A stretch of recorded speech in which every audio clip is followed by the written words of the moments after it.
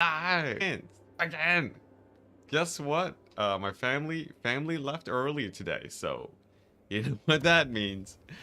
You know what that means when Enticity gets a bit of free time. That's right. That's right. We're back here with the France campaign. The rules are the same as usual. But honestly, you know, it's with the crises more manageable nowadays. The biggest rules is basically the fact that it's that we have all the crises enabled, and that there's no lightning strike or ambush. But other than that, pretty normal. Pretty normal, and so far things are going pretty well. We got France defending the eastern front. We got the vampire counts on the southern, as always. We have, Belagar, not to be confused with Bellacourt, all the way down in the south, chilling. The northern front against the tides of chaos, being held back with many expensive armies. The usual. The usual. So, pretty excited to just see how this goes. Who got killed? Who got killed? Did you notice any difference with all the text being unlocked for the endgame crises armies? Not really. Not really. Like, you know, it's like the units are gonna be hard to kill regardless, no matter what you do. So, I didn't really notice very much. Like, you know, grenade launchers are gonna kill infantry no matter what their texts look like. But yeah, we got Vlad on his last legs. You know, Fallen King Mountain is his last nearby area of recruitment. After that, it's Karak.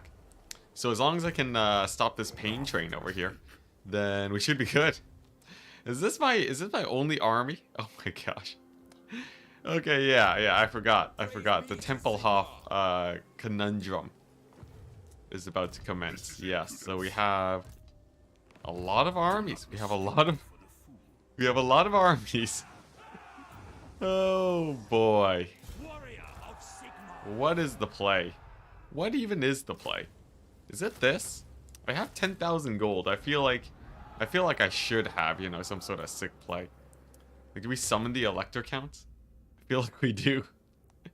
Sure, there we go. Summon them elector counts, why not? There we go. Instant armies, chat. Instant armies. Boom.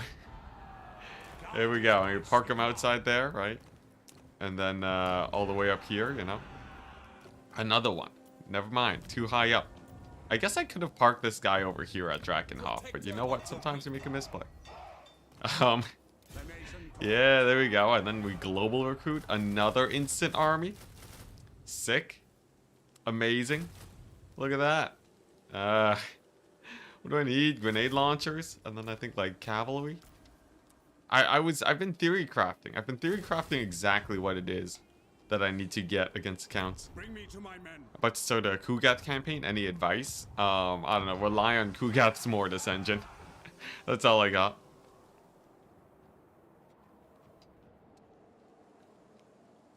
Yeah, when the factions get their techs, like, you know, they have some stuff which are like notable buffs. But yeah, it's never anything like, you know, mind-blowing. It's not like they're suddenly just, you know, dominating on the battlefield because they have the techs. Because most of them are basically just stat increases, which have less of an effect than the stat increases from legendary difficulty. And to see, think if he explains the rules at the beginning, he won't have to answer it later. Oh, it's true. I guess that was a little bit foolhardy. Or a little bit optimistic, I guess. It's all good, though. You know, I feel like it's good for the intro. Because then we actually... Man, why... The Slaanesh? Something's up with the Slaanesh characters. They're all massive. Look at this chariot. That looks sick, though. That looks sick. I love the mega chariot. Chillin'. It's larger than this ancient Stegodon height. Classic Enticity. Oh, boy. Oh, here we go. Yeah, I plan to not go... you know, this is going to be a nice chill stream today. It's gonna be a chill stream. We're gonna sit back. I'm gonna relax. And then we're gonna progress more than a few turns. I looked at my progression between this stream and the last stream. And the last stream, I only did like 3 turns. Isn't that crazy? I only played 3 turns of this campaign. Probably because most of it was me playing some very precarious France battles forever. That was a very notable amount of time spent kiting out the vampire counts with France. So I'm hoping that I can actually make a little bit more progress. We live, yeah, we do live. It's true, it's true. Living is currently happening. Vlad is a pain though. Vlad is such a pain. But you know, with Vlad down, right? With Vlad down, what is the AI even gonna do? I feel like we're just dominating.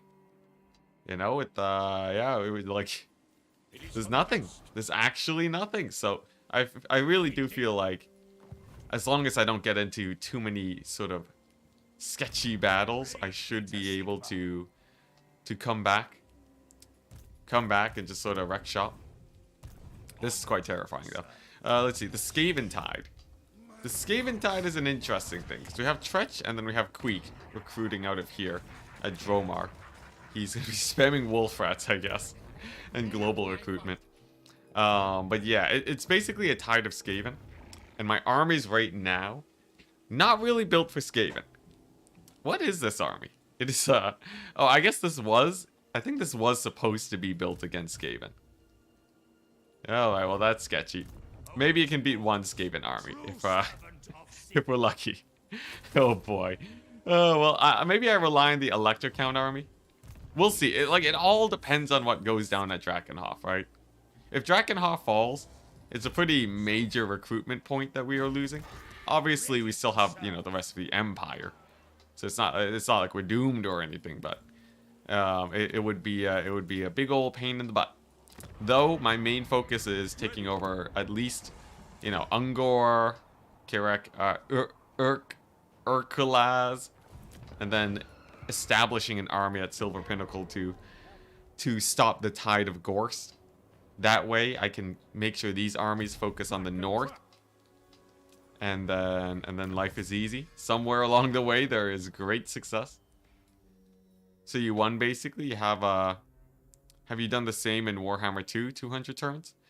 I'd say it's not that. Here's the thing. I could claim right now that I've won it.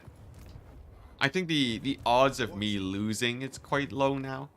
But it's like, it's the discovery process because I don't know what the path to victory looks like. Imagine you want to run a marathon, right? If you want to run a marathon, you know the path, all right? You know the path to take. You know that if you head forwards, you'll eventually finish the marathon. But to call it complete would be a tragedy at the first step. So for me, right? You know, you don't know, right? You don't know what's gonna happen along the way. Such is the journey. So I feel like until I can at least see the finish line, until it's very clear that we have paved roads ahead of us, I think we shall continue. Especially because I don't know what it's like fighting the Skaven. I feel like the Skaven are gonna be they're gonna be a menace. And the Skaven endgame's new. So I think this is actually the first time I'm fighting the Skaven endgame proper. Aside from like early thought stacks, so pretty exciting. Yeah, the Queek slave stack is pretty jokes.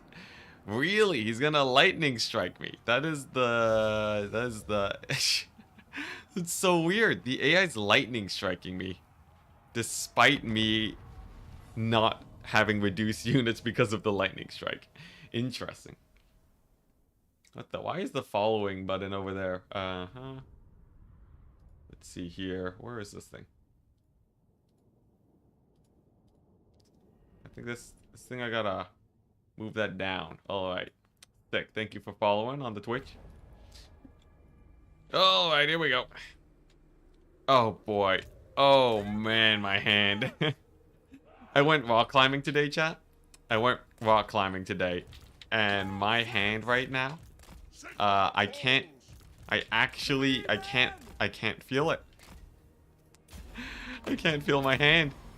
If I'm trying to if I'm trying to like set hotkeys, I can like press the keys still, thank goodness, but I feel numb. I feel numb, chat. Turin cursed me. Oh, well, thankfully it's not that bad. Turin's curse is far beyond what I have to deal with. I'm very thankful that I don't have to. Oh boy, that is chunky. It feels like my keyboard is like covered in molasses. Oh my gosh. Yeah, I got no grip strength left. Bouldering. Bouldering, chat. If you want to have massive grip strength, bouldering. It's great. Just joined to end talking about his hand. Did you click some Slanesh bot links? Nah, it's just some wall climbing. It was a good time. It was a very good time. It's been a long while. Turns out I can actually still campus, chat. I can actually still campus a little bit. Campusing is when you climb without using your feet.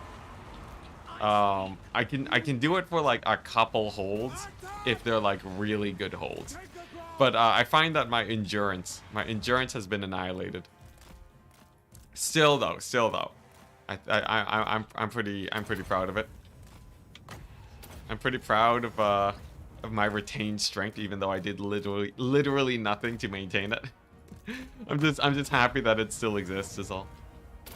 Yeah, you can tell like how sluggish I am with my keyboard controls. Note to self: if I'm gonna play a tournament, do not go rock climbing. Do not go rock climbing if it's right before a tournament, or we will be dead. Did you go with your friends? I went with family. That's what I was doing today, and that's why I said that I probably wouldn't be streaming today. Yeah, because I was chilling with the fam, but then they had to go early, so I was like, you know what? I got nothing else to do today. I don't feel like making videos. What if I just start streaming? Alright. Can you put the camera in the top right corner? Yeah, we're in campaign mode. Top left corner is for... Oh, hello, Vlad. Interesting. No lightning strike, you say? Well, it shouldn't be that bad. Seeing a couple single entities, some mortis engines. Mortis engines, if I'm lucky, I should be able to kite them. Yeah, during battle. All right, chat. The laziness. That was a mini battle. I knew we could times 4 through that battle. This one though is gonna be a while, so let's get our corner fixed. Happy holidays. Happy to see you change your mind about streaming today. I didn't change my mind. It was just circumstance.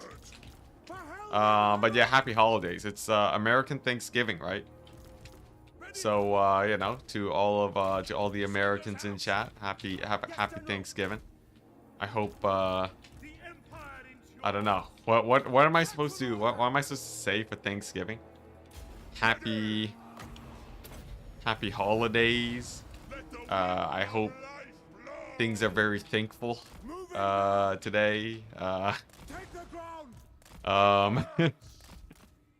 got nothing.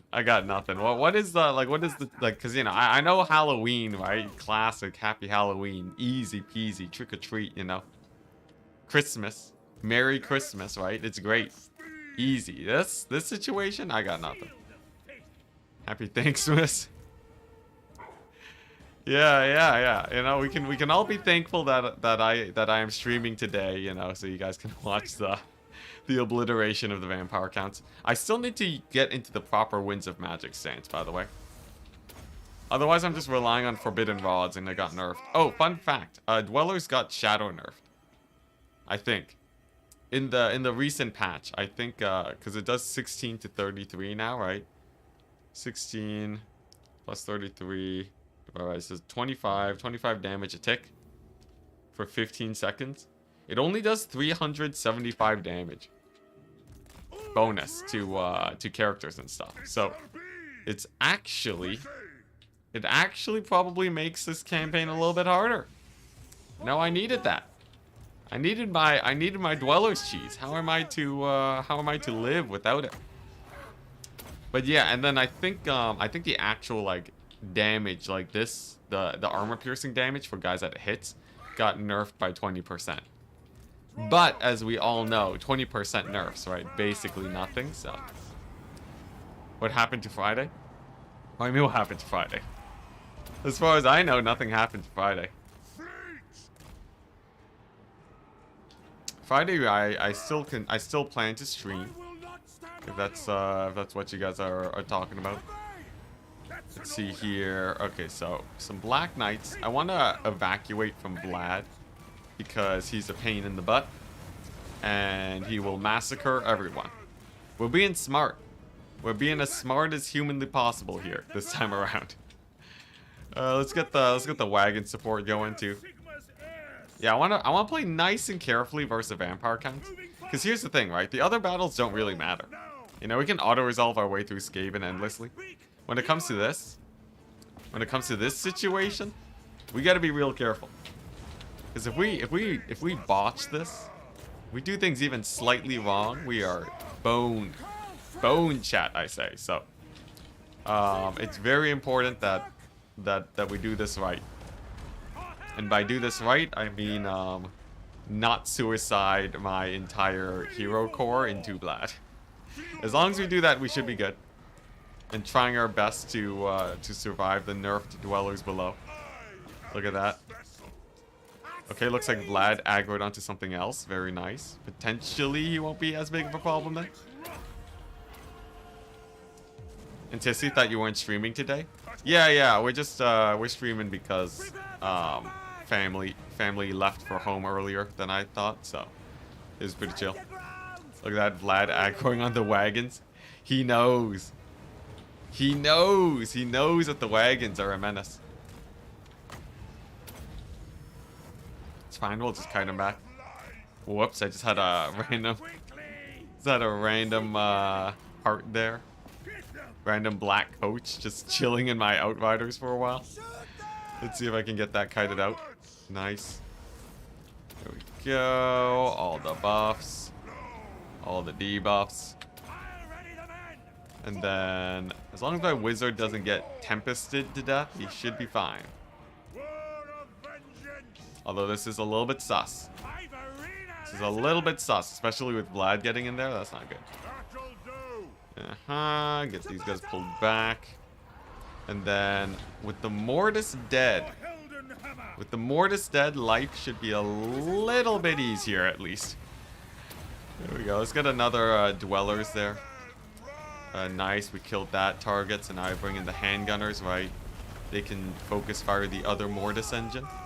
And then it's all about getting my friends and the boys out of there before they get murdered.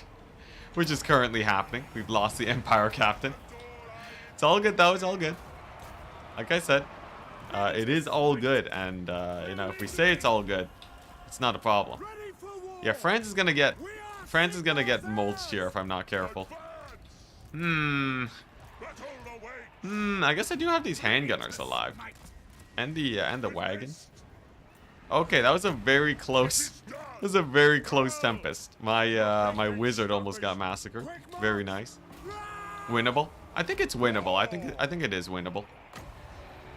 I'm not especially worried about this battle, as long as Franz doesn't get massacred here, which is you know, currently happening at a very rapid pace. At a incredibly rapid pace. Is there an escape plan? Is there like a way to get Franz out of Dodge real quick? I feel like without more. Oh my gosh, he literally just started flying. Oh, what a beast! Oh, thank goodness. Thank goodness. This is what chat meant by winnable. Apparently, Franz just, you know, he just takes off. All right, never mind. Never mind. You know, all fears are now gone. As it turns out, if you pray to Sigmar every night, then you know, your friends may be able to escape the pits of death too. I have no idea what happened, but I will take it. Okay, so now all I have to do is kill off the flying units, right? And then life is pretty easy. Use the wagons to kill off single entities, and then should be a W. Empire Captain not doing well. Yeah, he's having it a little bit rough, but You know, Franz has got it, man. Franz has got it. Here we go, some debuffs. Looks like Vargeist going down. We can kite out the Vargulfs. Now, do I think this is like super duper winnable? Probably not. Probably not. I'd say on a scale of winnable to not winnable, I'm gonna give it a hard maybe. But if we do win this, it would be massive. So I'm gonna be trying my best here. Let's see, what is this? Some knights? Some knights made it out? That's okay. We can get another one of these going.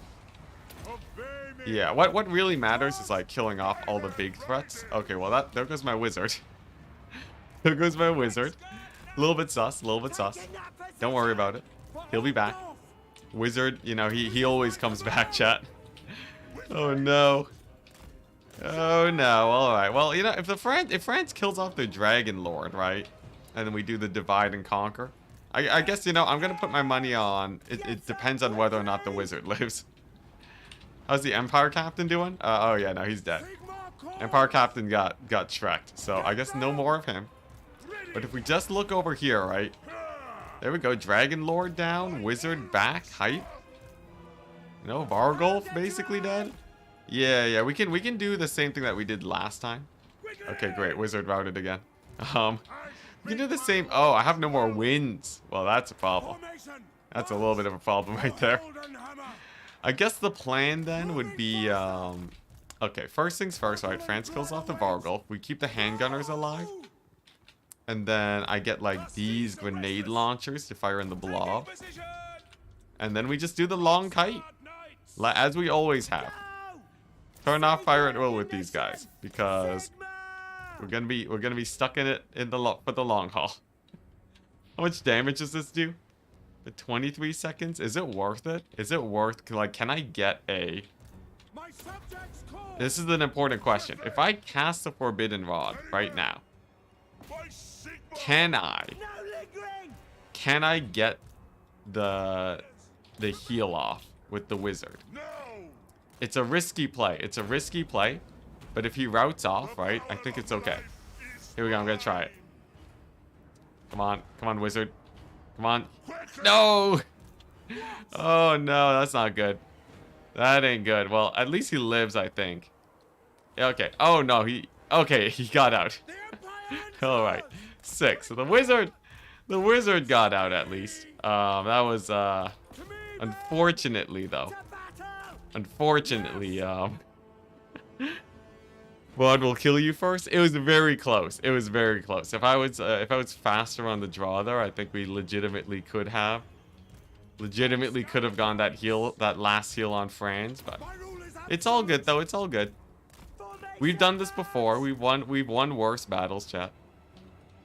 We've won worse battles. Look, we got Franz here. We got Franz against like some random crypt ghouls. Do these guys have healing? They do. They have the hunger. Terrifying.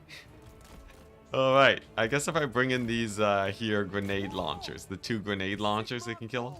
I have just enough ammo on the wagons to kill Vlad. We know because of what we did earlier.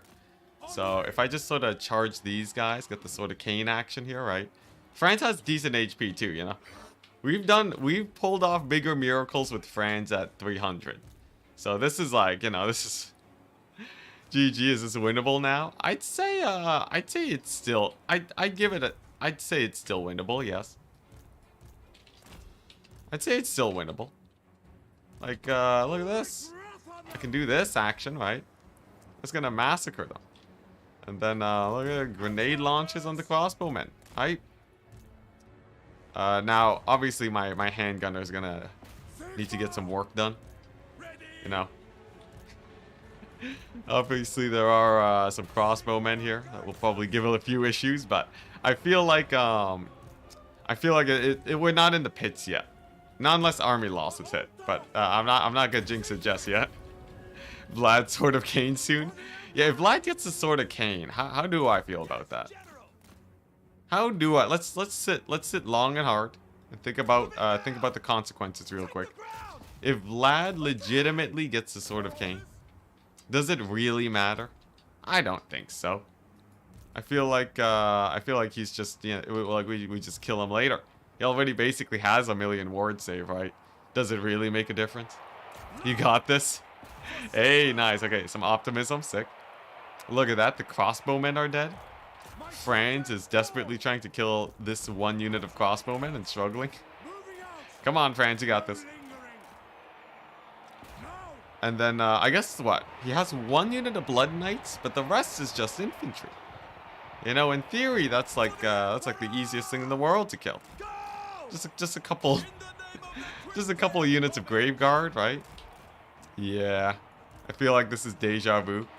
It's deja vu, except I think our situation is a little bit more sus. Because I don't have the heroes and I don't have the grenade launcher strength to fight nearly as well as I did last time. But you never know. You never know, chat. Franz is on higher HP, so if I just let Franz crush it, there's a non-zero chance. And, you know, we can kill off the Mortis engine, kill off the Vargul. I think if we kill off all sources of healing with the wagons, Franz might not even need to be at that high HP to do well. I might do that. I might make a play off of that real quick. Unfortunately, we do lose the dwarf though. I would say odds in general fairly low. Dwellers would be sick as well. Yeah, but we have no wins. We're stock out of wins of magic. Oh, look at that. Okay, no, this is very good then. This is very good. Mortis engine has peeled away. That's huge. That's huge, chat. That's massive.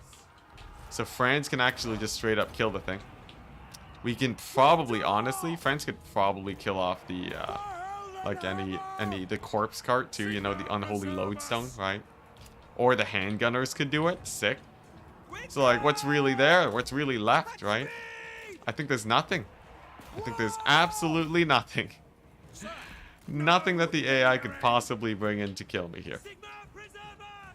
Let's see, let's keep running away. So I have one corpse cart to kill there, right? And then a unit of blood knights. Now the Mortis engine did get killed. Big plus. This is where you try and steal a black parapat. Oh man, that would be insane. Are you kidding me? I haven't stolen a single one though this whole campaign though, so I feel like odds are pretty low. Odds are pretty low I'll be able to steal it. I will, however, be able to use France to take out the third last major threat though. Because here's the thing, right? With this unholy lodestone down, nothing heals anymore. And we have the Sword of Cain. And then it's just Vlad. And then I turn off fire at will on these wagons to make sure that I have just enough ammo to kill him. And then Franz, all Franz has to do with his, you know, sub 20 grenade launchers, right? All he has to do is kill everything else. Pretty easy if you think about it. Are you boosting the discovery? It's pretty boosted. It's pretty boosted. Yeah, so like, I feel like it might just be because they don't have it equipped very often. But yeah, any infinite wins of magic item would be crazy. Yeah, there we go. Look at that. Franz on the Morangul's height. He just has to oh boy, no, not the handgunners, please. There we go. Nice. There's a debuff, so that'll make them slap the handgunners a little bit softer. There we go. Franz, he's glitching. Come on. There we go. All right, nice. So Franz killing off the Moranguls is pretty good. You know, the extra leadership on the handgunners, nice. If the handgunners live, if the handgunners can live, they will be my anti-Vlad. So their survival is pretty important here. Nice. Good rampage. Handgunners, they're living. Sick. What's it? They should 50 turns in, probably. With the AI cheats. I don't know. Like, I've fought the vampire counts for forever. I haven't seen it. So I feel like whatever the odds are, I think we can't count on stealing the infinite winds of magic item from the vampire counts. I don't know if it's like I don't know if it's like some weird, if it's like an actual restriction or what, but most definitely I don't think I have a strategy around that. It's all good though. It's all good though. We don't need one. There we go. Crumbling. We got them crumbling. Okay, 6. So they're down, which means that the only thing I gotta worry about is sniping out this last source of healing, and then the kite begins. Here's the thing. This battle is very important. If we win this battle, it means that I basically don't have any more Vlad armies in the area. It's just Gorst. And we get the replenishment, so we can continue the assault. If we lose this battle, my assault is halted. So, it's, everything hinges on this. So just gotta be real careful. Just gotta be really, really careful, and then we're good. And look at that. That's a dead unholy lodestone. I think Franz might be able to crush it. The next big issue is the Blood Knights. The Blood Knights are probably the next big issue. Yeah, full HP Blood Knights against this.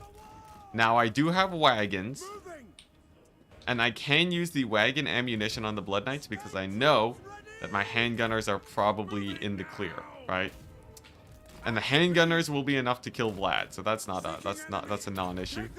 And then the handgunners can probably loose a volley into the Blood Knights too, right? Plus, with a Franz dive bomb on them, I think we might have a chance. Slanesh bots, no. Slanesh bots, no. No Slaneshing. Hey, hello Twitch chat. Vlad is a big Chad, but no mount. The lack of mount for Vlad is like my saving grace. If Vlad was on a dragon, he could possibly outduel Franz, though I guess it sort of depends. Vlad maybe outduels Franz, but he also maybe doesn't, because Franz can fight Vlad in the air, without the support of everything else. So I feel like it's almost nice.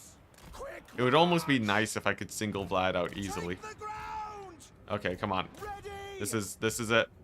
If I can kill off these Blood Knights, then there's basically nothing very fast left here on the battle map. Okay, there we go. Oh, thank goodness. Okay, so the Blood Knights are down. The Blood Knights are down. And all I gotta do now is keep these handgunners alive, because I think Vlad is the last remaining major threat. So the handgunners living is of the utmost importance. I will happily sacrifice a no ammo chariot to save them. There we go. Plow through the infantry. Nice. And the Moringals are dead. Also nice. Let's see here. I'm gonna get this other one to plow through the infantry. Okay. This is good. This is very good. Except for the fact that Vlad might terror out these handgunners. Come on, pin him down. Pin him down. Oh my gosh, these war wagons are actually just gonna be heroes. The war wagons they have so much war cut for them. Okay, but it seems like the war wagon distraction on Vlad was a great success. And the handgunners have survived, chat. This is it. This is it. This is how we win this battle. We're just dragging Vlad through the mud. Oh my gosh. Okay, nice. Let's charge those crossbowmen. Let's get the sort of cane action. Okay, nice. Handgunners need to... Oh my gosh, why are they so fast? Why are they so fast? Come on, live. Get Vlad shut down, please. Oh, these poor... No, come on, don't round off. No. Okay, alright. If the handgunners round off, it means that I have to... Like, here's the thing. If they can just not round off... If they could just not round off, then that would also be great. I feel like if they could just rally at the edge of the map, you know, their leadership is high. They have no real enemies nearby. This is like almost... There we go, thank goodness. Okay. Alright, there we go. That's all we needed. That is all I needed. Alright, there we go. Get him out of there. Alright, sick. We are once again in the clear. You should have a warrior priest. You could have soulfire. You could have soulfire cheese the entire army. I had a warrior priest. I sadly ran into a few issues with the Vargulf, so you sort of got Vargulfed in the face. I'm sorry to say. It's all good though. It's all good. We still have, look at this. We still have our grenade launchers with like infinite ammo. Yeah, okay. And like France is gonna get more Sword of Cain action. I think we've got this. That last rout of the handgunners was like the big thing that possibly could have killed us, but with them sort of in the clear now, I think it's fine. I think it's fine. I'm not seeing any singular thing that will be a problem. Hide the handgunners in the woods. Oh yeah, I could. I feel like I don't really need to though. I think it's safe just kiting with them now. And France can just cycle charge the infantry to get I think France can just cycle charge the infantry to build up his Sword of Cain, and then we use that to sort of win it. Then like the wagons for some stall if I need to, and then no problem. Lore of Life. Yeah, I use the reserves for healing. Honestly, I feel like that was still a good idea. The reserves for healing means that France can actually, you know, take this battle properly. Yeah, I'll just use up the rest of the ammo on the war wagons. That's sort of low priority. Because like France is gonna have to kill off all the infantry anyways, right? Whew. And then we just have some grenade launcher action. I have oh man, the guys at 6 ammo are so high on ammunition, but the 13 entity one is the one that's low. Sad times. Alright. Bit of a waste. Could have done more damage with the dwellers. The dwellers wouldn't have worked because there was a Mortis engine still alive. I would have had to have kept the wizard alive towards the end of the battle. But look, I don't need your backseating. We're winning this battle. I don't need chat telling me how to win a battle that's already won. Alright. This one's over. This one's 100% over already. And people are just telling me how to win this more efficiently. Vlad regrets not learning how to ride a horse in his 10,000 years of life. Yeah, we're really showing him now. This is why you get a mount, man. This is why you get a mount. Okay, handgunner's gonna have to make a sort of awkward beeline here. France is honestly taking a bit too much damage from this unit of Grave Guard, which is a little bit sketch. Let's see. I think I can stall the infantry though. That should be fine. I think I can stall the infantry with the wagons, and then we should be good. Yeah, because like here's the thing, right? It's Vlad versus a unit of handgunners. As long as they live, we're good. Kill the opponent and then you win. Thank you, chat. Thank you. Come on, handgunners. Oh, they stealth. I forgot that they do stealth. So that is fairly useful. If I can just park them in a place where Vlad doesn't aggro on them, then life is very easy. But Vlad has perfect vigor skeletons right now, so I need to shut them down with the wagons. There we go, all the buffs and the wagon cycle charge height. Nice, immense. There we go. We've stalled the skeletons, and I think my handgunners should re-stealth in a second. I'll know when Vlad stops chasing them, and I get the eyeball icon there. How much damage has France taken? Not too much, not too much. This is exactly where we want to be. Another Sword of Cain charge too, very nice. And I think the handgunners are almost in safety. And then I don't have to babysit them so much, because then everyone else is just faster. Whew. Yeah, should be a very easy clutch, yeah. Very easy. There we go. Let's get the Sword of Cain action there. Just right on top of them. Nice. Alright. Crypt Horrors. Tanking it out. Oh, there we go. If I get them into crumbling and then disengage, that'll be fine. France honestly didn't take that much damage from them either, so That's all good. And it seems like the handgunners are safe. Very nice. All right, there we go. And then these guys aren't healing up anymore. They're very low. Not a problem. Hey, we did it. What's this?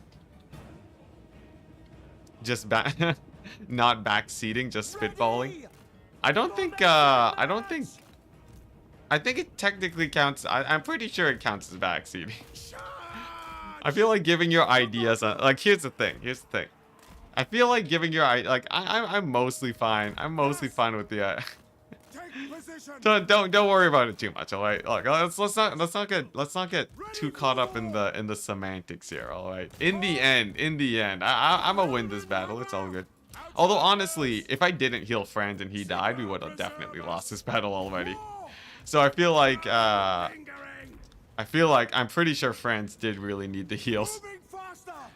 Yeah, he's taking about 30 damage per unit kill, so he can kill 10 more units for 300 HP. I think Franz should be fine. It should be. The problem I see is army losses.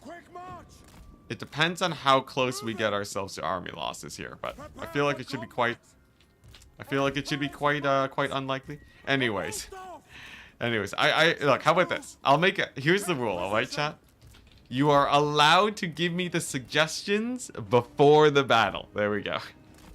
You are good to give the suggestions before the battle, so I can consider them, and then we can do an analysis on if I want to do it or not. Oh man.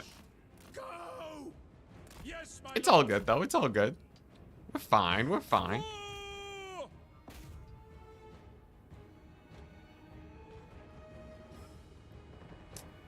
Was this a battle where you picked the fight or I got attacked? Oh no, I definitely got attacked. We got attacked by Vlad. I took over one of his settlements, and I was hoping that the healing would be able to pump up Franz, but I didn't have the Winds of Magic. Also, I love how my reserves got to 4. So I had enough of the Earthblood. He just routed too quickly. Sad times for the wizard. Come back and things look worse. How did things look worse? This is like, there's no way things are worse. This is a better situation if I've ever seen one. This is perfect. If you really wanted to, you could kite with horses forever and wait for Sword of Cain uses. Oh, well, like, you know, I feel like I'm playing at the pace where we should be able to kill him. We should be able to kill him. Oh, interesting. Sword of Cain starts recharging before Franz actually touches down. So I could technically have the Sword of Cain recharge without Franz taking damage. So if I really wanted to go for the forever play, that would be a method. It's all good though. I have the 2 grenade launchers. Between the 2 grenade launchers and the unit of handgunners for Vlad, not a problem, chat. Unless I hit army losses, in which case 100% a problem. I honestly don't know why we haven't hit army losses yet. Something tells me it has. Why haven't we hit army losses? Does Franz just contribute that much to the balance of power? 6 grenade launchers? Yeah, I guess to be more accurate, 6 grenade launchers. But like, we should have hit army losses by now, right? I guess Sword of Cain Franz is pretty juiced.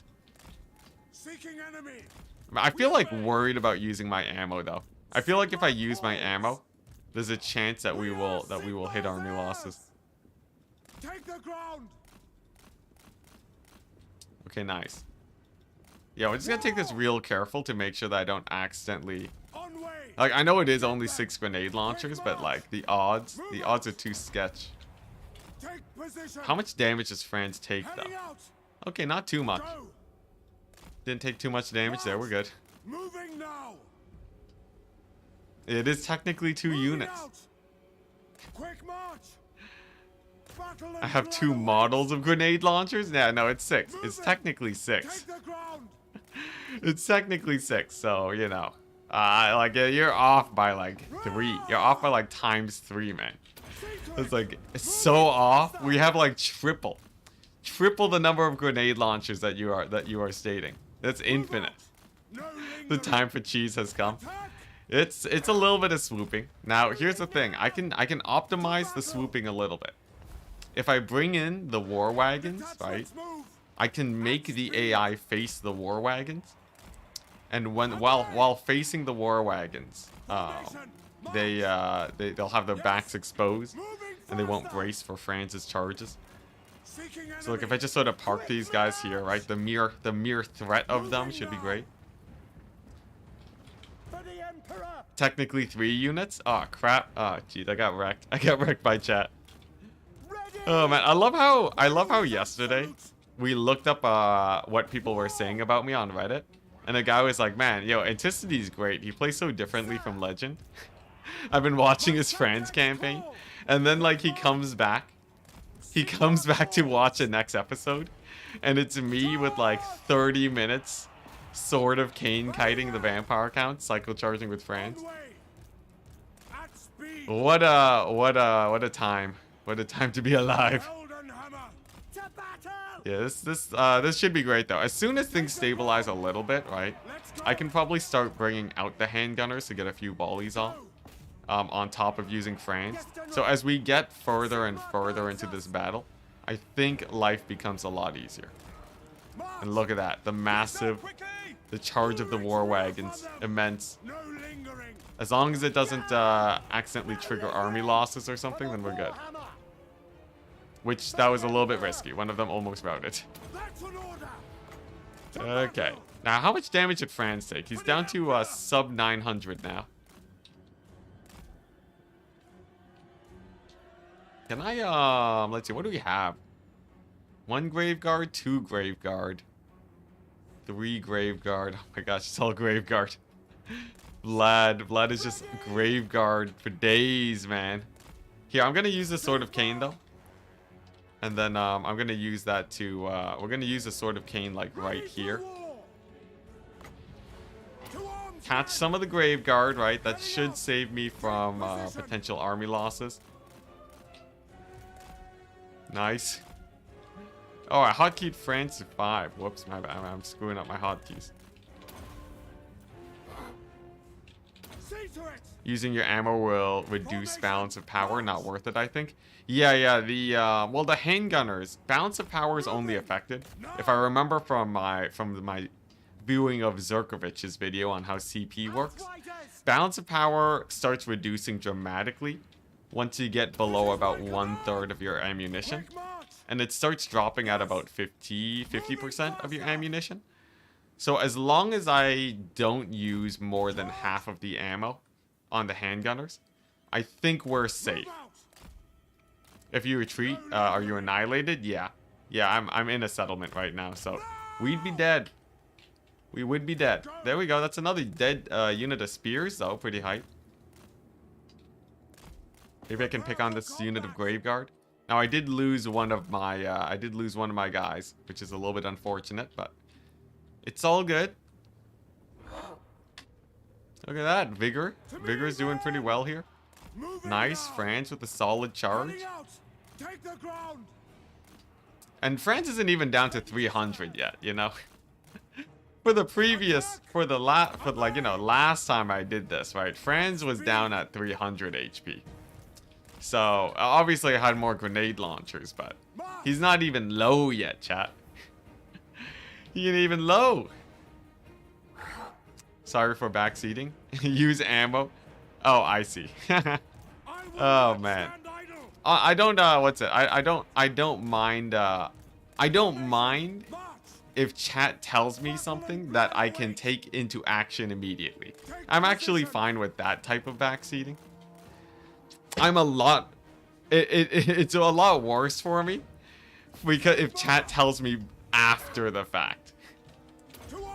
Though I guess maybe they're just giving me credit. Honestly, it doesn't actually bother me that much. It bothers me enough to call out, but like honestly, like, does it really matter? Not really. Feel free to continue giving suggestions and stuff. Just be ready. Just be ready for me to comment on it if I'm in the midst of battle. But yeah, the ammunition thing, I would say, okay, is Vlad moving towards my handgunners? I feel like he is. The ammunition thing, I feel like we've killed off a good amount of his guys, right? The only problem in terms of army losses is like maybe I haven't lost 2/3 of my army yet, and that's what's preventing me from getting army lost. So I feel like that's, we might be able to use our ammo. TNT moves. Hello, hello. I guess we can take it slow and careful though. No need to, you know, no need to go hard and fast. Seeking enemy. the slightly annoying voices in my head. Sigma calls. You can try charioting with Franz, keep him on the ground for sort of cane action. I was thinking we could like do sort of like Franz on the ground for slightly better maneuvering. I can also use him to like just hit just the corner of units, but I feel like that's not really necessary. We should be fine just attacking like this, you know. I wonder if he's glitching like this, does he actually land attacks? It seems like no. It seems like if we have him in the glitch state, we have to reset. Very well. Take the ground. Come on, Franz. Yeah, you know what? Let's try it out. Let's try it out. There is a chance that it is more efficient to just go ground, Franz. Cavalry ready. Let's take a look. No lingering. Be insightful, not hindsightful. Hindsightful, not a word I thought I would hear before. All right, nice. There we go. We are now grounded. Let's see how it goes. Does the glitch state count towards the sword? Oh, interesting. The big plays. Glitch Franz into not landing but getting the sword recharge. I think it does. I'm pretty sure it does. Though I might be wrong. Okay, nice. Franz now down to once again we can get another Sword of Cain action. I'm gonna throw it in the middle because it might hit multiple units. It did. That's insane. Should I glitch state Franz? I feel like we don't need to glitch state Franz, though, right? Although, would it end this battle faster if I did glitch him? Because then we could just ×4 and then get the Sword of Cain built up. We'll see. I'll think about it. I feel like we are past the point of army losses, though. So you tell me, if I do this, right? If I'm, like, above them, and then I right-click so that he does the weird landing. Oh, they're moving away, though. Yeah, it is.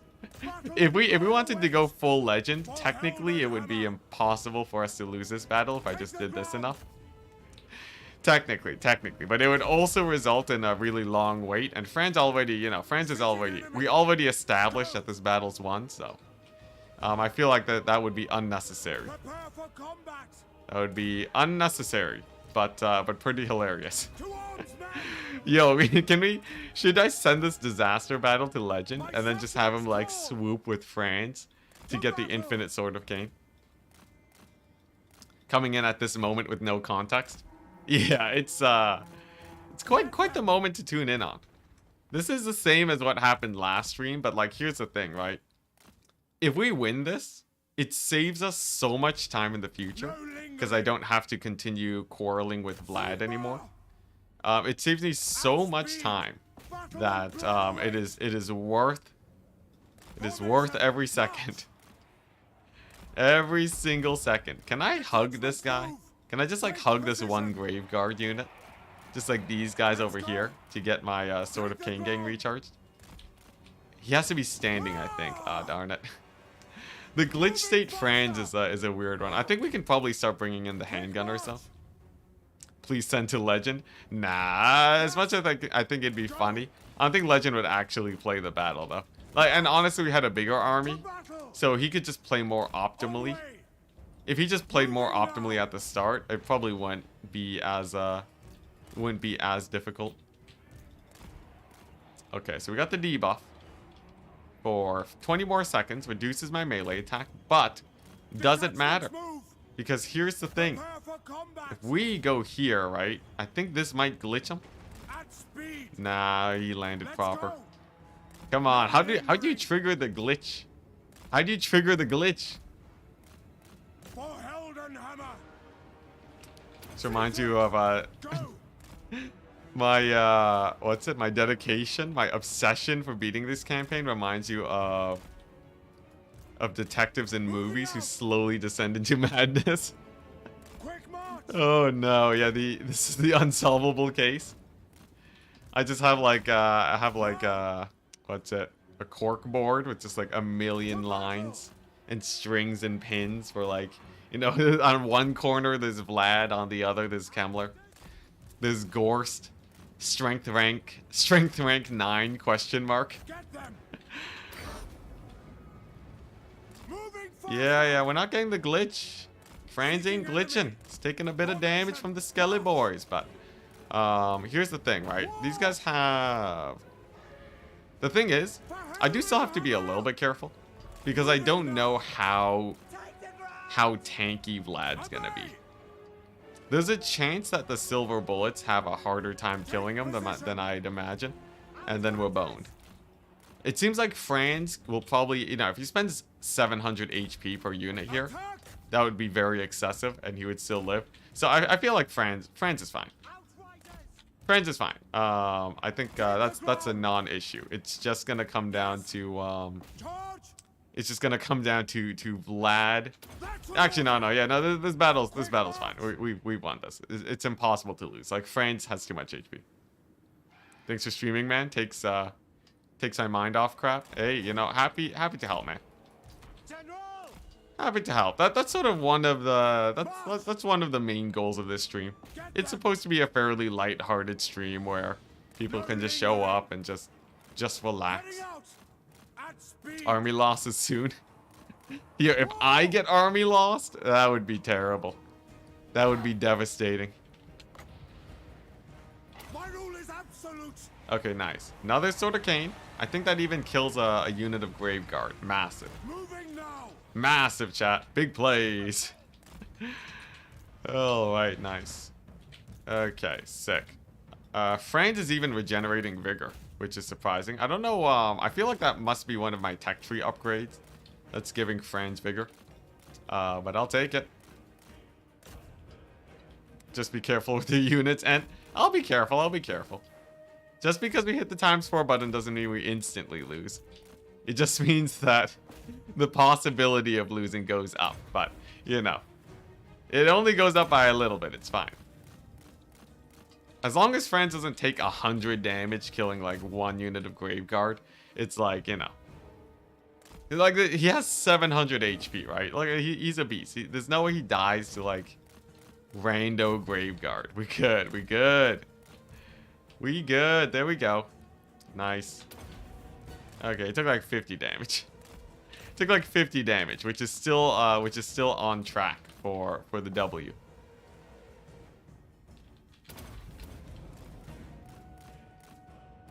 This is what people do when they play single player. This is what I do when I play ultra difficult campaigns. Usually my brand for campaigns is that I cheese very little. For this campaign, because it's very difficult, I feel like I'm allowed to cheese a little bit more. All right. The goal in the end. So I cheese. My theory for cheesing is that I only cheese in ways that speed up the campaign. But weirdly enough, in doing so, I end up taking worse battles, which extends the length of campaigns. So it actually balances out. I think like the average time it takes me to finish a campaign, like a long campaign, is about at the same speed as Legend. Though I think so here's the thing. I think my first like 20 turns is really fast compared to Legend. So on like a fresh new start, I'll get past 20 turns and expand faster than him. But for the later stages of the campaign, where you do have to play battles more carefully, I'm pretty sure I'm slower than Legend. Or at least same speed. Just because of my, just because I, like, get impatient and then I stop taking battles as seriously. You know, I don't micro in them as well, and then, like, just going downhill. And then I give up on playing standard and going for the non-cheese, and then we start mixing in more and more cheese. And then it's like, then you have an important battle like this where it's like, you know, you just wanna finish it, right? You just wanna finish off Vlad, so. Yeah. And then this. And then this. That's my excuse, alright? That's my excuse, chat. Give me, you know, come on. I played the rest of this campaign with very little cheese. You guys gotta give me credit for that at least. I guess people tuning in now for the first time who don't watch a lot wouldn't know though. Although, you know, it does appeal to the Legend viewers, right? If you like watching Legend, and then you're like, hey, this guy's basically Legend. Look at this. He's getting the sick infinite cycle charge with the Franz. Hype. Calling it now takes I kill everything and then Vlad kills Franz. That would be so devastating. That would be so devastating. That'd be difficult though. Vlad is pretty slow, you know. Franz in the air. I feel like odds are unlikely. Odds are unlikely that we see Vlad killing Franz here today. Though you never know, chat. You never know. All right, nice. I will say though, I guess technically army losses could be upon me if we're not careful enough with Franz. Because I guess the HP damage that he takes does push me closer towards army losses. Though I guess I do have a handgunner unit, right? The handgunner unit makes up for everything. Oh, he lived! The one graveguard. Hi. This is anxiety inducing. Oh man, people showing up to my stream just like sweating. Oh my gosh. I love the idea of someone who just really likes roller coasters. They really like thrill, right? They show up to my stream to just be like, oh man, I can't wait to see how Enticity can almost throw battles today. Oh man, Dead Rise again. He might get Dead Rise again, but I think if the Jade Wizard's alive, Dead Rise again shouldn't be too much of an issue. Okay, nice. We're in the final stages. It's just Vlad and a unit of Graveguard. Just Vlad and the Graveguard. The Graveguard are basically dead. Okay, nice. Here we go. It's fantastic. You know, whatever's entertaining, honestly. Whatever's the most entertaining. Come on, Franz. There you go, just push through. Just walk right through him. And then it's just Vlad left. And with only Vlad left. And a grenade launcher with 2 ammunition. And 1 handgunner, we're gonna barely win this. Oh my gosh. Yeah, I would love to see someone graph. I would love to see a graph on a cheese scale, right? Cheese scale 1 to 10. Based on Franz's remaining HP. I really want to know what that looks like. It's like, you know. It's got to be exponential, right? A graph like that would be exponential. Does Lord HP induce CP loss? Yeah, Lords contribute to, their HP contributes to balance power. So, you have to be really careful not to take too much damage here. I'm pretty sure the handgunners, the fact that Franz is alive, and that the handgunners are around, I think that's fine enough for me. Last time when Franz was like super low HP, I army lost Vlad when he was half HP. So I feel like Sword of Caned Franz is fairly safe. I think he's fairly safe from getting army lost here. Okay, there we go. Alright, nice. I think there might be 1 unit of like Crypt Ghouls left. Happy Turkey Day, yeah.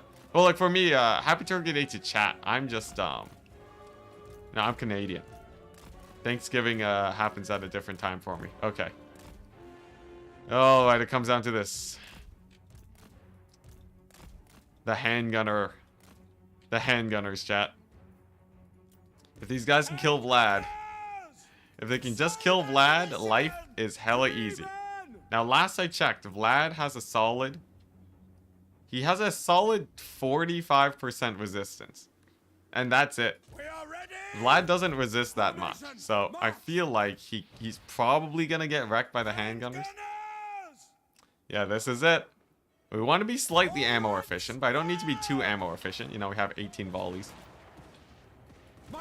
Oh boy, this is going to take a while, isn't it? This is going to take a while. Alright, alright. That was not an impressive volley in the slightest. That was not an impressive volley. It's fine, though. It's fine. We can reset them. We can reset them. There we go. Yep, nice. Solid volley. I forgot that it's only 36 entities. I guess that sort of makes things a bit awkward. Alright, here we go. Can I aggro him? He really knows. He knows that the handgunners are going to be a problem here. There we go. It's another solid volley. Get him. Get him, handgunners. Oh boy, this is gonna take a while. All right, well at least Vlad is aggroed on the cavalry since they sort of bit him in the butt. So if I can just chase him with the handgunners, we're fine. You know, Vlad, despite being a vampire, only 48 speed. He's not the fastest. He's not the fastest man in the world. So yeah, it's gonna take a hot second though. It's gonna take a hot second. Oh come on, Vlad. It's just stand. Just stand. Stand still. Is he at healing cap? He's not. Bite him in the butt. There we go. Turn. Fire. Nice. Sick. Hey, King KJ. Thank you very much for the $5. Happy Thanksgiving. Oh, I'll let text-to-speech get to you.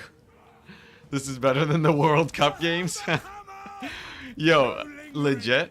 This is what Warhammer multiplayer would look like if there weren't rules for land battle. This is what land battle would become. Just a hellscape of cheese. There we go. There's his heal cap though. Okay. The man bleeds, chat.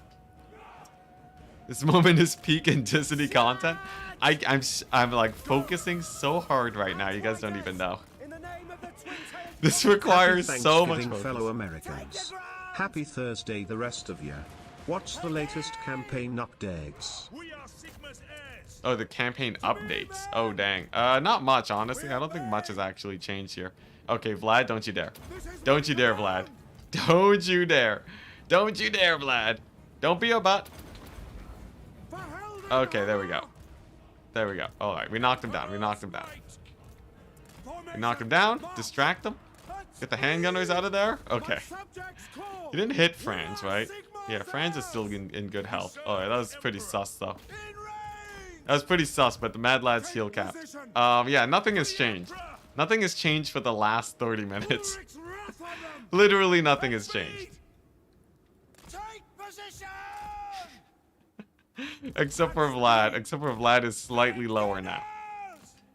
Amazed Vlad didn't turn around and one-shot Franz. He doesn't hit that hard. He hits for 500. Franz has 50% resist. I think so. Franz would technically be in the clear if Vlad decided to smack him in the butt, but we'd only be able to tank, you know, we'd only be able to tank the one hit. 2 hits and he's dead. So, you know, we gotta be a bit careful. How many more volleys do I have left here? Do I have like a lot of ammo left? 14 volleys. Okay, no, we're still in the clear. Now, worst case scenario, I get army lost, and then I have to use Franz to cycle charge Vlad to death. But I feel like he's probably gonna army lost soon. All vamps need 50% AP. I think he's at 75%. Yeah, Vlad's rocking the 75% AP, so he's fine. Actually, closer to, actually, no, I think that is 75%. Yeah. Yeah. No. Yeah, no. That's, oh god, quick maths. Alright, 161. That doesn't divide super well. He's like 3/4. If we divide that by... No, it's not 70%. It's like 60%. Oh, geez. 161 plus 360.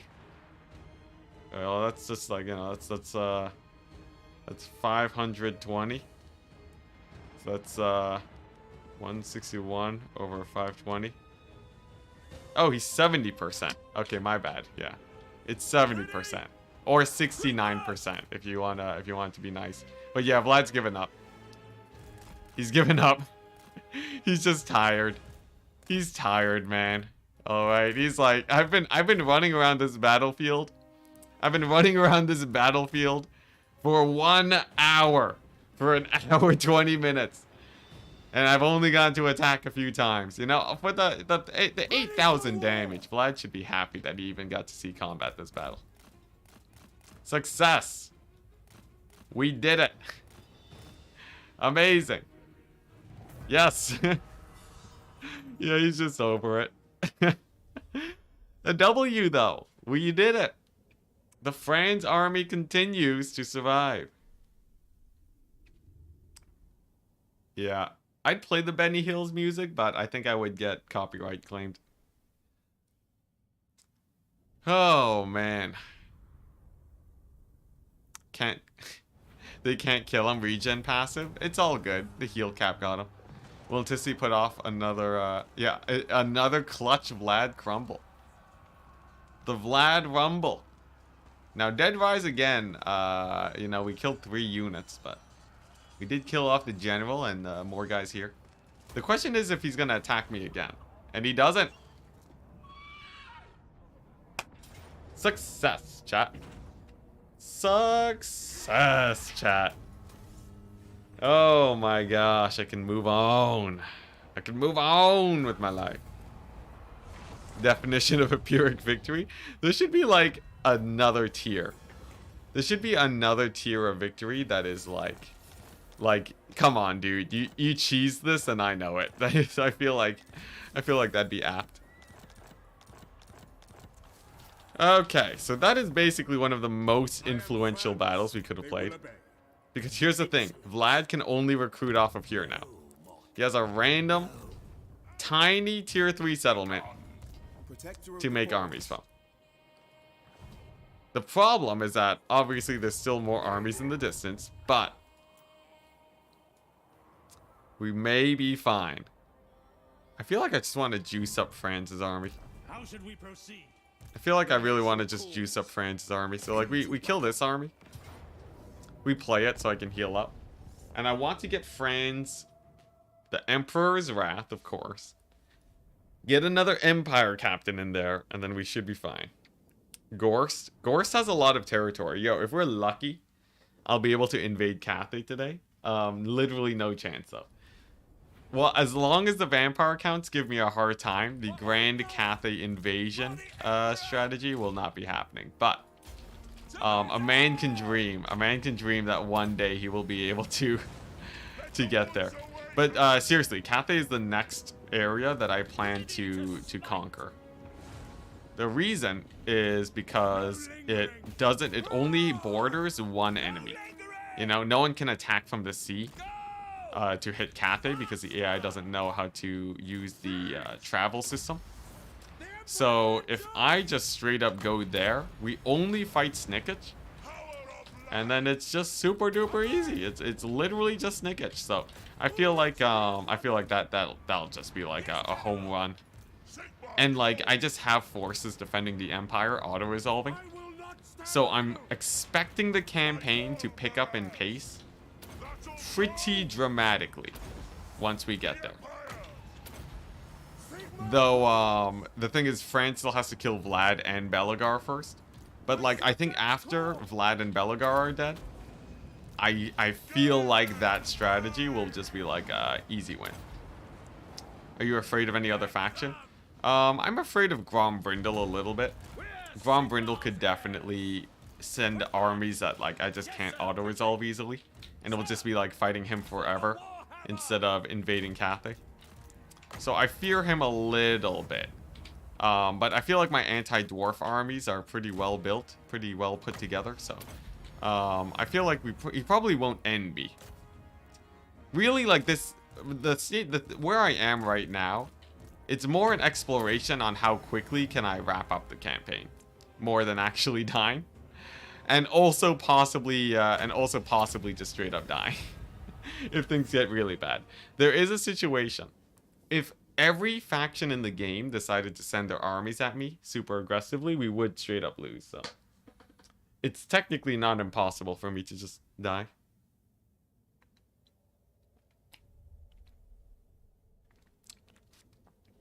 What about the donut? Is Festus alive? No, we control the Empire. The donut is a little bit sketchy, but right now it's sort of just a constant war between the elves, Grombrindle, and a little bit of Nakari action. Prince and Emperor. Okay, finally gonna remember that. Get the channeling stance. My goodness, do I need channeling stance. And then we get the general back in France's army, right? And what I think we do is we get another general. I know this is gonna tank my economy, but it's gonna be worth it. It's gonna be worth it. Oh, dang it. Okay, there we go. And then he is just gonna straight up global recruit a support army for France. Like wagons, outriders, halberds, and then like a couple handguns to kill Vlad. I will marshal the men. At the moment, counts aren't done for yet. Counts are not done for yet, so they're still all over the mountains. I need to take over this settlement and steal it from Vlad, and then he's gonna be spamming from Karazakarak for a bit. So he's gonna be here for the next while. It's true, but it's not, you know, it's not like we can't deal with them. It's just that it is extremely, extremely hard. But I am pushing towards Vlad, so you know he has it coming for him. He just needs I just need a little bit of time. Just a little bit of time and Vlad's doomed, chat. He's doomed. He's doomed. Like easy, just so easy. So it's just yeah, it should be great. Okay, sick. The elector count armies are pretty nice. Just because I think they auto-resolve quite well. And to see, you know that you can replenish your special troops by paying prestige. Ah, yes, summoning the elector counts. I did that the other turn to get these armies going. Oh, thank goodness. Then I just go here. I go here. And that's the Gorst. Beautiful. Absolutely beautiful. You know, I guess the Bank of Gorst is also working out for me, right? As long as Gorst is, you know, constantly sending armies my way, and I just keep auto-resolving them, it should be pretty chill. It should be pretty chill. Let's see here. What am I getting? This army needs some grenade launchers, and yeah, I'm gonna go against the counts, right? Basically 3 grenade launchers and then wagon cavalry kite seems to work the best. Praise be to Sigma. Oh, did one of my armies that was global recruit spamming get sieged or something? I'm not seeing my global recruit pool is full, which makes me anxious. Okay, whatever. First things first though, right? Let's just kill Nakari. Looks like Grombrindle's trying to beat me to it. Interesting. I think we just straight up let Grombrindle just kill Nakari, right? Hey, thank you, Biblington. Playing empires like Warriors of Chaos economy? Yeah. Well, hey, this is exactly where we want to be. Slanesh. Yeah, do we do this? Last time I watched Enticity was almost over 0 income. Now minus 11k gives me anxiety. You get used to it after watching long enough. I feel like I might even want to get Mazdamundi off here sooner.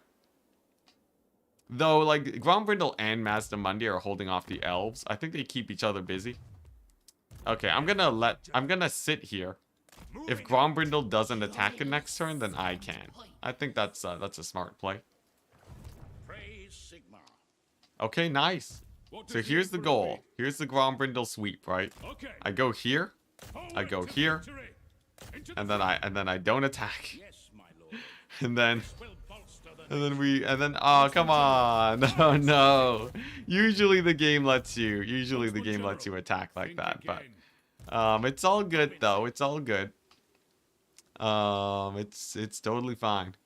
It is for the best. Yeah, let's move to Skaven Blight. I'll occupy that at tier 4 so I can recruit units from there. Actually, that would suck.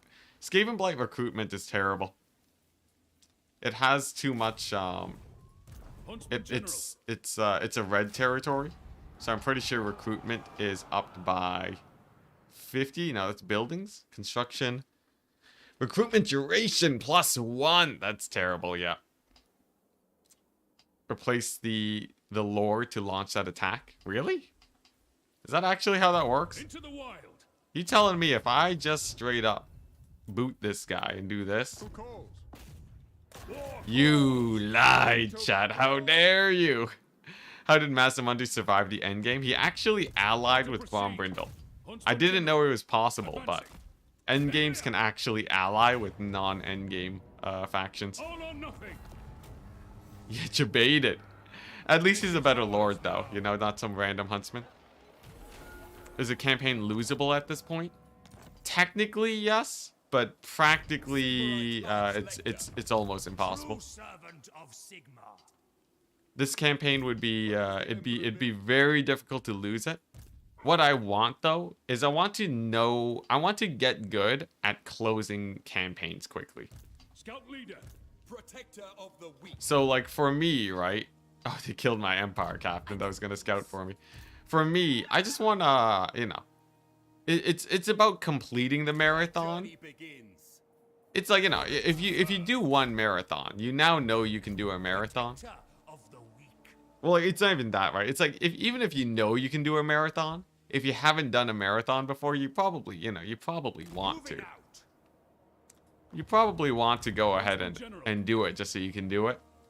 And for me, it's like, you know, we don't know what other issues I might run into, what knowledge I can gain. Strangely enough, I actually am still learning. I'm learning about like Empire compositions as we do this and the Skaven endgame crisis, so it's pretty useful. Is it immensely useful? Not really, but it's pretty useful. Look at this, easy W. Easy W versus Skaven. Nice. You said you went stream today last vid? Yeah, there was a change in circumstance. I thought that family would be staying over a little bit longer. But they were, they left early today, so I was like, you know, might as well. Might as well get a little bit of streaming. I could get some Witch Hunter scouts over here for this region. I guess the one is already good enough, though. That would be pretty funny, though, having Witch Hunter scouts to suss out Skaven. That is pretty lore accurate, I will say. Yes, my lord. I also have a sub-goal, chat. I have a sub-goal right now for today, which is also killing Archaon. If we actually go into diplomacy with him, he has 7 settlements. I think it'd be hilarious to just kill him. But he hasn't, after his main incursion into my lands, he hasn't really been a problem. So, do I really have to worry about Archaon? Probably not. You know what I could do? I could probably just take over the donut here, right? Why have my Bretonnian border state be so vulnerable when I can just use these armies to just secure it? I think that's the play. Pretty sick, pretty sick.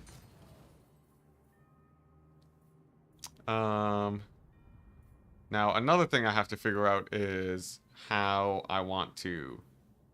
I guess I might as well get a tap room, right? Then that way I don't need this. We can turn this into an economy center. Why is the one wizard in France's army so incredibly powerful? Mostly... Oh yeah, happy Thanksgiving, chat. Mostly because he's a Jade Wizard. Summon the elector counts. And that's basically it. He's a Jade Wizard and we got loads of Winds of Magic for him. And also I have a million. I guess this plays a big part. Forbidden Rod. Forbidden Rod basically gives you like an extra, you know, 50 winds of magic between the three of them. So it's enough to basically spam dwellers below forever. And I have heroes that can actually tank long enough to make use of it. That mixed together, I think, is what does it. Okay, nice. I'm just going to do a quick pass on my settlements to make sure that we have all the possible economy buildings built. And then we move onwards to victory.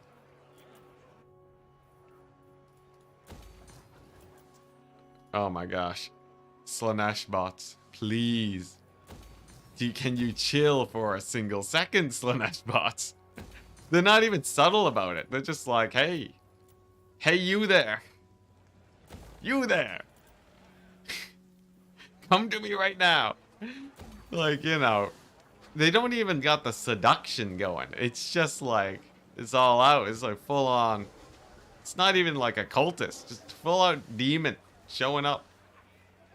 I wonder, I feel like YouTube, for all of their algorithms and all of like the crazy tech that Google has created, I think it's really funny that they haven't found an easy way to moderate these bots.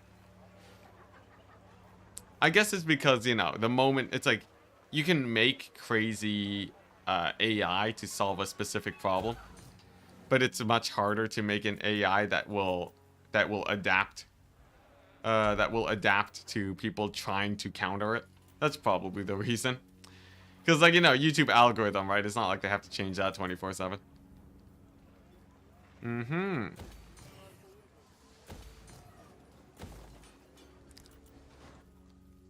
Nice, yeah. We finally secured a decent, quite a few decent regions now. So I actually have the luxury. I have the great luxury of being able to upgrade my buildings. It's crazy. What is this? Oh, it's Kislev. What do I do at Kislev? I guess this, maybe that, and control, I guess. Definitely don't want that rebelling. Especially with Franz having the Sword of Cain and all that. As it turns out, people, the citizens of the Empire, not a huge fan of Franz, the Annihilator of Worlds. Which I feel like is, you know, that's a bit unfair. That's a bit unfair, you know. Franz is, he's doing good for the Empire, alright? If it wasn't for Franz, we wouldn't be bathing in weaving houses. Okay, sick. So I think all this is pretty much tight. And I have basically nowhere else to really build up. Okay, nice. Let's move on before I burn through my entire bank. Rebellion, you say, at Oakenhammer. That's unfortunate. Did you kill Vlad yet? No, he's still holding out, but he's on his last legs. He's on his last legs. We got Franz juicing himself up. So I think Vlad should be dying soon. I think Nakari might die. Nakari's probably gonna die today. I would say Nakari's probably gonna die. Belagar might die before Vlad. It depends on how well my armies do, though. I remember Tissy saying Vlad would be dead like 2 weeks ago. I thought Fort Soul. Well, that ain't good. I thought that Vlad... Here's the thing. I thought that Vlad was basically, you know, at Castle Drakenhall. I thought he was just at you know, at Transylvania, right? Just chilling. And that after I took that over, he'd be done for. But he's like deeply embedded into the mountains. He's like really deeply embedded into those mountains. Yeah, there's the rebellion. I need to go and defend. First of all, I need to kill those guys before they start recruiting. And second, I need to get myself into the Gelt area. file door. Because this army is not a good situation. I guess I have these guys though. Yeah, I guess. If they take file door, if it's a pain, but it's like a tier 3 settlement, that's fine. What was I gonna get here? This army needs, so we have the grenade launchers, we have the cavalry. I feel like I want, yeah, I think we did run like war wagons, right? So like war wagons and then one more cav. And then of course the Jade Wizard too. Those are a lot of Doom Wheels. You talk about the Skaven. Doom Wheels are scary, but you know, they're not that bad. Alright. Oh dang, Slaanesh lives. Well, that's my cue. See you later, Slaanesh. The end is nigh for you. Sick. And yes. Okay, Nakari's down. We did it, chat. We did it. If I can take out a faction at a pace of one faction per day, we'll be done this by the start of the next year. Oh, that's sick. All right, nice. Now that's a nasty army over there. We can be fancy about this though, right? Watch this, chat. Watch this. The auto resolve, the loot and occupy, and then the bailout. Hey, thank you very much, John. Welcome very much for thank you very much for returning as a deckhand. Here, have a actually, you know what? Oh, you already have a settlement. You already have a settlement? All right. You know what? Here, we'll have John. You'll have New John, all right? There we go. New John. There we go. I think we had another I think I missed yeah, I missed King KJ. Cuz he was so wholesome about his comment. Here we go. We'll have we'll also have new King KJ. There we go. A settlement that will surely last many ages. All right, sick. Oh my gosh, and you upgraded for the deck gunner too, John. Thank you so much. Are you just trying to farm? Are you just trying to farm settlements? Will you surpass Legend of Total War in streaming Total War? It depends on what you mean by surpass Legend. What does it in your eyes, chat? That's better. Thank you, man. That is your support is very greatly appreciated, man. My journey begins. I'll go ahead and add, you know what? You know, I was thinking the other day, right? Someone asked to get a settlement. I feel like, you know, I feel like we have enough territory now where we can be more, we can actually, you know, instead of just spamming units 24/7, I feel like it's nicer to actually see you guys on the map. Here, where's the nice border state?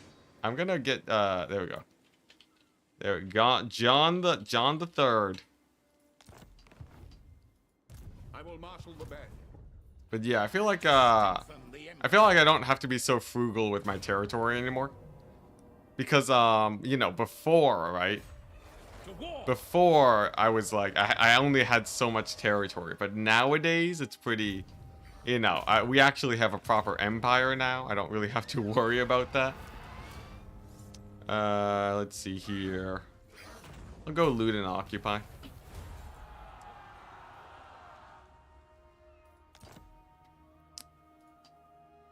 Yeah, you're alive. I am alive.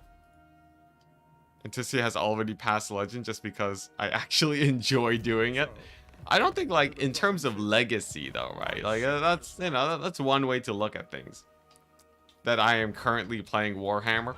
But, like, it doesn't, I don't think that is grounds for saying that I have surpassed the Legend of Legend. That's that is a nasty, that is very difficult. The thing is, like, Legend of Total War is big enough where people who aren't even in the Total War community know about them. You know, like I saw a game reviewer mention Legend of Total War. Cuz like he was talking about, like, you know, is Total War a good game? And then, like, I think he showed some footage of a tournament. But he also, like, he basically, I think he actually, like, straight up It wasn't even like an homage or anything. Like, he brought him up as a thing. I forget the specifics, but yeah. So like, you know, until I have random game review channels looking at me and bringing up, you know, your boy Enticity, I feel like we still have a ways to go. Protector of the weak. Protector of the Okay, come on. For the Emperor. Will you bring back Yelt? Probably not. You're about 400,000 steps behind Legend. You're talking about the subs? That's certainly, sub count is certainly one way. Oh my gosh, John. You just want all the settlements now? Is it just gonna be Matthew Smiths and John for the entire campaign? No need for settlements. Wow, just happy days, y'all. Jeez, thank you very much, man. No need for settlements, just happy days y'all. Well, no need for settlements. I'm still gonna do it, John, you know. I'm still gonna do a, there we go. New John. There you go. Futurama reference. Call a settlement happy days. That's hilarious. Oh, sorry, kick the microphone. I love that. I have to do that because the suggestion is too good. Oh my gosh, it's amazing. Alright, sick. Oh my gosh, that's amazing. Oh man, chat's always great. Let's see. How do we assault this? Do I just A move? Do I just W it? Oh my gosh, Vlad. I don't think I do. I think I don't even take the settlement, I think. Because I have to defend Drakenhof. Pretty vicious losses, but we do take out... What? March stance armies inside the settlement don't take... Oh my gosh. What a sham! What a sham! A March stance army inside a settlement that loses a fight can continuously get dead, rise again forever. That's terrifying. It's all good though. It's all Thanks good. We'll for live. the late night entertainment. Hey, Basing Big Bong. Thank you very much. Here, I'll put you on. Let's put you at Toboro. There we go. Yeah, I've been having a good time. You know, just sort of sitting back, relaxing. I basically play this campaign anytime I have free time. So it's like usually I actually have more time to play this at nights rather than during the daytime, I find. I will do anything for Sigmar.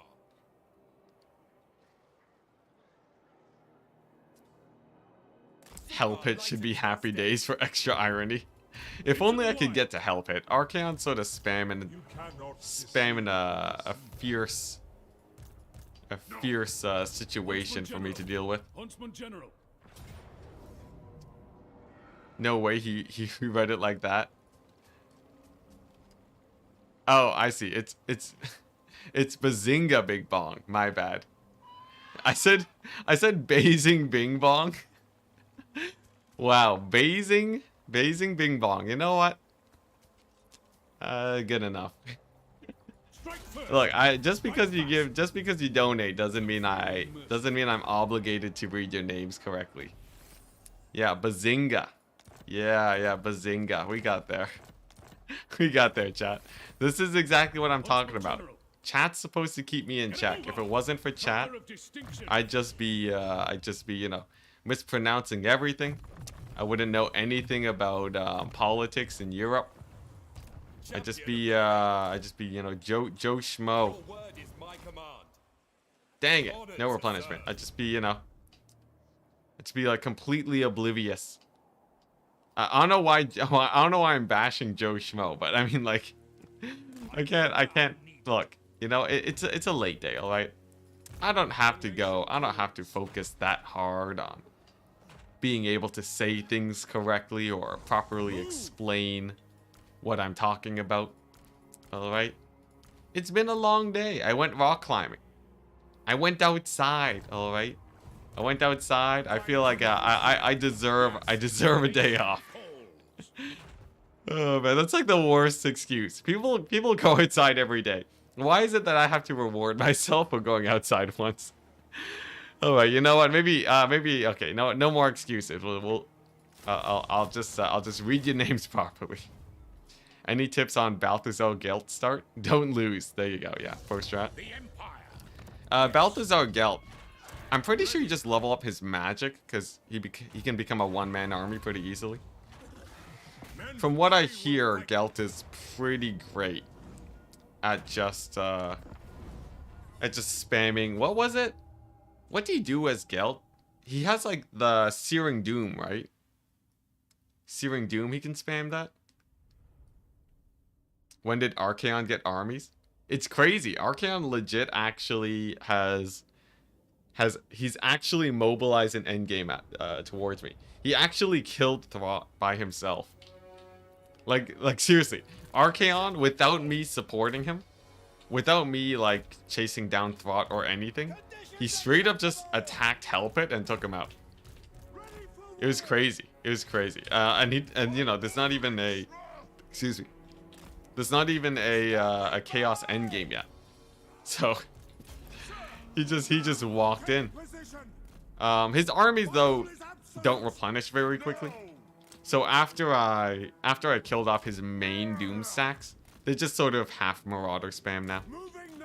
Yeah, Searing Doom spam for 2 Winds of Magic, and then Gelt has like 1,000,000 Winds of Magic boosters too.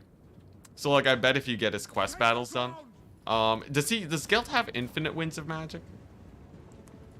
Like for Gelt, does his sword, like does his staff item replenish reserves, or is it just replenishment? My gut tells me that it's just replenishment, because I feel like I would have known in multiplayer if it was infinite, but I'm ready to be wrong. Not that I know of. Okay. Nevertheless, you definitely want to load out Gelt and then just use him as a one-man army to crush your enemies. And then also, you know, if you have the micro chart, Outrider grenade launchers are really fun. If you don't have the micro, Hellstone rocket batteries are great too. Gelt's one of the better lords for spamming artillery. I don't even know why though, right? Does Gelt have like cheaper artillery or something as part of his faction bonuses? Or are the artillery memes just because people... I'm pretty sure he does have some artillery stuff, right? Weapon power? Dang. That's crazy. Oh, sorry, man. So, okay, here's the thing. Twitch chat, I did a test. To see if I could notice Twitch chat more if I moved you into a different position. And I moved you into a position that makes it harder to see you. So, I've missed most of the Twitch messages. But I've now remembered that Twitch chat exists, and I'm going to catch up on your 2 messages. Twitch seems to not have any problems with it. See, I don't even know what you're talking about. The context is gone, so... Oh, what's it? The noblemen fear France's power. Wow, that was crazy, man. These messages were ages ago. This is like multiple conversations ago. Like, probably 30 minutes. And they've just been sitting there. That's crazy. Oh my gosh. I need to get it to a point where Twitch chat has a self-sustainable... sort of conversation going on. Also the Dwellers. Dwellers doing less damage. Although I guess it's not that much. It's only 20%. But yeah, I need to get to a point where Twitch chat can easily talk amongst themselves. No. You know what'd be better? I should just actually read Twitch chat. What am I talking about? I should just be reading Twitch chat. Yeah, the green one. No, the green tide. Yeah, noblemen fear France's power. I wish that they were... well, I don't know. The Sword of Cain public order debuffs are like... They're interesting, but it feels like you're not actually sort of like fighting against the Sword of Cain. It feels like you sort of just do bookkeeping for it. But yeah, at some point, as soon as I can hire an assistant manager, I will do my best to... Well, I think that's the first thing I get him to do, right? As soon, and I call him an assistant manager because it sounds cooler. He's basically just a helper slave that I pay, which means he's not a slave, but just like a random helper. The first thing that I'm gonna have him do is figure out how to merge both chat systems so that I can read Twitch chat, read YouTube, and also tell who the members are for the YouTube chat. If I can get that set up, then I'm golden. A Skaven slave? And look, I think it'd be cool calling him a Skaven slave without the previous context of r/Skaven slaves. You know, the fact that that exists, just calling him a Skaven slave now is just a bit awkward. It's just a little bit awkward. There you go. There's also my obligatory shout out for r/Skaven slaves. Yeah, good old r/Skaven slaves. Oh man, remember, for all the new viewers to this channel, don't go to that Reddit. It's not safe for work, and most people don't come back very happy having looked at it. There's my warning. There's my warning. I don't even know why I always talk about it. It's because Skaven slaves are just a common thing in Warhammer. This is the holiday friends times I like to see. Yeah, happy Thanksgiving. Not a forest hunter. Such is life on a dying platform. Dang, that is a pretty bleak view of Twitch. I wonder, do you guys think Twitch is gonna like step up their game to match YouTube, or to at least or to fight against them, or you think Twitch is just gonna you think it's just a roll over and die type situation? I feel like there's a chance we might see Twitch, you know, really step up to the plate. I wouldn't say it's dying either, you know, especially with Twitter. Look, if Twitch is dying and Twitter is dying, I feel like, you know, the term is covering too wide a situation, you know? It's like Twitch, if you compare Twitch to Twitter, it's like, man, Twitch is thriving, you know? At least they're maintaining status quo. I hear about Twitter like every day. I don't even use Twitter. I don't involve myself in Twitter news. But the fact that I hear something crazy going on about it, actually on the daily, that I feel like that's a lot more. That's a lot more disturbing. Oh yeah, Gelt is crazy with magic spam. You do just fine with only Gelt. Also, I love the warp lightning cannons.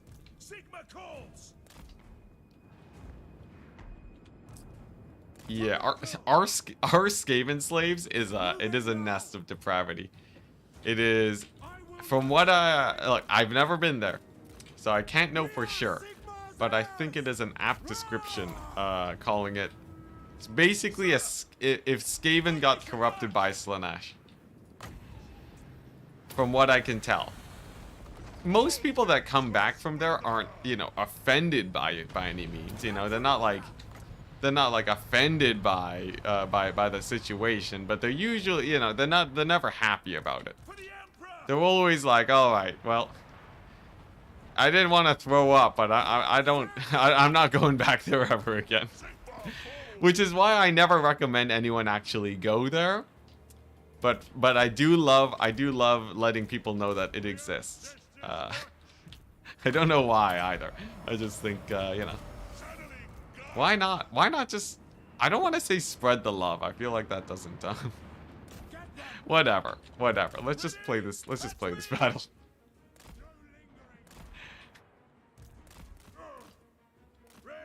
It's honestly pretty harmless. Okay. Well, like, I don't know, right? It's not safe for work, and then... I don't know how intense it is, right? I don't think it's like full-on Slaanesh corruption. In terms of Slaanesh corruption, right? From what I've heard, it seems like people rate it maybe like 5 out of 10 or 50 out of 100 in Warhammer terms, right? I don't think it from what I hear, but there's definitely some Slaanesh corruption. Although, I don't know. You know, one day I should... one day I will actually go to the Reddit so that I don't spread misinformation about it, you know? Alright, you don't want to spread misinformation about a subreddit. So I feel like, you know, I gotta educate myself. I gotta educate myself, figure out, you know, what's going on. Is this how people fall to Slaanesh? Is this like how chaos corruption? I'm pretty sure this is actually a real life representation of how chaos corruption spreads. It certainly feels that way, because the temptation is strong, right? Like just a peek can't possibly corrupt me, right? We're just looking. It's educational purposes. Stop pretending you don't go there on the daily. Okay. Well, like, look, here's the thing. No matter what I say, that's what you guys are going to be thinking, so. Oh, man. I do actually wonder, but curiosity killed the cat, so I feel like it's a safe bet to just stay clear for now. Milk City with Curdle? That is a phrase. That is a phrase that I could not fathom would have been spoken ever in my life. That is, oh my gosh, that is amazing. It doesn't even have daily content. Rip. Well, like I supposed it would have been a pretty niche Reddit. Doesn't seem like something that is that would be massive. Is it like is it the next biggest Reddit though? Like, what are the biggest sort of Total War Warhammer Reddits? Obviously, the two big ones are our Total War Warhammer, and then our Total War in general, which is basically our Total Warhammer. So yeah, but like, are there any other Warhammer themed tournaments that like, or Warhammer Reddits that are more active? Anyone know?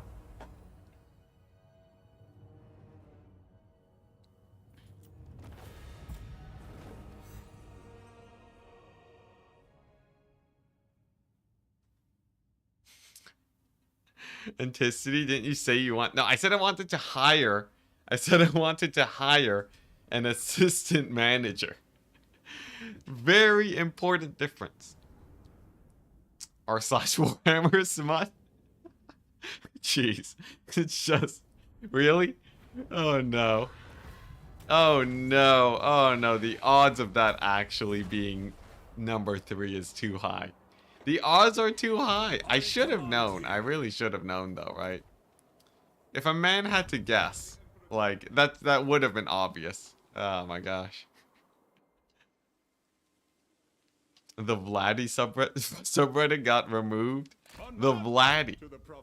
Oh, the daddy Vladdy. Oh, okay. Well, that's just. All right. All right. You know, I shouldn't have asked. I should not have asked. I should have known that this is what would have happened. Like what? Like there wouldn't be like, you know, a Warhammer multiplayer subreddit, right? That wouldn't be the next runner-up. It wouldn't be like a Warhammer campaign subreddit, right? Obviously, there's no demand for that.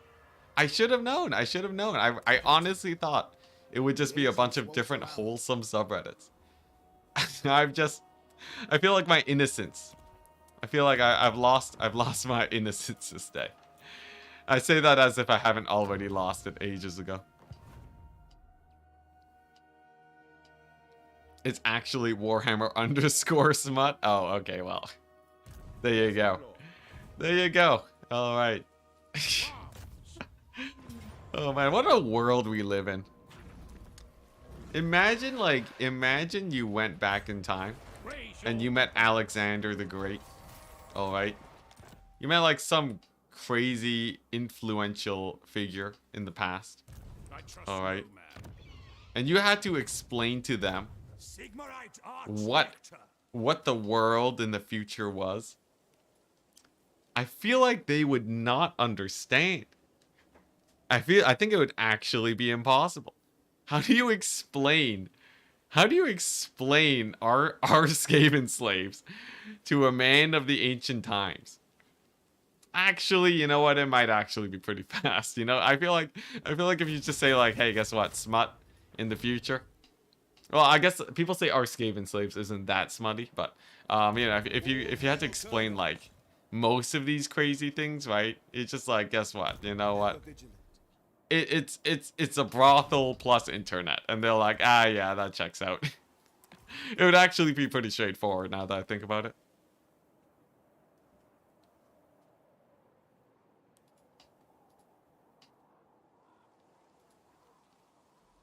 All right. Let's see. That's why aliens don't visit us. Ever vigilant. Yeah, they perused our Reddit and they're like, this civilization has not advanced far enough. Perhaps they've advanced too far. Okay, what are we building? Nothing. I'm building nothing because I would much prefer to What does the Emperor to have an income. We're burning through our bank right now to have extra armies roaming around. And yeah, so because I want to have a bunch of armies just chilling, we're gonna be very safe about our expenditures. You know, no unnecessary spendings on buildings. Also, hey, turn 200. Give it up for turn 200, chat. We did it. Milestone accomplished. Now I just have to kill Vlad, and then we get the long victory condition done.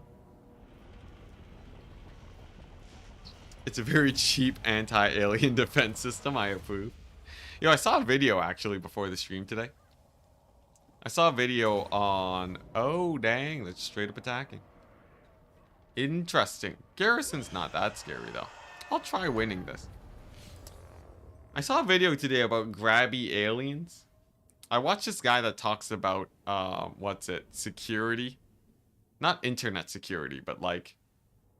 sort of security for AI, like AI safety stuff. I forget what the channel's called, but he also has like another channel that he voices for, about aliens and sort of like, not aliens as in like, you know, like, not like, area, like, whatever, area 50, whatever, aliens. I mean, like, you know, like legit like civilizations that could be like billions of light years away, and like the messages that we might receive from them. Yeah, it's crazy. It's crazy. So I forget where I was going with this and why I'm talking about it, but yeah, grabby aliens as in why space is empty. Well, it doesn't. That one's not explaining why space is empty. The whole space is empty thing is oh geez, it's what's it? Something, I forget why. Oh man, I don't know, there's so much. The thing is, I just watch this stuff for fun, so like I can't actually explain it super duper well. But the whole grabby aliens idea is the fact that you would expect an alien civilization to sort of have an expanding bubble of influence if like they, you know, just as like to civilize or not. Well, like, yeah, to build their civilizations and like spread across the universe, right? So like if you just send like spaceships, like, you know, to other galaxies and stuff, then you can expect there to be like, you know, quite a bunch of civilizations spread out across the universe. We don't see them, which leads to many explanations, but like it's sort of I think it's like what? One of the conclusions that you can make, or like one of the conclusions, or like one of the things to think about. I mean, I'm explaining this so badly, but like one of the conclusions you can think about is that like we are pretty early in the, like we can expect to be pretty early as a species in the universe, because most, like as these bubbles of influence expand, right, for these alien civilizations, you can expect I'm trying to play this battle and talk about this at the same time. You can expect fewer and fewer civilizations to be born in the future, right? Because as their bubbles of influence expand, right, they will naturally stop new civilizations from being created. And then because of that, it's like, you know, geez, I don't know, there's so much. I watch like a 15-minute video while like eating food. Like I'm butchering this, but like you probably get the gist of it. I'll go over it later, yeah. And then like the whole why we don't see these, you know, aliens everywhere is like Fermi paradox stuff.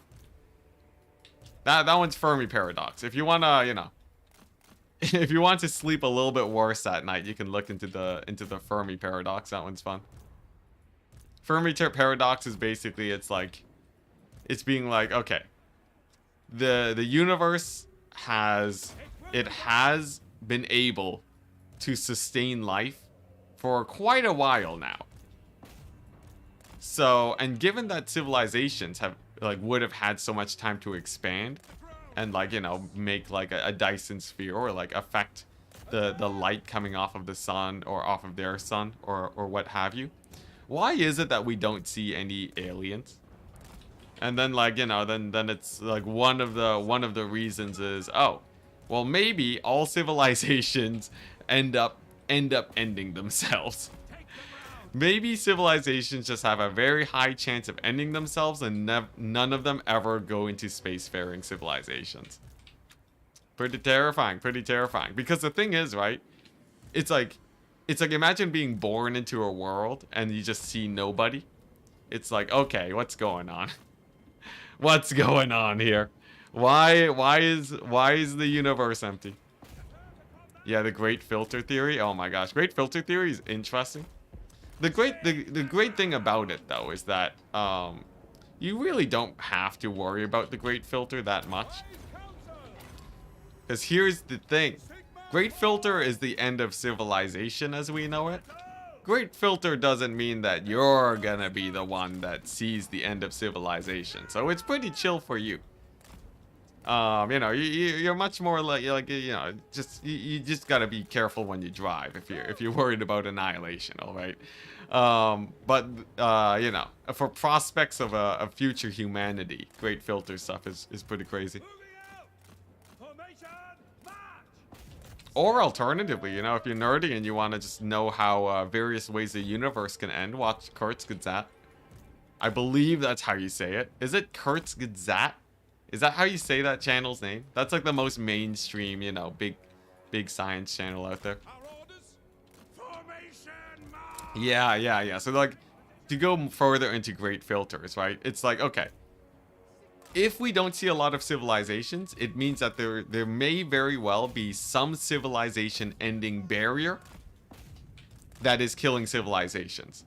But for us, right, we don't know if it's hard for civilizations to be born and to come into existence in general, right? Like maybe cells, cells forming is actually a lot more rare than you would expect. Or perhaps it's ahead of us. Maybe, right? Maybe it could be anything. It could be like, AI, right? It could go full Matrix. And then it's like, okay, like maybe every civilization always stumbles across an AI that just ends their entire civilization. Or maybe it's very common for civilizations to end themselves by they figure out how to produce infinite energy, but it's uncontained. Right? It's like you mix a specific recipe and then it sets the atmosphere on fire. Fun fact. The scientists that were developing nuclear weapons, that was one of the things that they considered. They're like, okay, probably unlikely, but there is a chance that when we detonate this, the atmosphere will actually catch fire. I think that I'm pretty sure I'm not butchering that. But it's like, maybe it's like there will be a science experiment that just ends everything. So or optimistically you just say great filter stuff is behind us and then we're fine, but who knows? Archaon, yeah, there you go. Archaon shows up and ends the world. Who knows?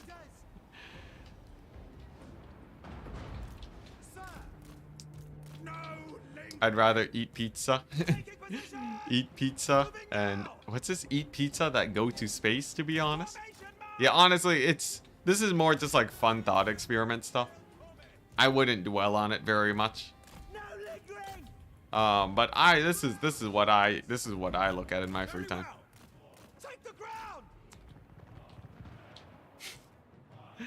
We turned on particle colliders not knowing if we would cause catastrophe. But in hindsight, it was fine. Oh, man. Yeah. Well, such is technology. Such is technology. It hasn't ended the world yet, right? So odds are we're probably good. Heading out. Yes, sir, quickly. Moving now. You what's it? You feel like accidentally destroying the species is pretty likely. Yo, the nuclear close calls are terrifying. Straight up bear almost ended humanity. Because people were like, oh my gosh. What's it? The people that were manning like a nuclear silo, they saw someone was climbing the fence to try and get in, and they're like, oh my gosh, this is it, right? We're getting attacked. It was a bear. It was a bear on the fence. Just like, what? And there were like some really close calls. In like, if we talk, like, I'm not like, you know, we're not gonna talk today, right? Because that's too political. But like, I'm talking like Cold War era. Oh boy, oh boy. You know, Cuban Missile Crisis, just like, oh. Whew. But hey, you know, I was born after that, so I don't have to worry about it. You know, we passed it. We passed it. We're good. There was another thing too, honestly. What's it? The moon. We almost got killed by the moon. Because the way that they detect launches, right? ICBMs. The way that they detect it is like they shoot radar to like, you know, or like, I think it is radar. To see like, you know, to see if they get a reflection back, right? And they're like, oh, something is coming over the horizon and reflecting back the radar. But as it turns out, they just built radar, like they built the detection system so good. It was so good at detecting things that it's just reflecting off the moon and coming back. And then they're like, oh, false alarm. False alarm. That is not a missile. That is just the moon orbiting the Earth. We're good, guys. We're good. Whew. Oh man, close call. No need to end existence. We're good. Yeah. Oh my gosh. You know, I don't know how people got by back then. Did they just embody the "it's fine" of this Franz campaign? Was it just like, you know what? It's fine. We're good. It's fine, chat. It's fine. It's fine. We're good. Man. Oh man, yeah. Ugh. Terrifying. Absolutely terrifying.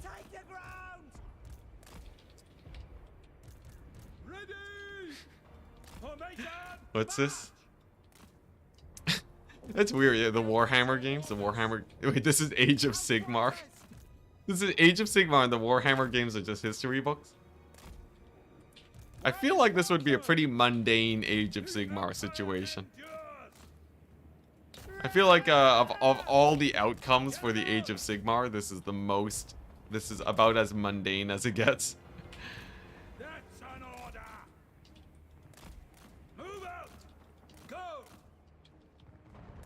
Alright. I'm just keeping up with chat.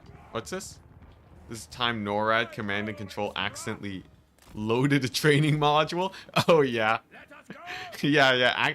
They accidentally loaded a training module onto their actual onto their non-training, like onto like, you know, the IRL systems.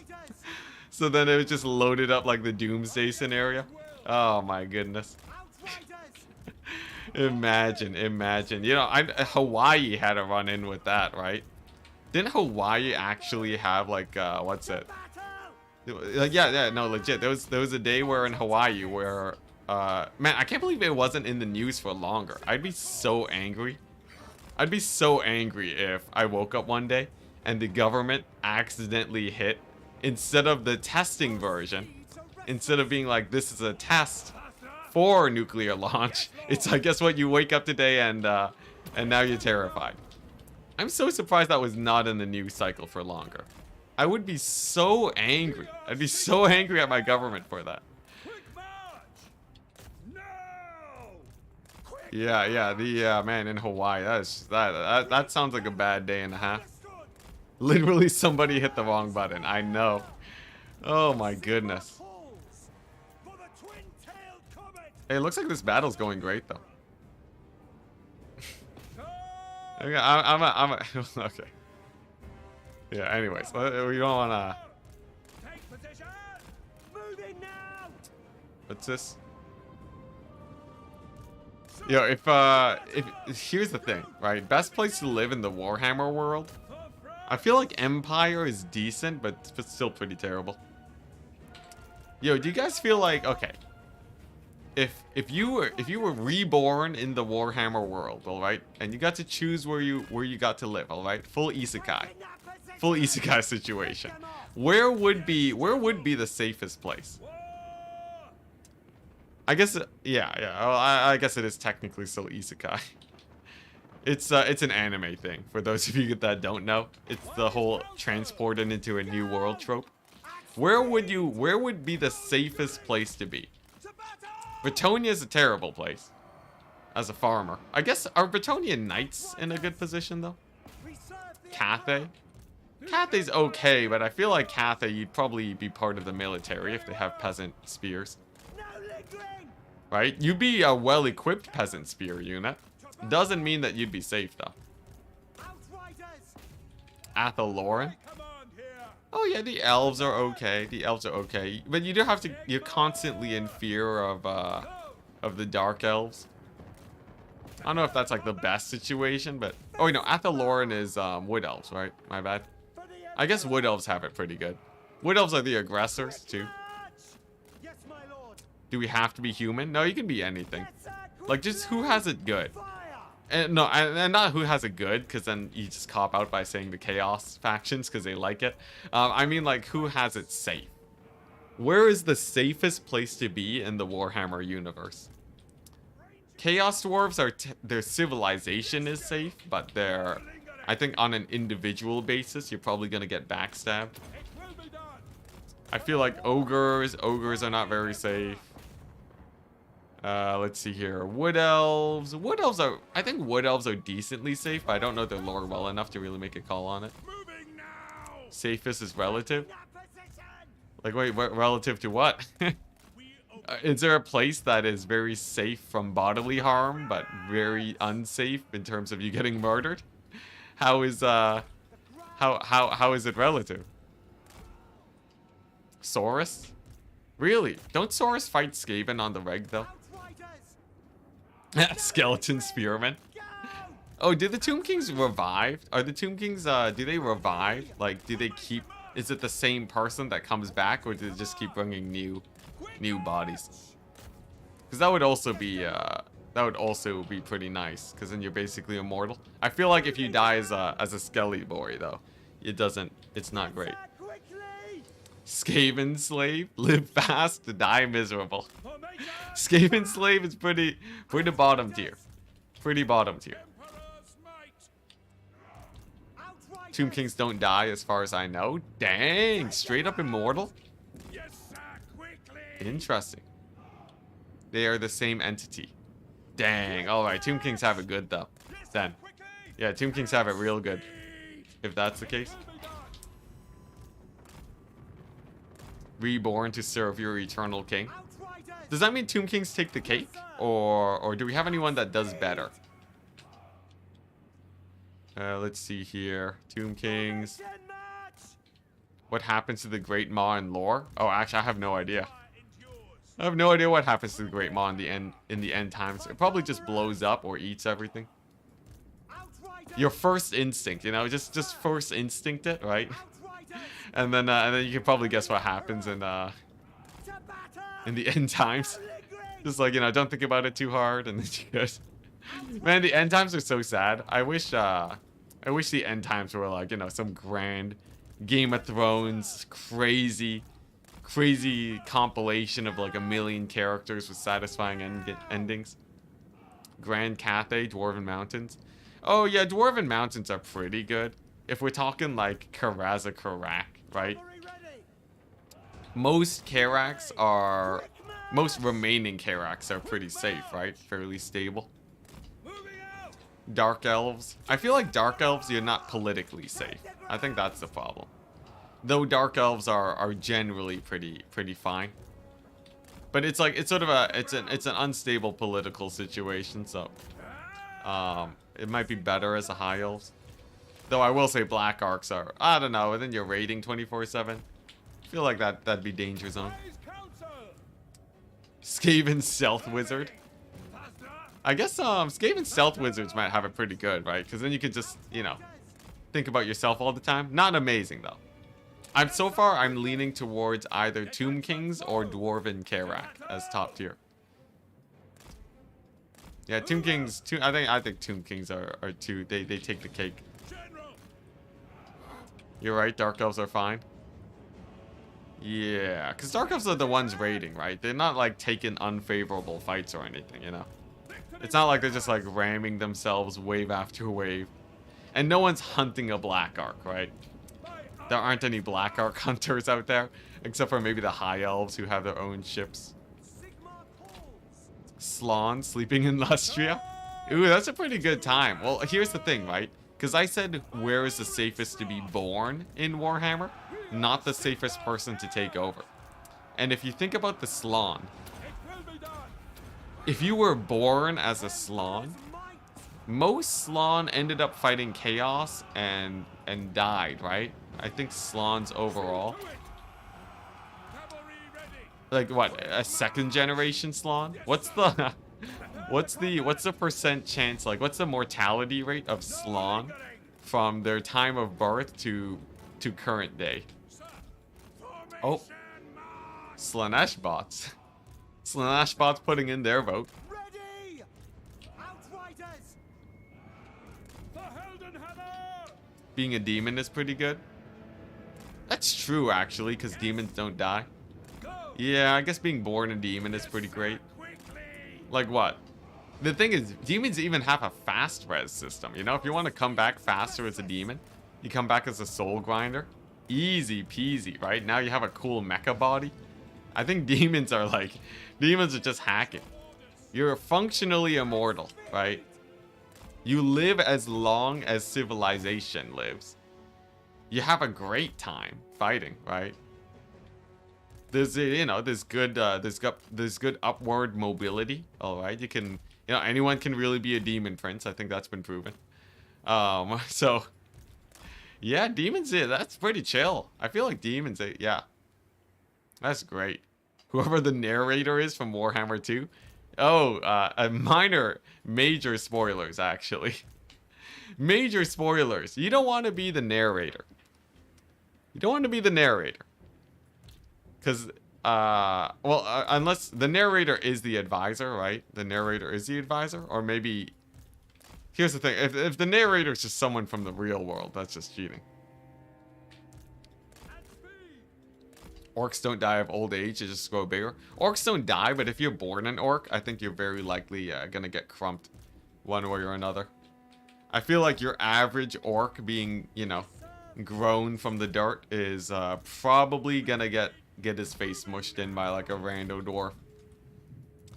So while the top orcs might do good, bottom orcs not great, and you sort of roll the dice.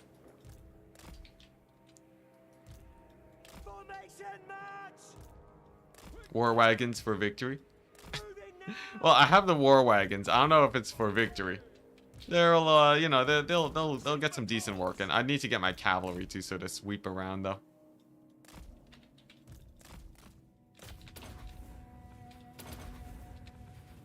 Okay, nice. There we go. Get the cav. Get this cav. Dive these guys. And then let's see. I see one quarreler. One quarreler. We pick this guy off, and then there's basically no more ranged. And then with the death of the ranged units for the Dowie, I swoop on in with the remaining grenade launcher ammunition. And then victory, chat. Absolute victory.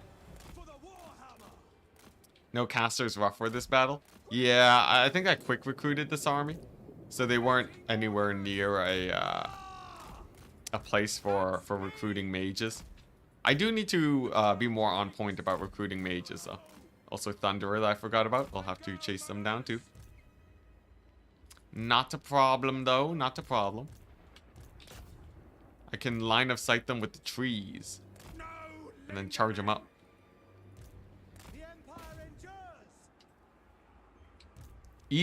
Elven Eastern colonies. Are the Eastern colonies really stable for the elves? I wouldn't be surprised. I never hear anything about them. Alright, nice. Here we go. Onwards, the Thunderers. Be a Croxicor, part-time builder, part-time fighter. Very Roman strategy, actually. Yeah, weren't like the whole Roman, like the idea of like the Roman infantry. It was like they had like all their guys could just like build on the move.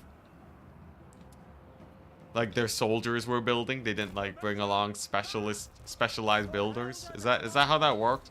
I'm going off of like, you know, very little information here. I'm going off of like some random thing I heard once a long time ago. But that's how the Romans do, right? Beast or life would be good here. Yeah, though the dwellers did recently get nerfed, you know.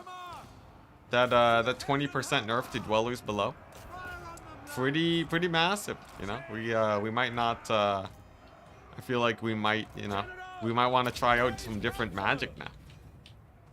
With the dwellers below nerf, so the damage over time effect. I think the overall damage of dwellers was nerfed from 5 damage to 4, which is the 20% nerf on the actual vortex. And then I believe it also got nerfed on the front of what's it? It also got nerfed for its actual like poison effect. So it doesn't do much damage anymore there, only like 400 damage. So I think Dwellers overall as a damage spell is slightly less effective than other major vortexes, I think. I didn't see it in the patch notes. So I saw a post on ODM today that it was nerfed. And then I looked at the actual and then I looked at the changes, and I'm pretty sure it is different from before. Dwellers below before was 5 damage a tick, right? Because now on this patch it is 4 damage a tick. If it wasn't, then I you know, I'm just misremembering, but I'm pretty sure before was it 5 damage a tick, the same as Pit of Shades and stuff. It just didn't last as long, which is what made us a slight difference. Amber Spear. Yo, Amber Spear here right now would be pretty sick. Though it's not the best in campaign. I think it was 4. Right, here, here's a quick showcase of Dwellers now. This does 16 to 33. I think someone said it used to do more. I think there's someone said it used to do more. I guess if we check the Reddit, we can figure it out, because the Reddit probably hasn't updated yet, right? So maybe it will be different. Just against dwarves, it's useless. Oh well, I wouldn't say it's useless, or unless you talk about Amber Spear, which is mostly used against dwarves. Yeah. Here, let me look at real Warhammer 3 Dwellers below. Dwellers below Total War fandom. 15 seconds. Let's see here. What's its actual effect though? 50 seconds in-game description. Direct damage in an area. It doesn't say. It actually doesn't say the damage values. How strange. It used to do 4 to 20. It used to do 4 to 20. Well, there's no way they buffed Dwellers below. That'd be crazy. Yes, sir, quickly. Are you looking up the Warhammer 2 version of Dwellers below? I mean the Warhammer 3 version, because CA changed it. They changed how the magic system worked as a whole. No way they buffed it. Get them. Yes, sir, quickly. Let's see here. Cannon still has ammo? Yeah, the cannon still has ammo. I just have to find my artillery pieces again. Which, you know, we can. I'll get there. Okay, nice. I just want to shut down the ranged. Just shut down the ranged. Shut down the range and we're good. To battle! No lingering! Let's see here. You have to set up side shots. Yeah, Amber Spear. If you can set up side shots, then you can do pretty well. It's pretty great for flanking shots, but in general, it's pretty hard to get great value out of Amber Spear unless it's like a multiplayer match. Especially considering that the AI is much more susceptible to vortexes in single player. Retreating not an option here. It's an option, but I think we win this battle. So, and winning this battle is really good for me. Winning this battle is amazing. So I would very much like to win this. It basically means I get to take over the settlement next turn. So it saves me an extra turn. I guess I can get the war wagons now. Now that most of the range is dead. Fake news, Dwellers wasn't nerfed. Fake news? Fake news? Oh my gosh, ODM. Did ODM do me dirty?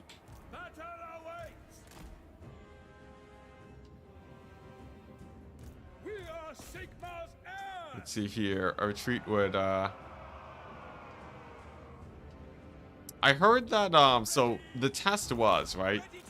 But in the previous patch, you could Dwellers below and kill an artillery, like an entire unit of artillery, with it.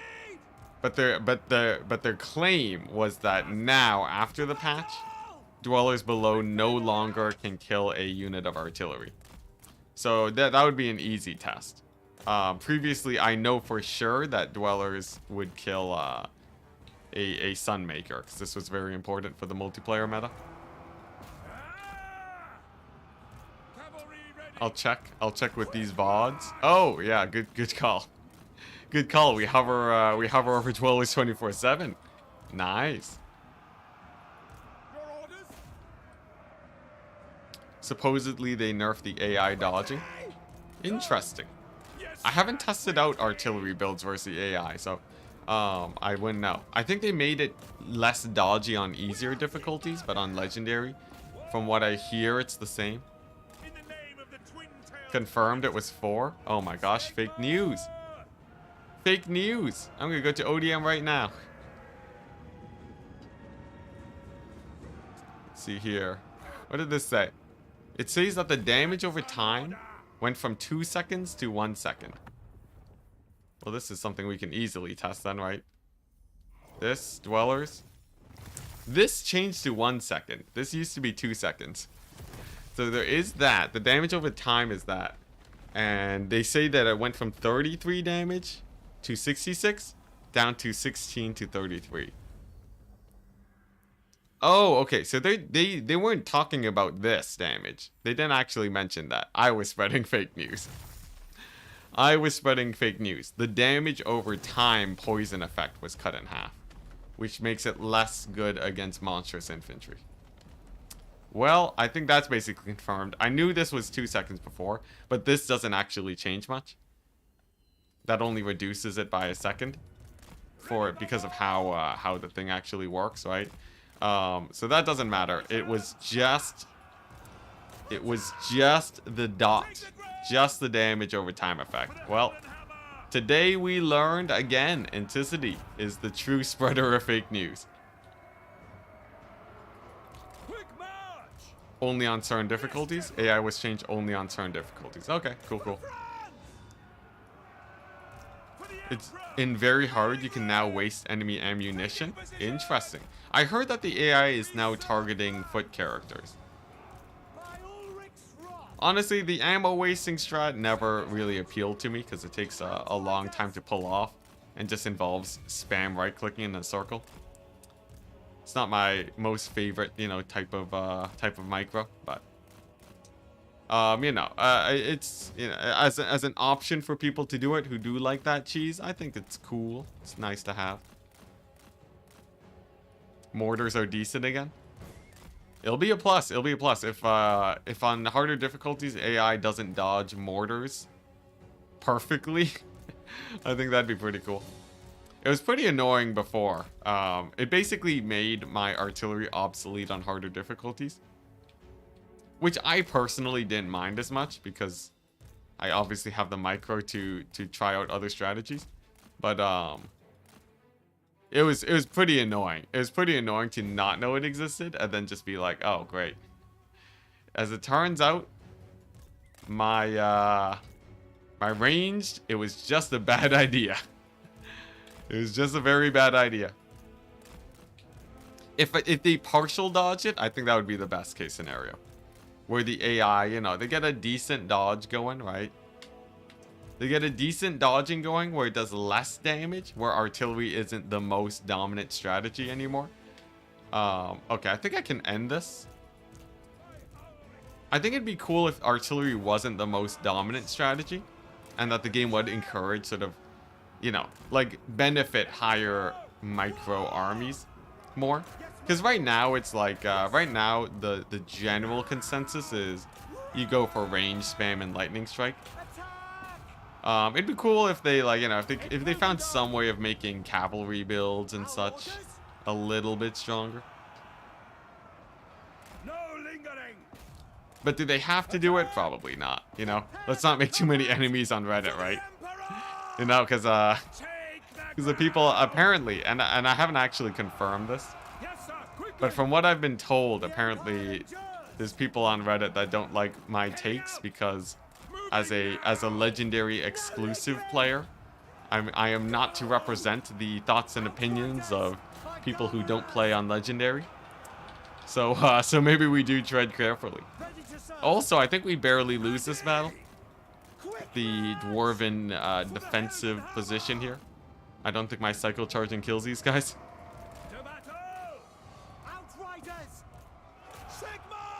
It'll be fine. I think, well, are you talking about me making calls, or are you talking about this battle? Because this battle doesn't look fine. Me making calls, probably fine, but this battle in particular is looking a little bit sus now. Oh, whoops. It's looking a little bit sus. Is it over? Probably nah. I don't know. It's going to be a close one. Depends on if my general actually shatters these guys or not. He does give terror. He does give terror. And I guess I do have some Empire Knights here. Formation match. Formation match. Yeah, very tanky dwarves. I wish I had one unit of handgunners. One unit of handgunners would be so sick right now. Here we go. We've peeled off a couple of them. And I have chariots, right? The chariots do impact damage. So even though they are armored, it will be sort of a good sort of mild push in the direction of the Dowie. Maybe if I can get on the hill, we might be able to win this too. The state of Warhammer 3? Oh, it was the state of Warhammer 3. Wait, no. It'll be fine so long as it doesn't devolve into... What's this? Yes, General. State of Warhammer 3, you'll be fine if you cycle charge. I think if I get some cycle charging, the knights have enough HP to win it. And I think the wagons can clutch it out because of their relatively high mass, right? They're doing decent damage. I think we've got this. I think we've got this, except for this guy. If he doesn't get army lost, we are doomed. So, oh, look at that. He's casting some spells, too. A little bit of a spell action. So I am on a clock here before that murders me. Is the general wearing sunglasses?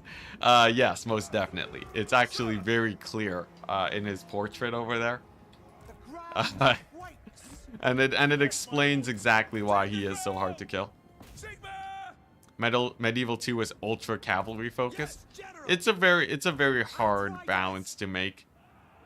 I'm not, you know, I don't blame CA that much for artillery being pretty focused in Warhammer. And honestly, you know, if I think back to when I was a new player, I loved strong artillery. I loved just shooting the AI to death with artillery spam. There's something to be said about it just not mattering. I think it'd just be cool if cavalry was like, you know, I don't know how to make it. That's a thing too. I don't have an actual good solution. Because cavalry's technically viable in multiplayer. Cavalry's quite viable if you have the micro to cycle charge them very efficiently. Then you can use cavalry. So it's not like they're completely unusable or anything. Just they have about the same viability as units that don't need micro. Is it? But no, the cavalry's okay. Wind of Death is just my favorite thing. Yeah, Wind of Death is crazy. It did get nerfed though, where it doesn't one-shot dwarves anymore. Wind of Death used to overcast Wind of Death, I believe, would delete dwarven units. Now it's more of now it's a strong spell, but it won't delete. It still deletes armies, let's be honest. And they made it cheaper, so it's actually in some cases sort of more accessible. Even. All right, here we go. The true enemy, though. The true enemy, the last Dowie.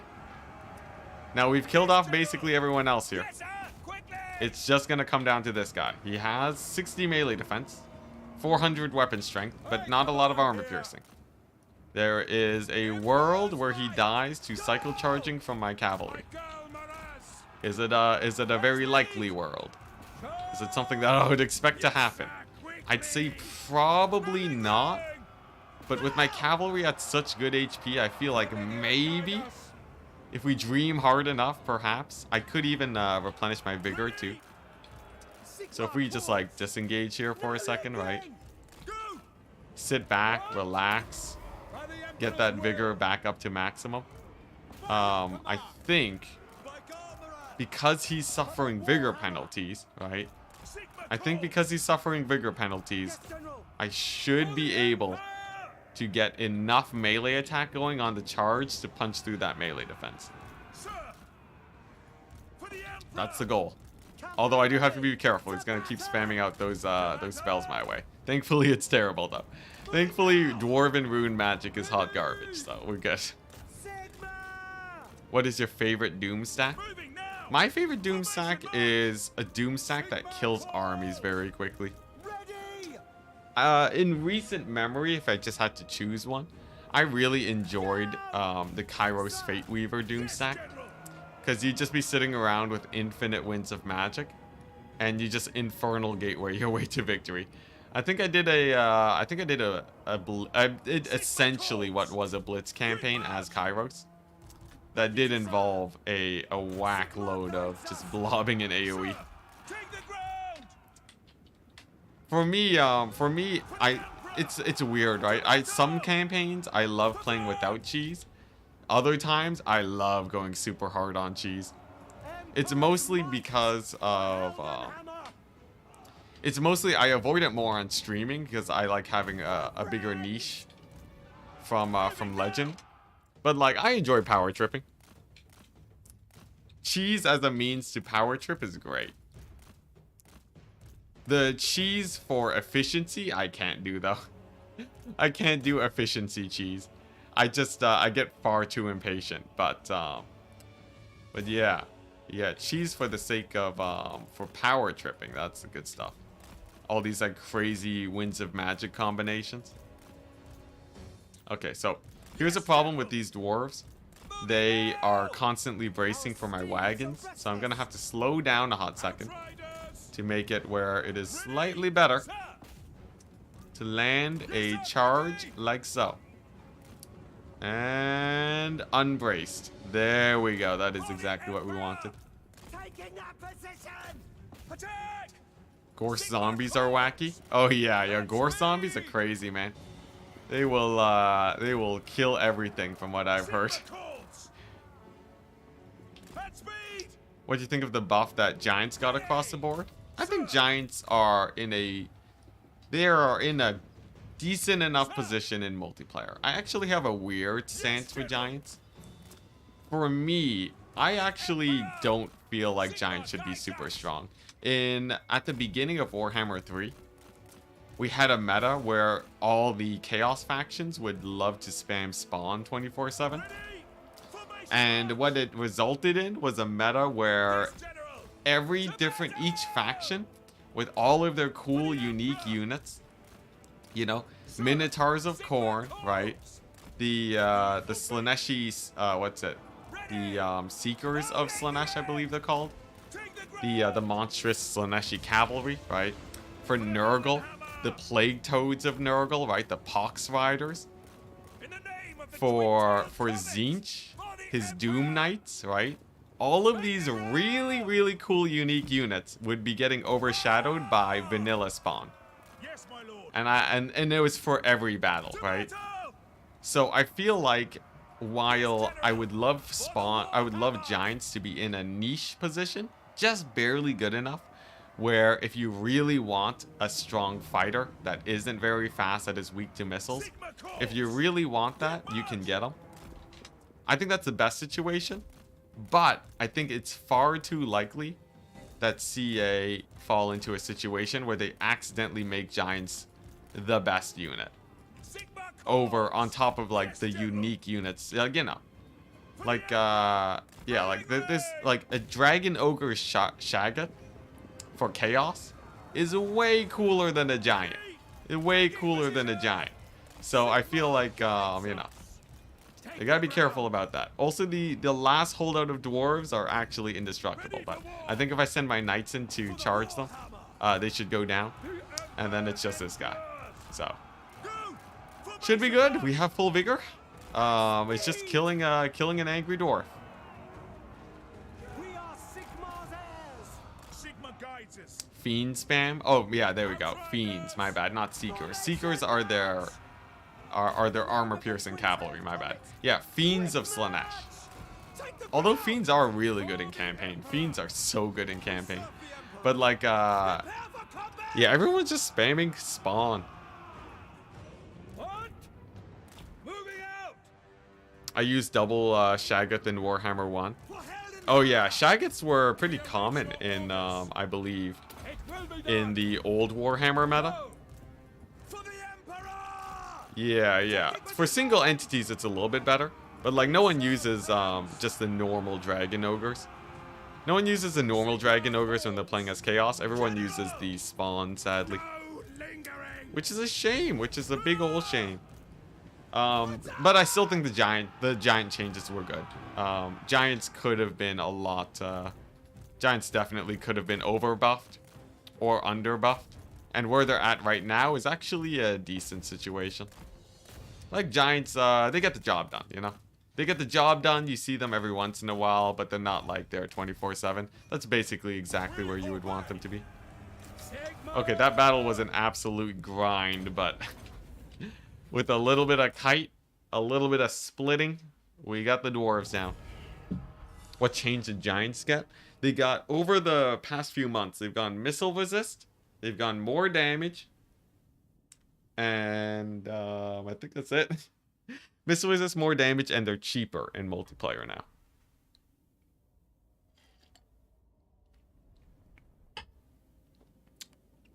I was pretty sure he was gonna die.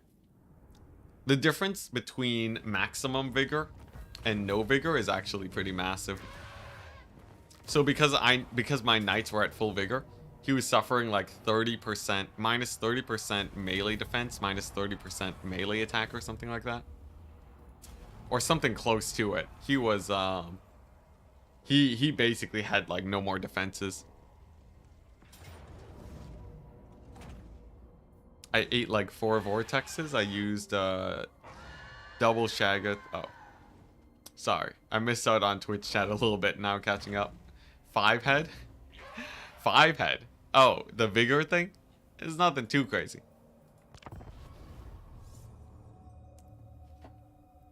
But yeah, if you really want to optimize the final end of the battle, that's what you got to do.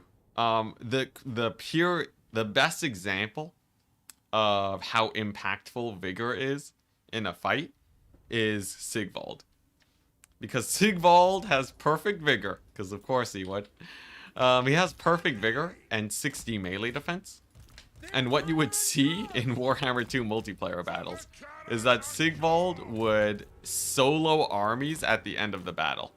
Because he'd be, you know, the perfect vigor would just keep on keeping him going on. And especially against factions like the High Elves, even if they had a Dragon Lord, right, remaining at 100% HP, or like, you know, 50% HP with infantry support, no one would be able to put a dent on Sigvald. He was just a beast. So because of that, I have a much bigger respect for vigor these days. Okay, there we go. There's a Spirit Leech. Get the buffs and the debuffs. And then the Jade Wizard, when he gets there, he gets his next layer of buffs and debuffs. And then it should be a big old W.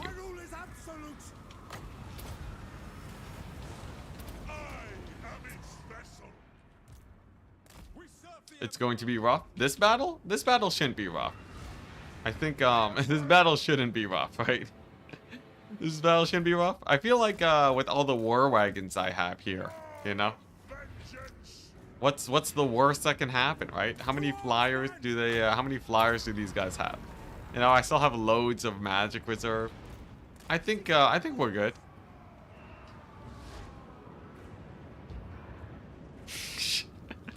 Sigvald being like, I took on 1,000 men last Tuesday. This won't break a sweat. The implications of that, man. Yeah, Sigvald, he's really good at taking on endless numbers of anyone, really. Did he lose to the Vermintide heroes? The Vermintide heroes? Oh, did I lose them? No, I'm using them for scouting right now. They're not the best fighters in the world. So I'm just, you know, I'm fine just leaving them as is. Yeah, like, cause it's a wood elf ranged hero, and I'm not really making any ranged armies right now. It's a wood elf way stalker and a witch hunter, both of which are sort of much better suited for ranged armies, I think. Okay, nice. We're just gonna dismount the warp lightning cannons, and that should be enough. And then the question is, can I kite out all of this stuff with my war wagons? And I think with a little bit of babysitting, it shouldn't be that difficult. Odd that you don't have them in the army. Yeah, I found that they weren't actually doing as well as I thought they would. I don't know what it is about them. Maybe it's just like they don't get nearly as many melee defense upgrades, and that was hurting them. But yeah, it didn't really feel like they were making or breaking the doom stacks. Okay, so if we just sit back here and relax, right? Spam the dwellers on this blob, I think life is pretty chill. Now the dwarf might go down unless we can send in Fran to save him. From that, looks like the infantry are dead. Very nice. So let's just save the dwarf. We'll save what's his name again? Barudin. There we go. We'll save Barudin, and then the rest of this battle should be pretty chill. As long as I can leave, if I know one thing, it's that if I can have one unit of grenade launchers alive by the end of this battle, we're good. One unit of grenade launchers and Franz at 300 HP is all I need to kill any amount of infantry. Magic's still strong despite the nerfs? Oh yeah, magic's still very strong. Magic is less prevalent now than it was before, but definitely still very powerful. Okay, nice. So the dwarf is safe. The outriders, one of them lives, and that's all we need. The knights I'll have to deal with, though. I think if I can get Franz to blob up on them, that should do. If I donate $50, can I get the dwarf named after me? Of course. You don't even have to donate $50, man. But if you do, of course, man. Okay, nice. There we go, buffs. Let's send in the Franz, and we'll be good to go. I don't think I gave it. I don't remember named Barudin. I think that's actually his default name, so I don't have to worry about overwriting it or anything. I don't know. I heard they nerfed dwellers. Oh my gosh, the dwellers nerf debacle, man. The dwellers nerf debacle. Jeez, big cap. Thank you very much, man. All that for a dwarf. Very much appreciated. That's actually insane. Oh my gosh. You guys really... I can't. I wish, I don't know. I wish I could have... It's crazy. It's crazy. It's such a large amount of money that it's hard to process. Thank you very much, man. I honestly wasn't I wasn't expecting it. Cause I don't know. Thank you. Thank you very much. I will we will rename the dwarf to Big Kev Sexy Man. We'll short form it to Sexy Man. All that for a dwarf. Another great one. Oh my gosh, another great one for the quotes. The endless out of context quotes. Yo, legit, you can at some point someone will be able to make a channel out of quotes out of context. And it shall be glorious. I feel like that's another one of those life goals or channel goals that I have. I want someone to be able to make a channel that is only out of context quotes from my streams. Or Sexy Big Kev. Also an option,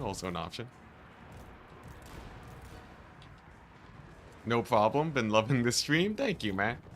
Very much appreciated. And I will say, it is a great way of, you know, just sort of being. Because the thing is, I've been calling him the dwarf for the entire campaign now. I feel like having an actual name to him will actually be great. And I guess his name is gonna be Sexy Man. But honestly, pretty sick. Yeah, anyone feeling peckish right now? I did have dinner before streaming. I'm sort of feeling peckish now. I feel like all the Europeans that eat at 9 o'clock before going to bed. I feel like you guys know what's up. 9 o'clock dinner is hype. It is hype and nutritious.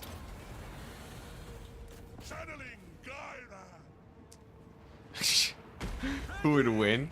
Big Kev Sexy Man or 1 million White Lions of Trace? As much as I respect Kev, I'm going to say it is 1 million is a rather large number. 1 million is a large number. I don't know if 1 million is like, it is double the amount of vampire counts that we killed at the gates of what's it? At the fort battle. That is double the number of vampire counts that we killed at the fort battle. But yes, Kev would kill them all, it's true. 1 Sunmaker or 1 million lines of trace. In a blob, Sunmaker would actually win if they are blobbed up hard enough. 1 million though is like, let's see, 100. So a 30,000, like 3,000 army is like this big, right? So if we're talking like 30,000, it's like you could probably fit 1 million units in a blob like this. Depending on how much the AI actually blobs them up. I don't know if there's a limit to how tight blobs can get. But I feel like 1 million units is actually about the size of where I'm circling right now. Which is to say, I think a Sunmaker might be able to contest that. If they are fully packed in, like sardines, full-on sardines. I think that it would actually, it'd be close though.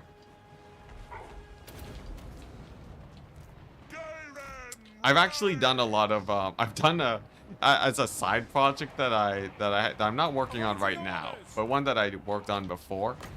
I had a side project for simulating sort of organisms, a simulation of life. And so I think I managed to get the maximum number of moving things to be 20,000.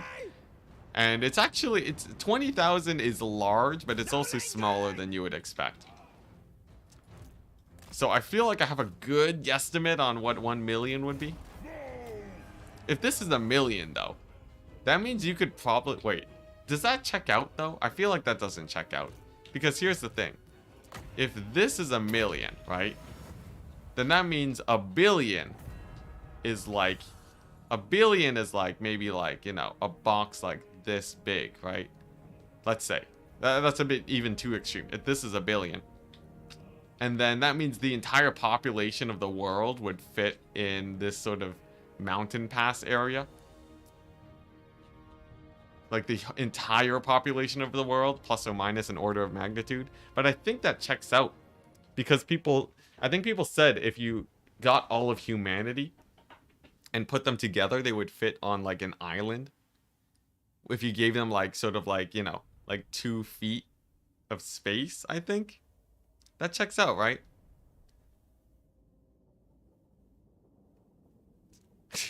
A billion is 100 million, right? Okay, I guess I was a little bit under. Well, I wasn't undershooting, right? I did a 10 by 10 grid, and then I multiplied that by 10. So that checks out. We must build the cube. The end goal of humanity. But I'm pretty sure all of humanity does fit on. I'm pretty sure they fit on an island. Obviously, there's different sizes of islands. I forget which island specifically it was. Oh, this ain't good. He's just, he's ambush. Oh, crap. That was a victory. Oh, well, that's unfortunate. Okay, what is this? I accidentally passed by a victory because I thought he would just ambush. Well, it's all good, though. It's all good.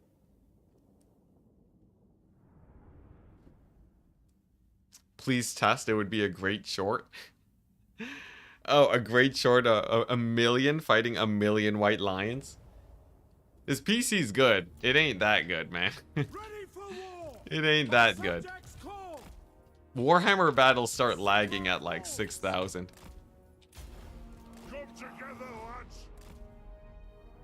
Everyone in the world could live on America or Australia. Live on America or Australia? No, that's far too big, man. That's far too big. If we're talking about packed in like sardines, I'm assuming you mean live as in like sustainably is what you're talking about. As in like well, actually, does that check out? I don't know if that I don't know if that, even that checks out. Like definitely the whole population of the world fits on like a small island. Like, I'm pretty sure you could fit everyone in... if you gave everyone, like, 2 square feet of space, I'm pretty sure you could fit them all in Britain pretty comfortably. I'm pretty sure. Maybe I'm horribly off. This is the problem with big numbers. You're either, like, on the money, or you are, like, many orders of magnitude off. But I'm pretty sure. Australia is definitely too big, though. Like, I was thinking, like, Prince Edward Island. Like, I think all of humanity fits on, like, half of Prince Edward Island. 1 million white lions or watch Enticity's PC implode. Yeah, like, a settlement battle with, you know, 2,000 units is already lagging. Okay, this should be a pretty easy battle. I say confidently.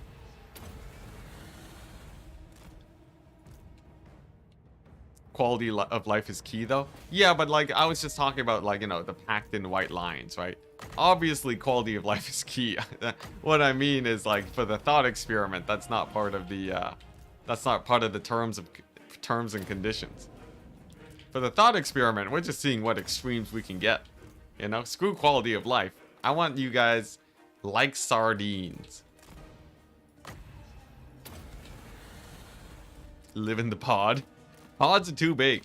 Too many square feet. Let's see here. Oh, nice. Look at that. Sword of Cain's great for rampaging range units into your heroes.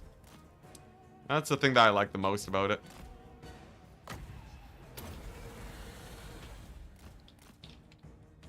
Oh, it's it. The entire world would be able to live in Ontario, Quebec, or any of our provinces almost comfortable.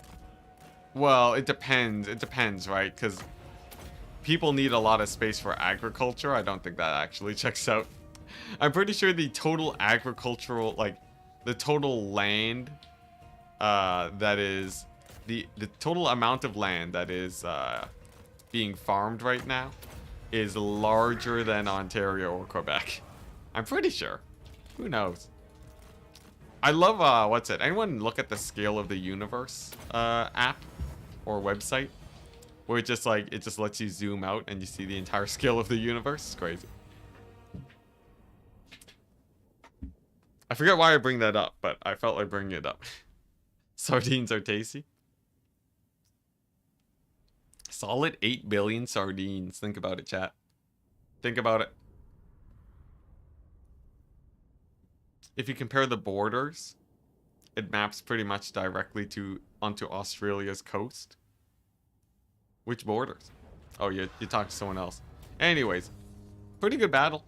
Vampire counts. I'm leaving their crossbowmen alive because the crossbowmen are way easier to fight in battle, en route. So I actually, as much as possible, I want the vampire counts to have their crossbowmen live. As much as possible. Alright, nice. Over here, it looks like we didn't get sieged. Perfect, which means I get my recruitment. And nice. And Altdorf didn't get attacked. That's perfect.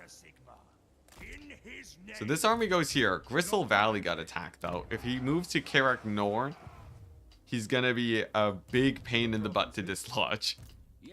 So we can only hope. We can only hope that the dwarves do not go there. Over here, looking a little bit more chill.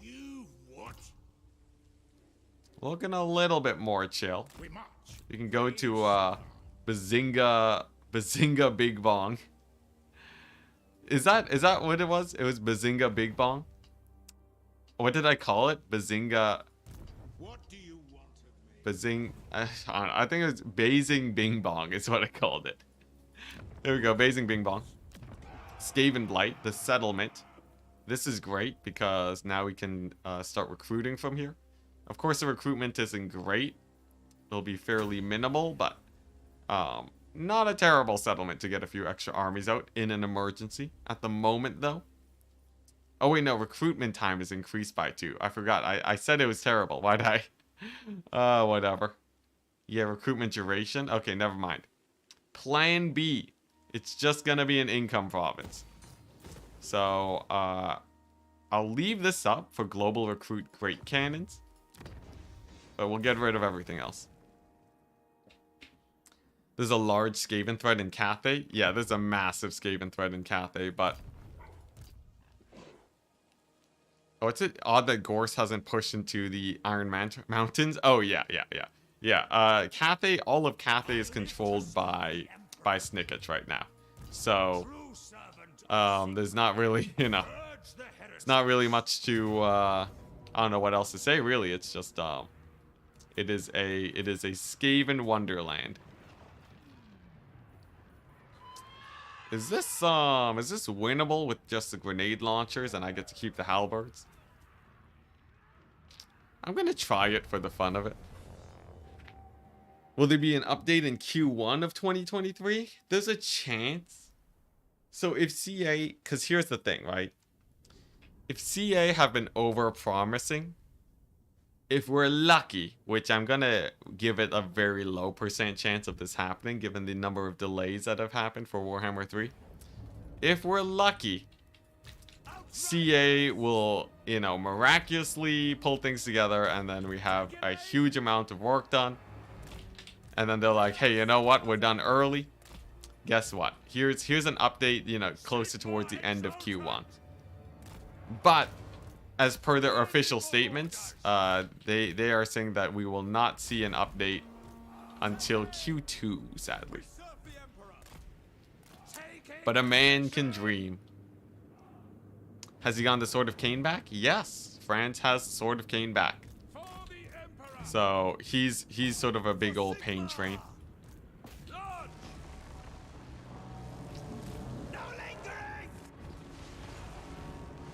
Chaos Dwarves and Araby Christmas 2023. Yo, that would be crazy. I feel like Araby is far too in the horizon though. No way because here's the thing, Ind and Koresh are set up to actually be added, right? Yeah. Indian Koresh are maybe.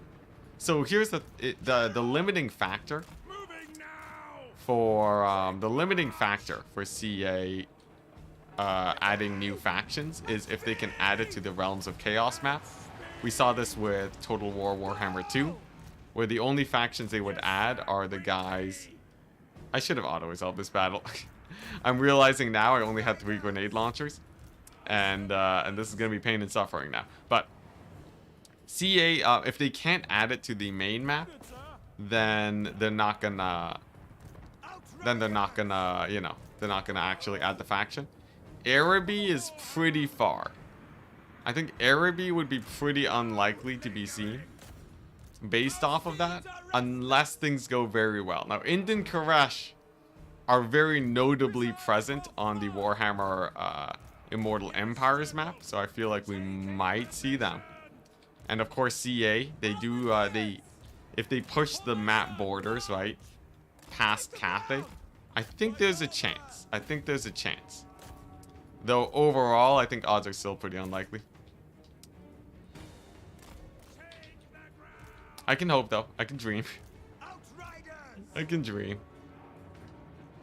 They need a Planet War mod adaptation for Warhammer 3. Oh, a Planet War mod? Wait, what would the Planet War... Like, you mean just like a mod that makes it actually a proper globe, or something else? What is this Planet War you speak of? I was thinking of like some RTS game from a long time ago.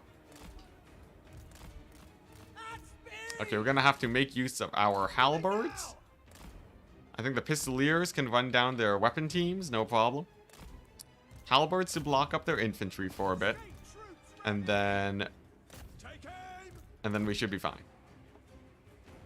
Like, the halberds block up their infantry, you know, a couple sacrificial halberds. And then I have the grenade launchers just firing into the blob. That could actually be huge. So let's grab a couple halberds to blob up this core group. And then see how that plays out.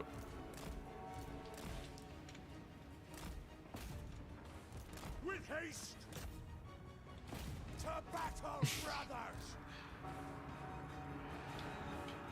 What's this? Teletubbies riding dinosaurs? Wait, what? Teletubbies riding dinosaurs? Am I, is this... I remember hearing that there was a weird mod for the older Total War games, where it was just like a bunch of random stuff being added. Is that what you guys are talking about? Is this the Planet War you speak of? I feel like I remember hearing about this. Like, it was like, there's like some weird mod that just adds like a bunch of random stuff. Yeah, it was a Medieval 2 mod. Okay, there we go. Yeah, I remember hearing about this, I think. Wasn't there... I think there was a Reddit post on it where someone said that, like, there was some messed up stuff that got added to the mod or something. And that, like, and that the mod is sort of not to be... Like, there's just, like, some factions with, like, some really messed up stuff. I think that's how I heard about it. Oh no, I didn't do more than just peruse the Reddit, so I don't know exactly what was going on, but I think that's the end of my exposure. Take aim. Yep. Oh, dang. That's a shame. Apparently it was, people talking about the mod, you know, in pretty high regards. How does that happen? So, like, is the creator just messed up, or like, or what? Or did like, or is it possible for the mod to have gone, like, you know, maybe like an account hack, or I guess it doesn't really matter in the end. Okay, I think we win this battle. I think my maneuvering was too powerful for the forces of the skaven.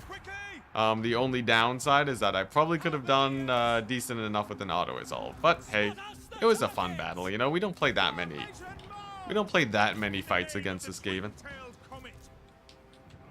People go south, I guess. I don't know, maybe it was always there, right? Because it's not like terrible people can't make things, right? It's not like terrible people are incapable of making things that are fun and interesting.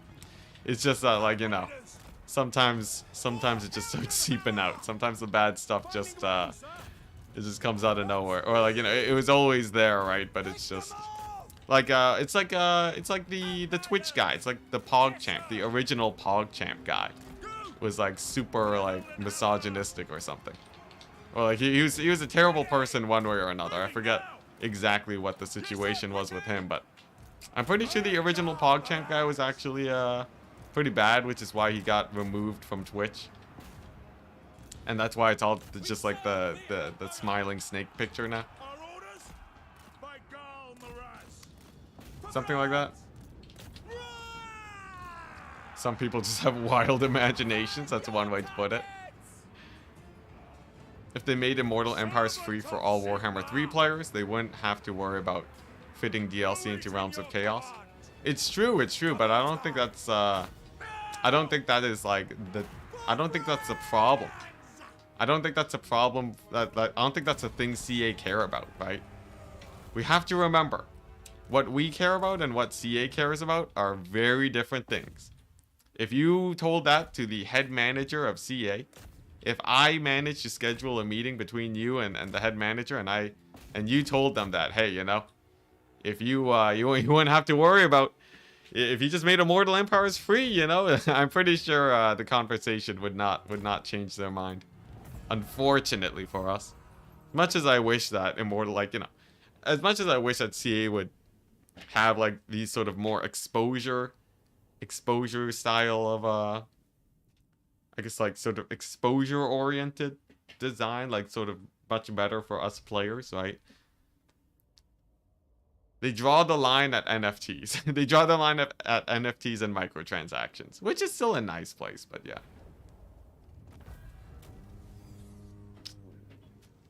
Yeah, in the end, they care about profit. The thing is, I didn't want to just say like, oh, they care about... Because the thing is, you can care about profit while also still drawing good boundaries, right? Here's the thing, chat. Here's the thing. Your boy Enticity, right?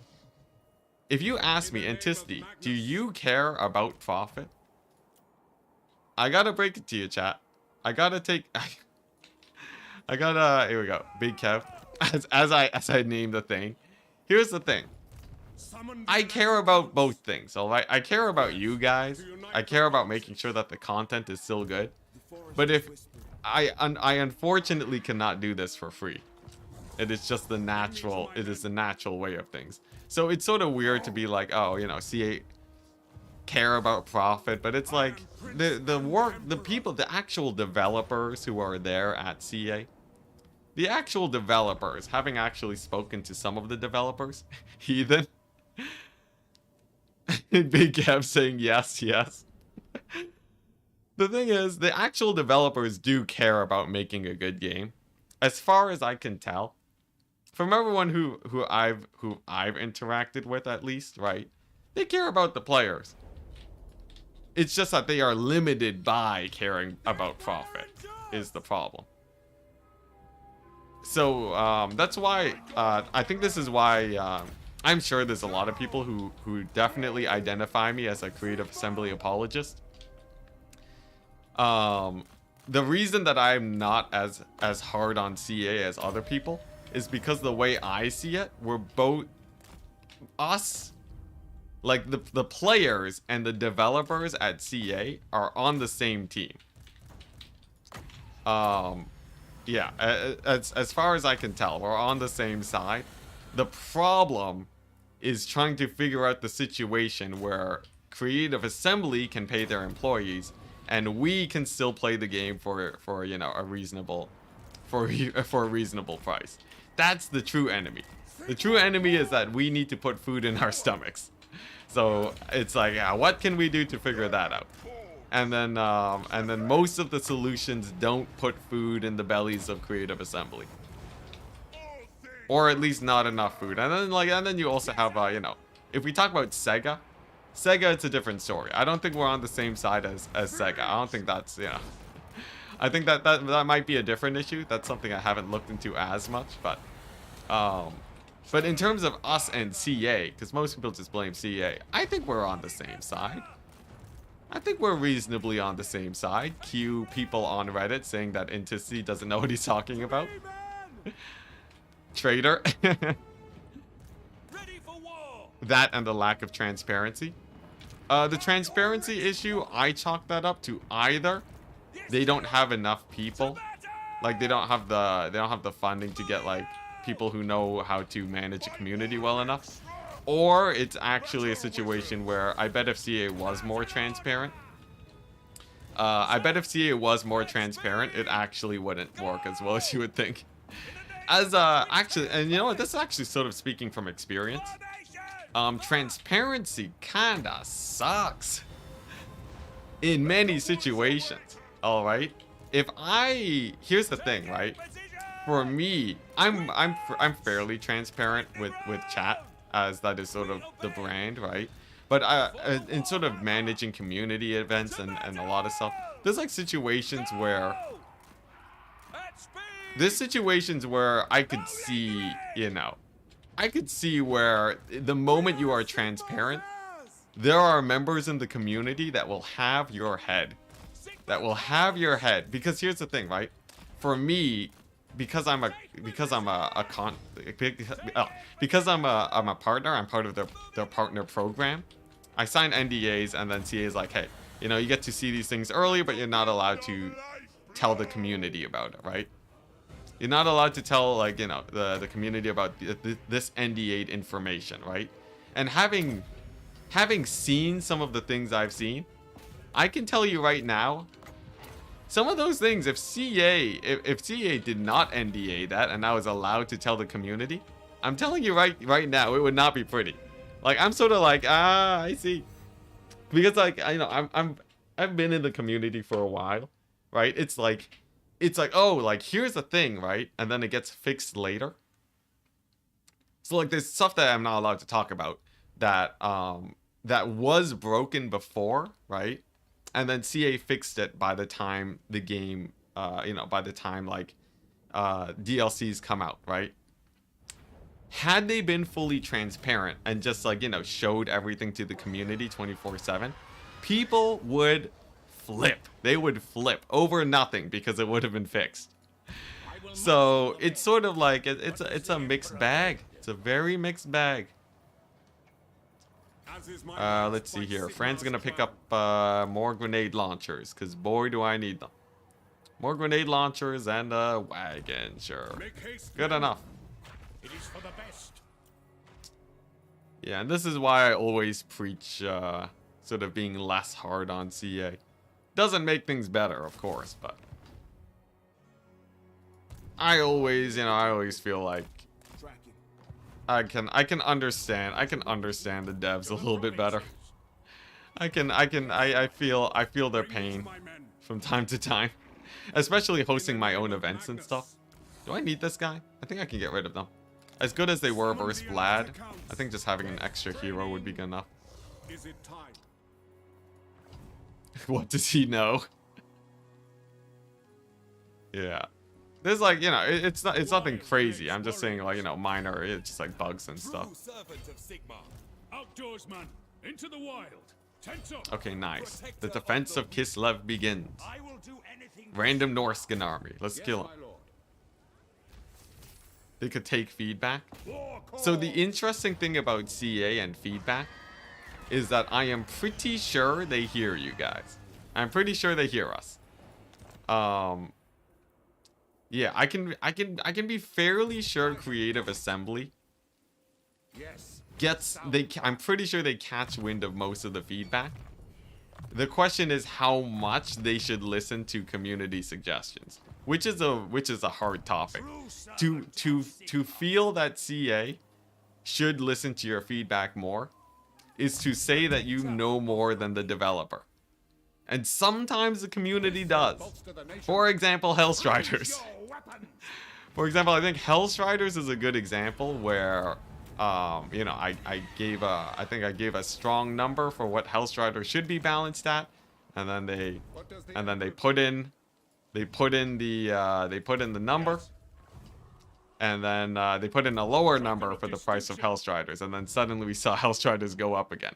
You know, I think there is a little bit of that action. But then also, I'm not gonna lie, I've definitely had situations where I've been wrong about suggestions, where I have been very, very confident about my suggestions that I've given to CA, and then obviously it doesn't go through, and then it turns out I was just straight up wrong. And then had they implemented what I suggested, it probably wouldn't have been that pretty. So sort of seeing that, I'm a little bit more humble to the fact that I could potentially be extraordinarily wrong about things. So I'm like, oh, sometimes it's like CA, oh yeah, like obviously they should have listened to me in hindsight. But then you don't realize the amount of things that you suggest that would actually just be hot garbage. Because I've done it. I've been there, alright? I have suggested hot garbage to CA before. Had they listened to me, it would have been terrible. It actually would have been just the end of the world. I don't know what I would have done with myself. So, something to consider. And I have 7,000 hours in this game. And to see finds out he's fallible. For the millionth time. Yeah, you know, honestly, I shouldn't be surprised, right? Chat shows me that I'm wrong like every other day, so. I remember reading a quote. The player's identifying the problem, but it's up to the developers to find the appropriate solution. Paraphrasing, but quite poignant. Yeah. Yeah, that's the thing. Players are, I think that's just great. Players are really good at finding what the problem is, that's for sure. See, address the bug I reported? Hey, nice.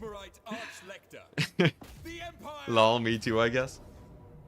Hellstriders are, Hellstriders are a scam to keep you distracted from the real problems. That's true, honestly. See, you have me so focused on Hellstriders. I'm not, you know. What if all these other problems? All these other problems I'm just letting fly. That would be the biggest brain plays ever. That would be like the ultimate Zinch. CA just embraces Zinch. Start gaslighting me.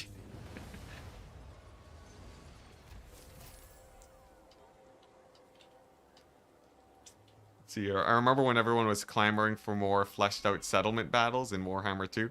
Okay, well that's a different situation. I think the consensus is that I think the consensus is that the settlement battles in Warhammer could probably could have been done. Probably could have been done better.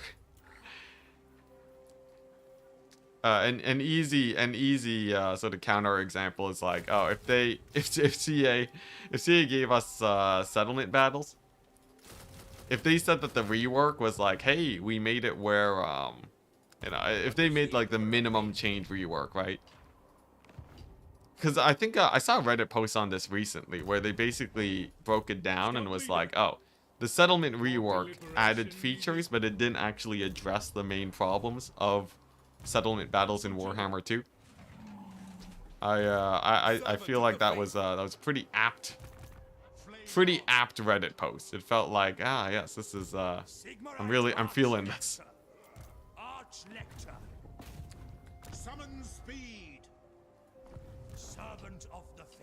See it fix a bug where currency would change to other factions' currency sometimes. Oh, okay, yeah. That was a fairly common bug, though. I think a lot of people were complaining about that one, but it's nice. It's nice that if there's a big thing that many people complain about, at least sometimes we're able to see some solid change. Although it really depends, right? Depends on how difficult it is to fix the bug. What are we doing here? So I have a warrior priest, and he has 1,000,000 range. I'm gonna move him all the way here. Does this count as bug abuse, chat? Does it count as bug abuse if I'm, it doesn't actually matter. I think I just want to know, right? Because, chat, you guys have an interesting take on what is cheese and what isn't cheese. Every time I mention the word cheese, there's always like a kerfuffle. Does the movement bait, if I move further because my characters randomly have infinite movement range, is that bug abuse? Am I abusing it? I'm definitely using it, that's for sure. Let's see here. Oh man, that map is so red. It really sears the eyeballs. Yes, my lord. What's this? See, gutted settlement battles. No one was asking for them to undo it and just get rid of towers. What's this? The tower thing is, honestly, the tower thing doesn't bother me that much, but I understand that it bothers people. What does the emperor bid? But overall, the whole tower defense situation, it doesn't, in the end, right? The only thing that it's really doing in my eyes is just saying, it's just telling you to attack faster. Though it does bring in additional problems, and it wasn't done the best. But it bothers me a lot less than, but mostly because I play a faster play style, I think. For me, I'm rushing settlements anyways, right? But if you want to play a settlement really slow and carefully, getting poked down by the tower is really annoying.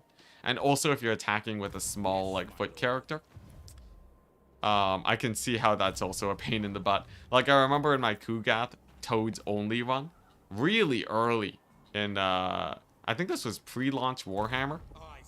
I think this was pre-launch. When I did the Toads only campaign, I ran into a problem where Kugath died to a single unit of Noblar trappers because he did not have the speed to capture the settlement in time. And then I ended up getting cheesed by a unit of Noblar trappers. And that was definitely not great. I do hope that they tune up settlements more in the future. They can still do a lot with sieges. Yo, the sky's the limit. I feel like every time though, didn't something very similar happen to Rome? Where in Rome Total War they like were super hyping up like sort of like siege battles or something, or like coastal landings or something like that, and then it ended up sucking. I feel like this is a familiar story. How many settlements do I have? Quite a few, but not a massive amount. I don't think I've reached 100. Building / rebuilding towers and barricades without having to dedicate a unit. Or some campaign resource for it is nonsense. It sort of depends. It depends on what your threshold of... It depends on your threshold of realism, right? Because like you can say it's nonsense. And then another person can say any game that isn't a historical title is nonsense. And then anyone else can say playing a game and not touching grass is nonsense. Like it's a matter of you know, it's a matter of preference, right? Some people are fine with more gamey mechanics. Oh, it's reversing. He has a reinforcing army. Wait, does that mean it's 2 armies that are massive? No, it's just... Well, that's awkward. Let's go here, I guess. And then get the Pistoliers and kill off their general. Alright, that was an oopsie on my part. But yeah, it you know, it depends on what you want in the Total War game. Total War game, the Warhammer Total War sort of mixed the bag. Mixed the bag. It stirred the pot a lot because the Warhammer Total War games, I believe, really blew up the Total War series, right? It was a pretty big title in the Total War series, but it was also a fantasy game instead of a realistic title, and it diverged from a lot of like what you would see in older titles. Because like when I played Troy, I noticed like, oh, like the mechanics that are going on, the campaign mechanics are actually like really more built up compared to what you see in Warhammer Total War. And I realized that while the Total War battles were really interesting, it's actually sort of like a beginner game in a sense in the Total War series. Like this is the game that you start with super easy settlements, right? And like base design. So I think yeah, and then because of that, you saw like you got like a whole new community coming into the series who had vastly different thresholds for what they like in a total war game. And then that just mucks everything up. It just mucked everything up.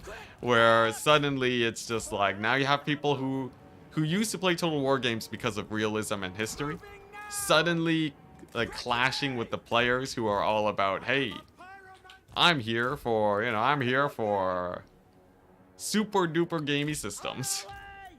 What's this? Tormentor sword. Tight. Okay, that is just AI. AI, don't spoil me, AI. Don't spoil me. Oh my gosh. That's a good one. Now, my Pistoliers are doing terribly versus General, and I think that will spell doom for me. Also, that was a terrible Flamestorm. That was a really bad Flamestorm. It missed, like, everybody. How many kills did he get? 75? Okay, I guess it was an okay Flamestorm. I just missed them a bit. The new settlements have been difficult for us players to adjust to. Who relied on artillery too. Oh, like the settlement maps? I could see that. Moving out. Okay, nevertheless, infantry is not a huge problem, right? I have grenade launchers. The biggest thing that I have to do is just focus fire. I just gotta be able to focus fire their single entities, and then we should be good. Take the ground. So what's so good about Jade Wizards in Franz's army? What's so good about Jade Wizards in Franz's army? Clearly not a Franz campaign connoisseur. Jade Wizards are huge because he has the Sword of Cain, which gives him insane resistances and makes him one of the strongest fighters in the entire campaign right now. So, sort of being able to heal him and to maximize that value is massive. And on top of that, Jade Wizards have a very strong spell right now called Dwellers Below, which is a super powerful vortex. So, you have all the DPS of the other lores of Magic, but you also have the fact that that you come with healing. I assume you were being serious. You might not have been, but I'm just gonna answer it as if you were. Yeah, you know what? Like, it's great, you know? Why not just heal the god amongst men? The, Sigmar reincarnated. The destroyer of worlds, friends.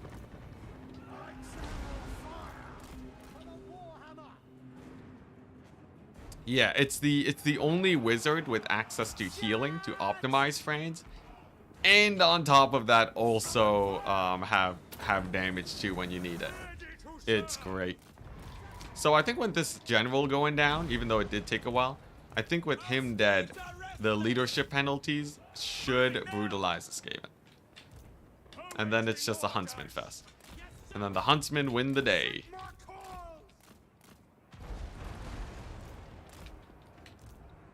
Dwellers Below don't hit all units unless you have them in the casting circle now.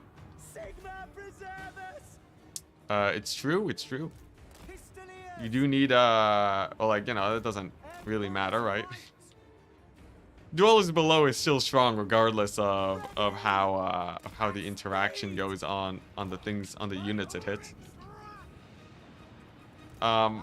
Though actually wait, no, Dwellers is pretty unchanged actually. Dwellers is one of the more unchanged spells from Warhammer 2, I believe. I'm pretty sure it's actually quite similar, unless I'm terribly mistaken. Man, this guy was so tanky. How much life does he have left? 180? Oh my gosh. Okay, here we go. So get some focus fire on the Plague Monks. There we go, General down. Now I don't have the grenade launchers anymore, but I don't think I need them. I think my Huntsmen win the day. Between them and the Halberds, I'm pretty sure the Skaven can't kill my army, as long as I can jump their range units with my guys. Then for our wizard, you know, we got the Rune Fang on him. We got the wizard with the Rune Fang. He can help beat up these here single entities. And then it should be a W. despite some pretty devastating losses. Not liking those mortar shots, but still looks like a W. Still looks like a W. There we go. Okay, maybe not. Maybe it's not a W. It depends on how quickly we kill off these single entities here. And then there's also a unit of storm vermin. But let's see here. If my cavalry kill the weapon teams, right? And my huntsmen don't get jumped, I think we're still good. Though it will be a little bit sus. Huh? There we go. Line of sight's looking good. Let's focus fire the doom wheel with these guys. Wizards in the air will maybe get a burning head, perhaps. Looks like the weapon teams are almost living. Oh boy, this is gonna be one of those battles, ain't it? It's gonna be one of those battles. At least with their general down. Dang it, barely no winds of magic for the burning head. That would have been great for the infantry. Seems like their weapon teams are mostly dead though, and I can probably use my general to kill the other unit of weapon teams. And the huntsmen are still in fairly good health. I feel like they might be able to pull it through, though it's going to be very close. Pistoliers suck so much compared to other skirmish units. They're really bad cavalry. Fun fact, Pistoliers have a charge bonus of 22. So they actually have relatively similar charge bonuses to infantry. If you compare them to like even like, you know, any sort of melee infantry unit, their charge bonus is pretty low. So as a melee cav unit, they're quite bad. Though they were fairly common back in the multiplayer days. You would actually see Pistoliers getting taken very often for the Empire. They're just terrible in campaign. Yeah, I feel like the war wagons are better. This was sort of my main test for them. I wanted to know if the Pistoliers would be able to be a more cost-efficient war wagon. But in campaign, I'm really feeling that I want that sweet armor-piercing damage. It's all good, though. It was a good test. Gets me prepped so that I know to get war wagon spam for the Skaven. Is war wagon spam the way to go for Skaven? I think that was, right? War wagon, cavalry, grenade launcher.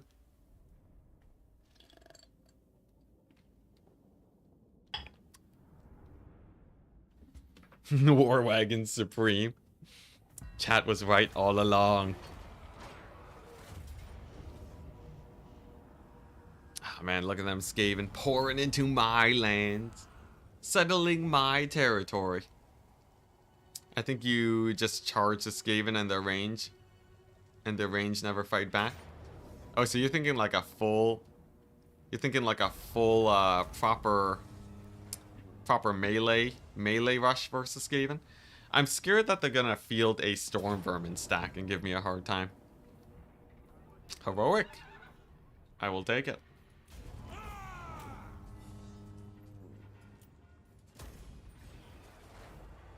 Rockets and more rockets.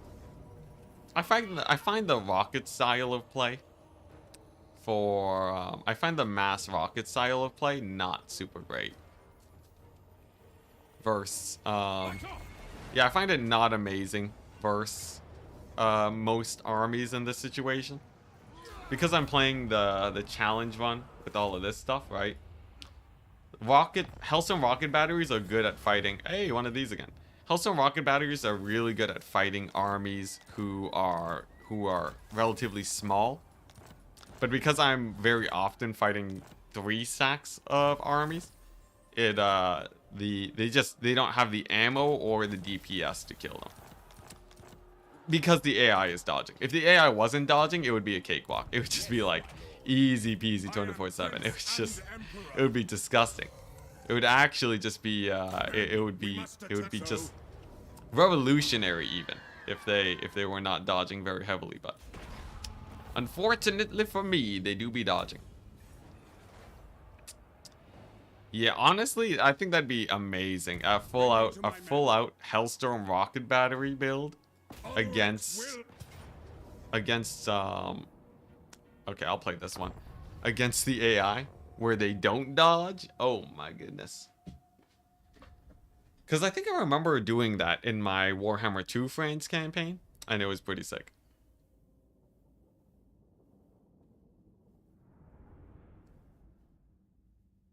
Oh, I was going G for pyrotechnics. I do not follow what you are saying. Ready? I do not know if this going G you speak of. Ready! To me, man! For Heldenhammer! Rocket wagon combo. Rocket wagon combo. Rocket wagon could be pretty interesting. I feel like rockets with Outrider grenade launchers could be sick. Rockets and yeah, rockets and having grenade launchers to clear up some infantry, and then like some wagons for single entities. Oh, that was the biggest problem. The rocket builds didn't work against what I was fighting, which was the mass Terrorgeist spam of Vlad. Yeah, he would spam Terrorgeists, and no amount of war wagoning or artillery or range would be able to kill them. The only thing that would work was France and like, you know, and I would trade decently with cavalry stacks and auto resolve okay with outrider stacks. I just love multiple Hellblaster wagons. Multiple Hellblaster wagons would be sick. I would also love that. Sick. Okay, there we go. So that's good. France is back to relative safety. We have the scout. No undead army nearby. France can probably fight Vlad over there for the umpteenth time. And then I have an interesting situation here. Kemmler. This army's pretty beat up. I think I merge my guys. Recruit me some more. Like so. And then make just sort of a solid auto-resolve build here. Yeah, I get like some more grenade launchers to support there. And then he can push up towards Gorst. Because if I can, jeez, he can almost make it there. If I can just push up towards Gorst and take over this settlement, it means that the only direction Gorst can come from is, he only has here, right? It means that Gorst can only really come from here. And here. And technically through here. But like mostly he'll be coming from those two directions. And this just will become so much easier to manage. The wild makes warriors. When can you summon the elector counts? In 16 turns, actually. I've already summoned the elector counts. At least a couple times today. It's been glorious. I think this is a win. I can't believe Archaon's actually fielding like proper armies. It's crazy. The new Fort Quantum. Yo, it's gonna be hype. It's gonna be great. New Fort Quantum. Because Gorst is like, he controls basically all of the Darklands. So that's what I want to do. What does summoning the elector counts do? It refills your elector count units. So if you've just recruited your elector count units, you know how there's a timer to get them back. It will reset that timer. So if you want to, like, you know, summon all of the, if you want to recruit all of those special units, if you want to recruit all of those units, you can do it twice with the summon the elector counts button. It's pretty nice. It's interesting. There's a surprising amount of people that don't know about this. Maybe I should make a video on it. Or like have it as part of one of, okay, so one of the video series I have been mulling around is a sort of a multi-tip video, because I have a lot of tips that are too basic to be worth a full video on, but important enough where I feel like the people should know. So if I combine that with a video that has, many other small tips, right?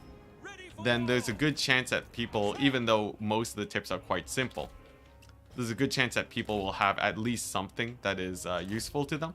And then the video will be good.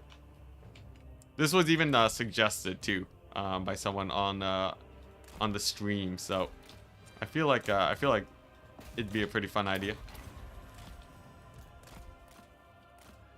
I played so many Empire campaigns and I've never known about that. It's because a lot of people don't really talk about it.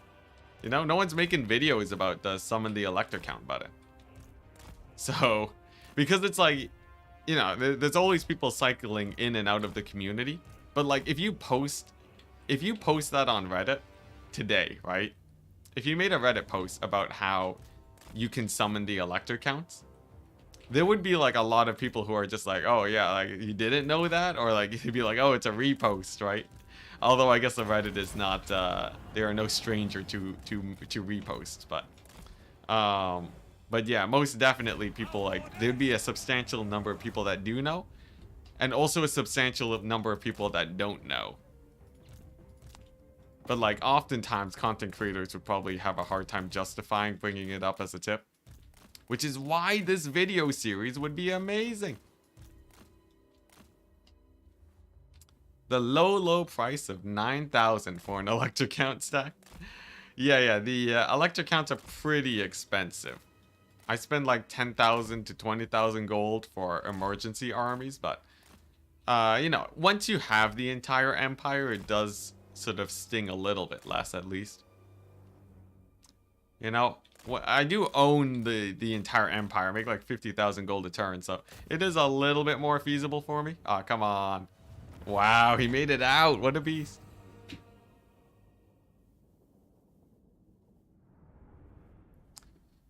Just honestly, a deep dive on each faction's mechanics and common tactics or exploits with that faction. Oh yeah, like that would be sick. I wish I could make content like that, but I don't know how to do the format well. Because Warhammer is a pretty old series now.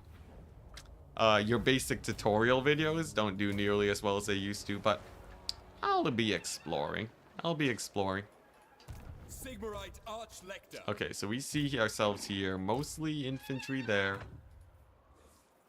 Yeah, I'm gonna park him at Kislev. If they attack Kislev, they'll be met with staunch resistance and a siege battle. So, and then like this army can just chill here, hopefully get attacked and then retreat, debate them. Man, Chaos though, what a menace. What a menace Chaos is. Archaon's been putting in the work, man. He's actually sort of like a mini crisis in and of himself. Do a pilot for Vampirates. You know them well enough. I don't actually know Vampire Coast in campaign. I know them for multiplayer, but not in campaign.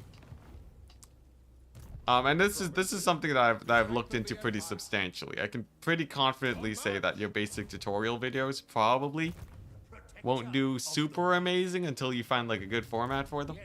Like, you can probably make them work, I guess. Okay, I'm not gonna say you can't make them work. Because the thing is about YouTube, if you know how to do titles and thumbnails well enough, you will make it work. But for me, the amount of effort that I'd have to put in to make the series work is sort of difficult. On top of the fact that I'm missing a lot of knowledge too. Okay, Bellacore. Alright, I see how it is.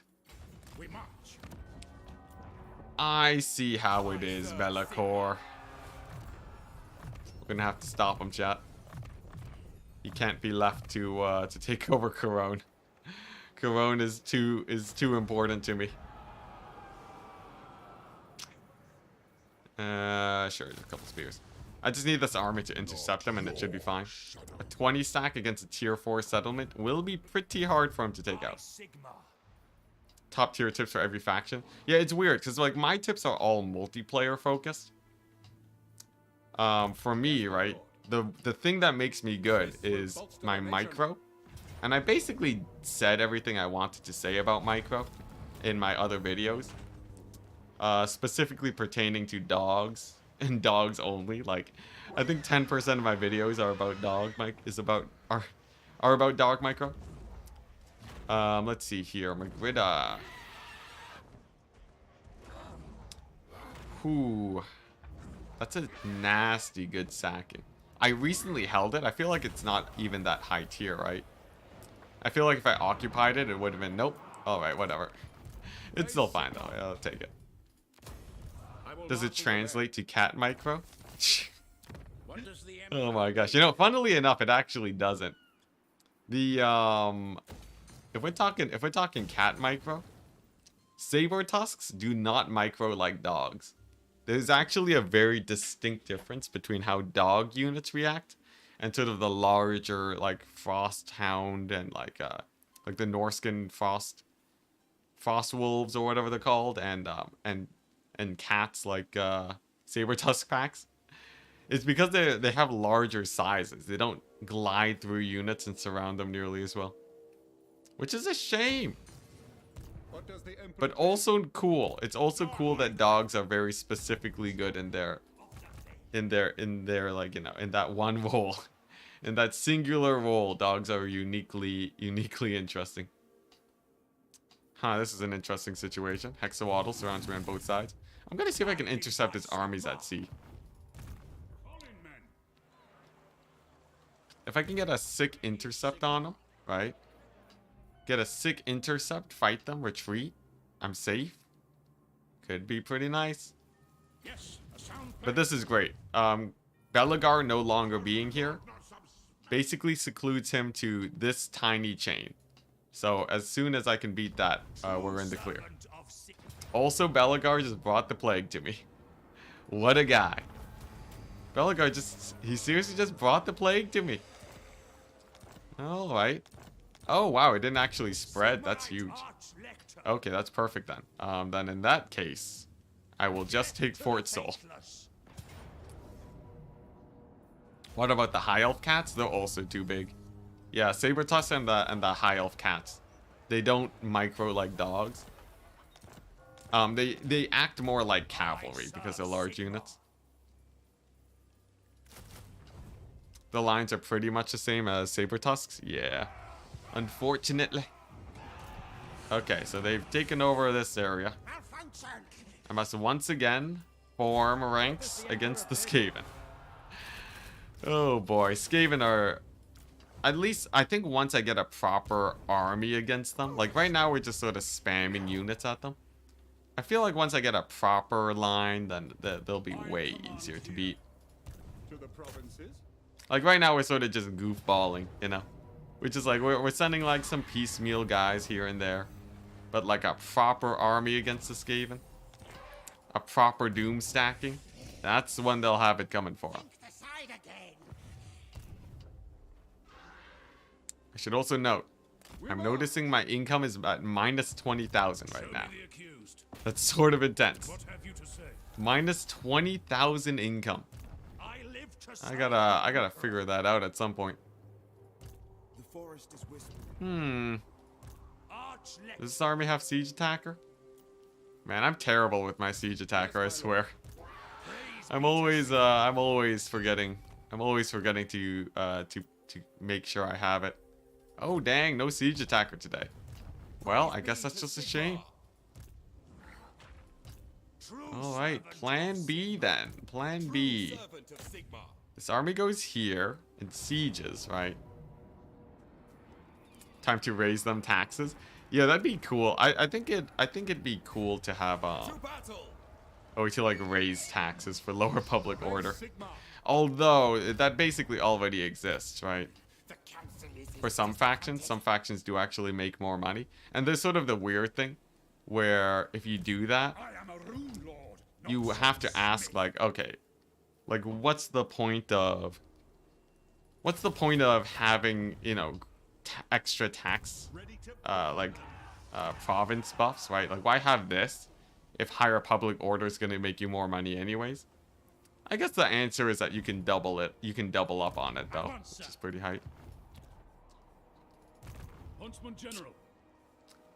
Okay. My powers are yours. So, Relics We are without siege attacker. But I do have me. No, we're just without siege attacker. All right, it's fine. We'll have a tower built. We can attack them in the next turn. Remember, guys, we're only Twitch chat. We don't even get a cap. Oh yeah, Salmon Suke, hello. Happy to have you on the Twitch. Sorry for neglecting Twitch chat. Like I said, when I get a manager, I can finally assign him the task of. I can assign him the task of figuring out how I can read Twitch chat and YouTube chat at the same time while having all the features I want. And then once that happens, the age of Twitch chat shall arrive. I think your technology videos are amazing for different factions. Oh, yo, the tech videos are great.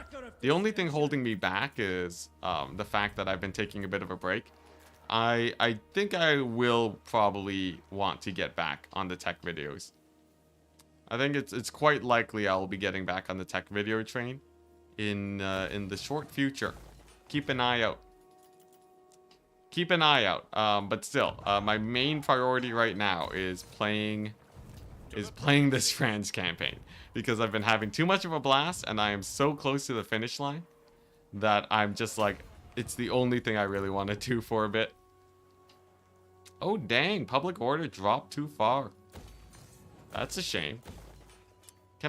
I don't want to turn off collect income. I think I can just maybe I can get a general of the empire and level him up, right? I will marshal the band. Yeah, the technology videos are pretty fun. I think I'll be returning to that.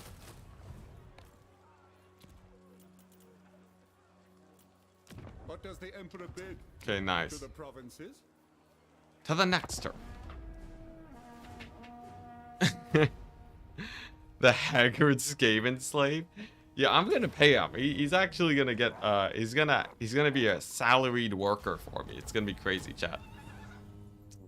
The plan is, right? So it's going to be overall a net minus for me in terms of income for a bit. Obviously, if paying a man and supporting a guy when you're barely supporting yourself is a lot. But the theory is that expanding the channel into a larger company should be able to speed up the growth by a pretty significant amount. Is Norska dead? No, they're fine. Norska's thriving, man. Oh, dang, he chased.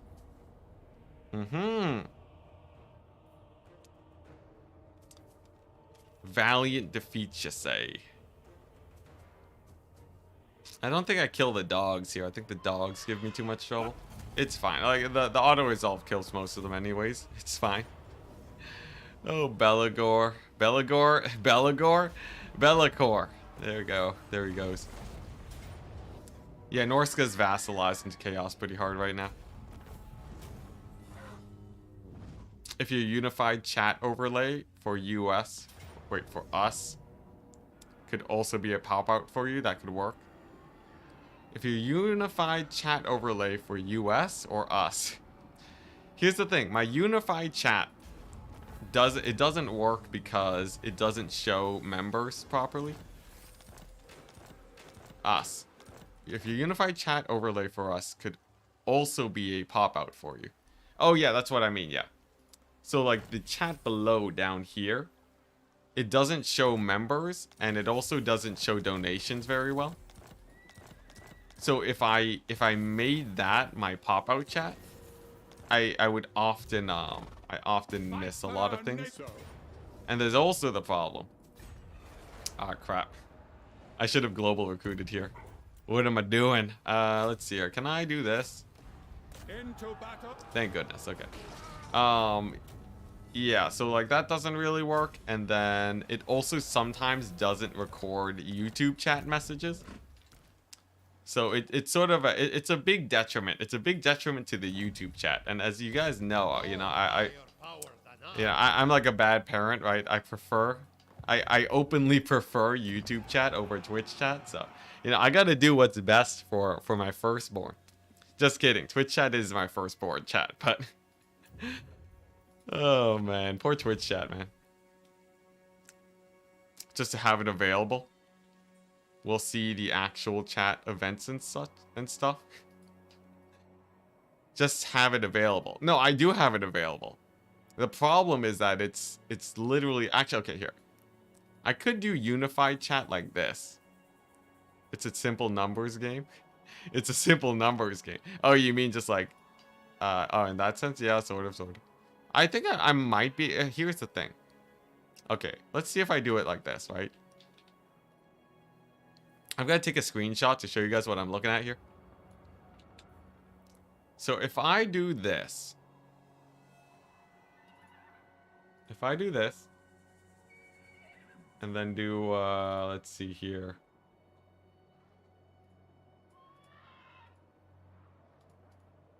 Yeah, here we go. I could overlay them like this.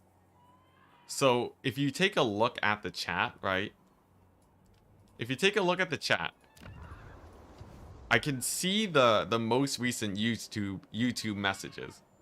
And then if I see Twitch chat sort of messaging, right? How should we proceed? Then it should pop up pretty close to where I'm looking, instead of being like, you know, further away. And then like, because the Twitch has the Twitch icon, I think that makes it a little bit better. Maybe. Is there a way to revive Kislev for vacillation? I don't think you can vassalize Kislev. Because they're a different faction, right? I'm pretty sure that's a no-go. Can you revive them? I can technically revive Kislev, that is true. But oh my gosh, I keep forgetting. Oh my gosh, I keep forgetting. Auto-resolve is janky for war wagons. Unfortunately, it will kill the wagons even if they don't flash red. I think it has something to do with the rounding error, but I'm not entirely sure. I guess this does give me an excuse to add another Empire Captain in here, though. And then over here, this is massive. This is bloody massive. Alright, sick.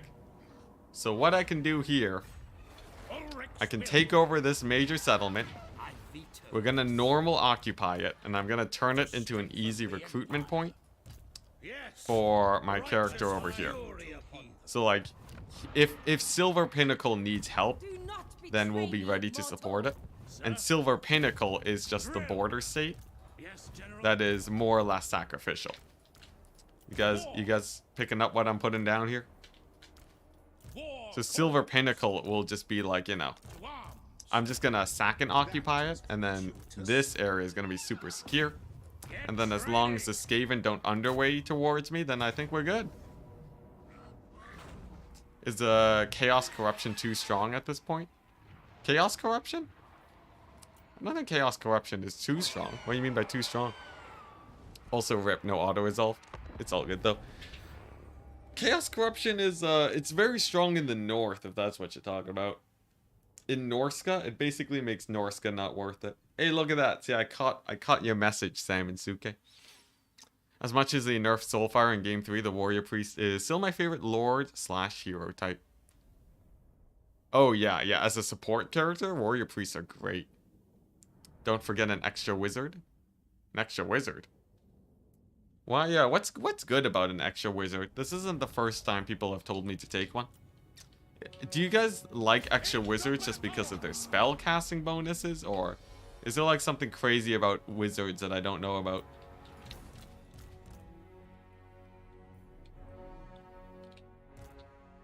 There we go. Nice. Yeah, what's all this talk about extra wizards? Is it so that you can like stack more items on them? Is it just for like the replenishment that's sick? Wizards are cool dudes and I like being around them. Okay, that's an acceptable answer. That's an acceptable answer. Not enough to sway my mind, but I can respect it.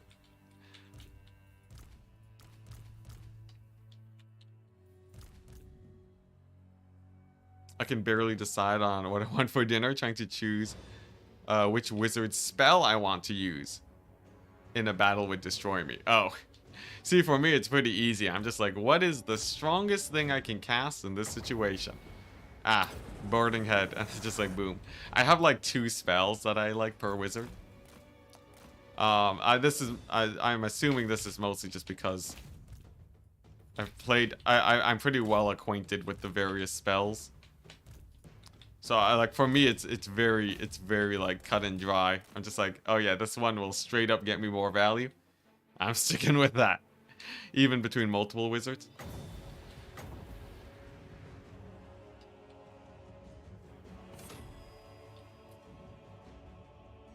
A bit of both. You have extra winds of magic and utility.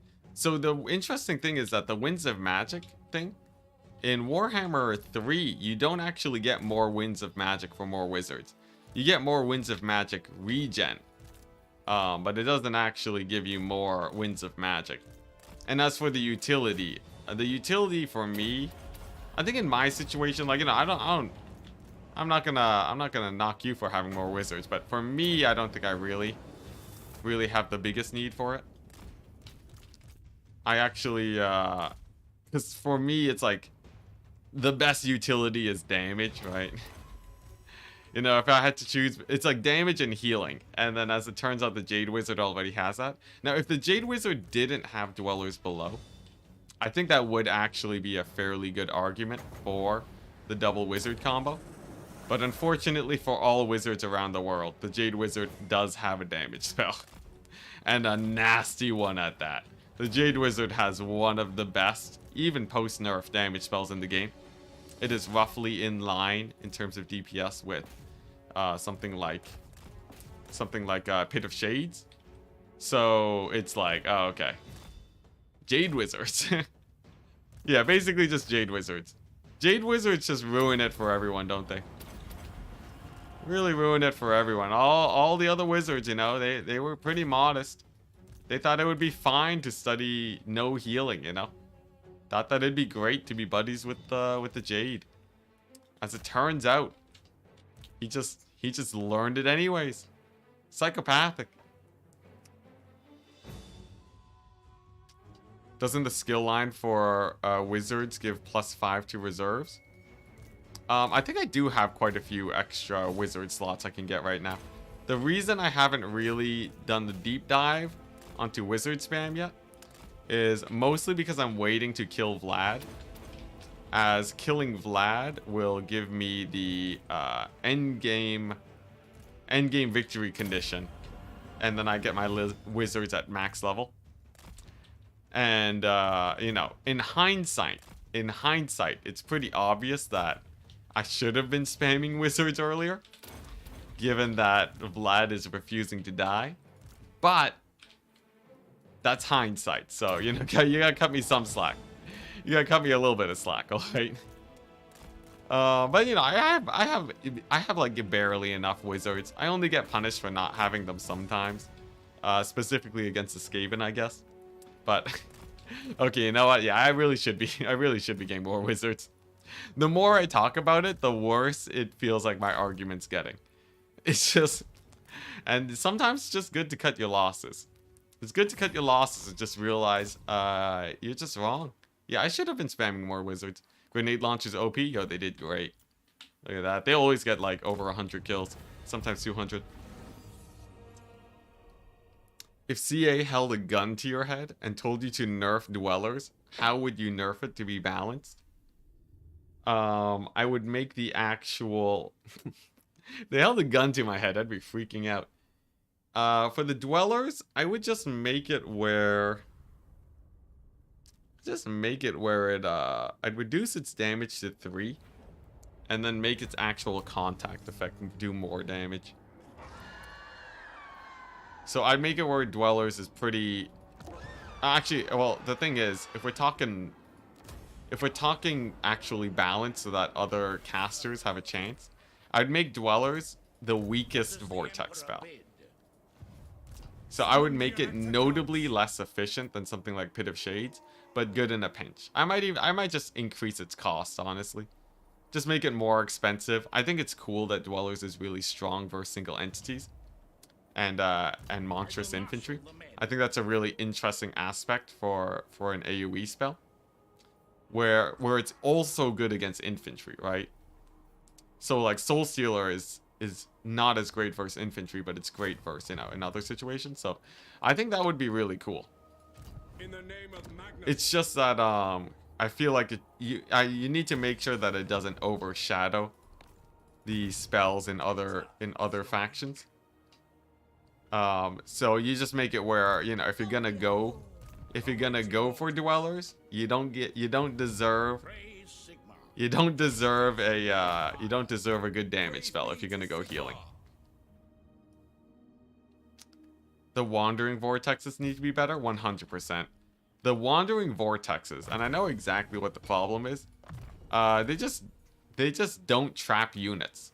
So the wandering vortexes push units away from them instead of pulling them in. And other vortex spells almost exclusively pull inwards. So if you want to make the wandering vortexes better, you straight up make them pull units in. And you probably need to up their damage a bit because they actually move off of the area. Technically your standard, what's it? Technically your average vortex spell, some of them like dwellers don't pull units in, but at least they don't push them out. I miss Firestorm in Warhammer 3. Yo, Firestorm was like the annihilator of blobs in Warhammer 3. That was crazy. And now Firestorm sucks. It doesn't, maybe I wouldn't say it sucks, but it's pretty terrible. Firestorm gets outclassed by, Flaming Skull. It just took me a while.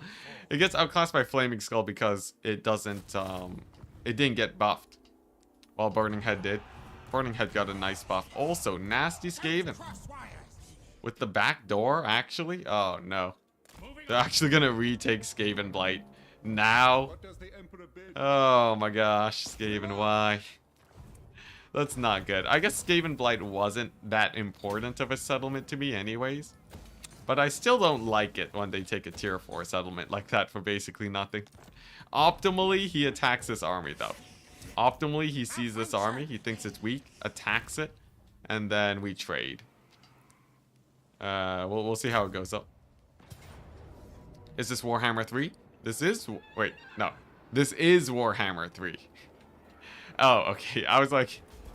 I thought you were just like some... I didn't realize it was you, Sam and Suke. Yeah, this is Warhammer 3. Flaming Skull is good now. It is good in its niche. So I would say use it in its specific intended use case, which is to deal with very light infantry. So if the infantry don't have any armor, if you're attacking flagellants, you want to use it in a situation against in a high armor situation. Do not use it. Most definitely do not use it against armor. But you know, against like, you know, clan rats, any chaff really, it's still good. Though the problem is that it gets outclassed by the vortex spells. Classic vortex spells, stealing all the glory. So don't expect it to be a big W there. What do I want to do with this army? I feel like a proper, strong, standing army is the way to go. So we'll get a couple spears. We have enough grenade launchers. And then the war wagons to counter the Skaven. Like the nice mixed army. Looking good. They cut the damage by a half. Oh yeah, Flaming Skull got nerfed massively. They technically didn't change the actual damage numbers. The thing that they changed is they changed how the physics system of the game works. So previously, the way that the physics would play out is that you would have... Oh, we're getting overrun by chaos here. I'm sort of getting overrun by chaos here. I guess an army at Hurricane is decent. So the way that the physics system works is that in Warhammer 2, if a unit got knocked down because of explosion force, right? And it also took damage. What would happen, at least as far as I can tell, is that multiple procs would go off on the unit. So you would see if a burning head was able to knock down a unit of clan rats, they would take multiple ticks of damage from the burning head. And it wasn't just them getting knocked down. This is the weird thing about this thing, and it shows that it wasn't intended behavior. The weird thing is that it didn't always work as intended, because the spells that would exclusively knock down units would not benefit from this situation. And on top of that, cavalry would also take extra ticks of damage, but only if they were entering their stagger animations. It was janky and sort of buggy, because it's like, oh, my cavalry has to... It's like, you want a spell with enough knockdown force to stagger the cavalry so that they take multiple ticks, and for whatever reason it does more damage if they're blobbed up and their entities are actually like colliding with each other. That was sort of janky. I'm happy that CA fixed it, because now spells are a lot more readable. But then they didn't buff spells in turn. So they fixed the bug, but they didn't balance to match. Either because of time constraints or vast negligence, we'll never know. But because of that, unfortunately, it caused many spells to just start sucking. So, you know, one step forwards, one step back. We're down on money. I don't know how much more I can continuously recruit here. If this army takes over Averheim, which I think it's quite unlikely, where it'd be bad, but like I said, pretty unlikely, right? So I think that's okay. There is power within prayer. Step to it. And then we have this situation here. So Let's get this warrior priest here. Yeah, I think I just have to, you know, we made a good push, but I just have armies that are a little bit out of position. If we can just get them into position, then I believe we shall find ourselves in a good state. I wonder, why is this guy not replenishing? Hinder replenishment? Ah, that's why. He got wrecked. Fireball is crap now? Fireball's actually pretty unchanged. Except for the fact that on Legend or on Ultra size, guys take less damage, but I feel like Fireball's basically the same. Fireball is mostly unchanged. I think Lords have a bit more. This is a multiplayer thing, though. I don't know. Fireball feels fine to me. Maybe I'm totally wrong.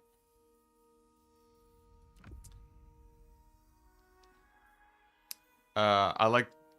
What's it? It spell like Fate of Burjuna. Still bad. Tune or Toon. That was a hard read. Fate of Buna is actually good in multiplayer games. It's bad in oh, actually, you know what's hilarious? This Stahlberg's letter, actually pretty good in high chaos corruption. We can use that to fix that.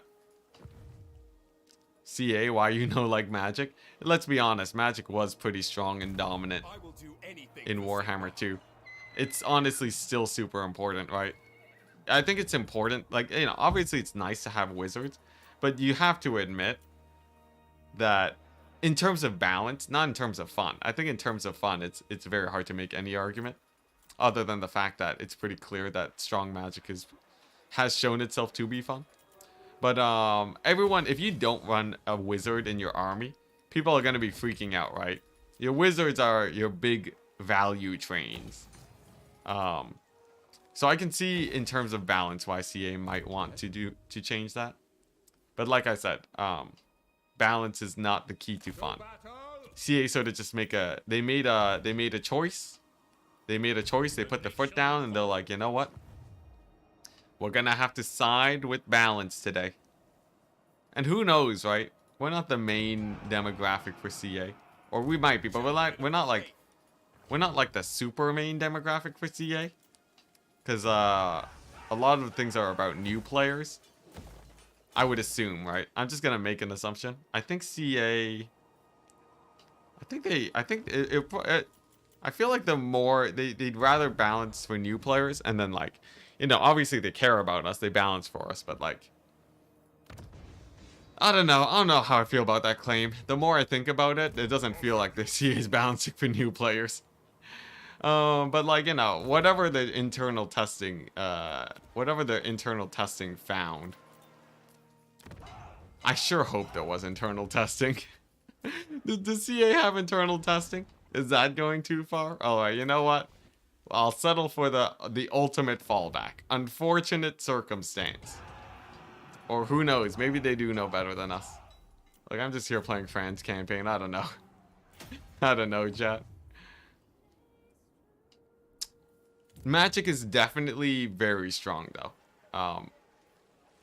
OP is a loaded word because overpowered means different things for different people. But it was definitely the strongest thing in your armies. Like, imagine if I did this challenge without a Jade Wizard. It would be almost impossible to kill the vampire counts, right? It would be almost impossible for me to kill the vampire counts. So I feel like it makes my armies almost twice as strong because I have magic. And for a single wizard to be that important, either CA lean into it, right? And they say, hey, your armies are gonna need a wizard. It's sort of like how your legendary lord is a legendary lord. As it turns out, legendary lords are strong, right? And they lean into that, and then they say, hey, guess what? You're gonna have wizards, right? And that is, you know, and that is like a core tool to winning campaigns, right? And managing that magic. I think that's fine. Except there also hasn't been a lot of dedicated effort to really signal that, right? The game itself literally doesn't tell you to like, you know, it doesn't tell you to get wizards. Some factions don't have access to magic. Some factions have a much harder time getting wizards than other factions, which implies that it's like, you know, that's probably not, that was not what was going through their head. So, I think that's just the problem. Rune magic is still magic. Rune magic is magic. That is heresy. That is heresy both to dwarves and spellcasters alike. That is rune magic. If you're calling rune magic magic, that's like if you took everything off the Jade Wizard except for Awakening of the Wood, my Jade Wizard would still be better than Dwarven magic alone. My Jade Wizard would already be, he would already be multitude stronger than Dwarven magic. Yeah, no, that's it. I think that's end of statement. End of statement. Case closed, man. Case closed. I don't even know what to say. That's like saying spearmen are elite infantry because they are infantry. Alright, magic comes with implications, my dude, alright? Rune magic, that's like saying handgunners are rune magic because they do damage. I refuse, I reject your stance. I reject your stance greatly. Oh man, poor dwarves, man, poor dwarves. Look, if we start calling rune magic magic, CA's never gonna buff dwarves. Or they're never gonna buff dwarven magic. Literally nobody uses rune magic in multiplayer, it's so sad. The only reason we use it in single player is because it has infinite uses. That's the only upside. The only upside is that CA allowed for rune magic cheese.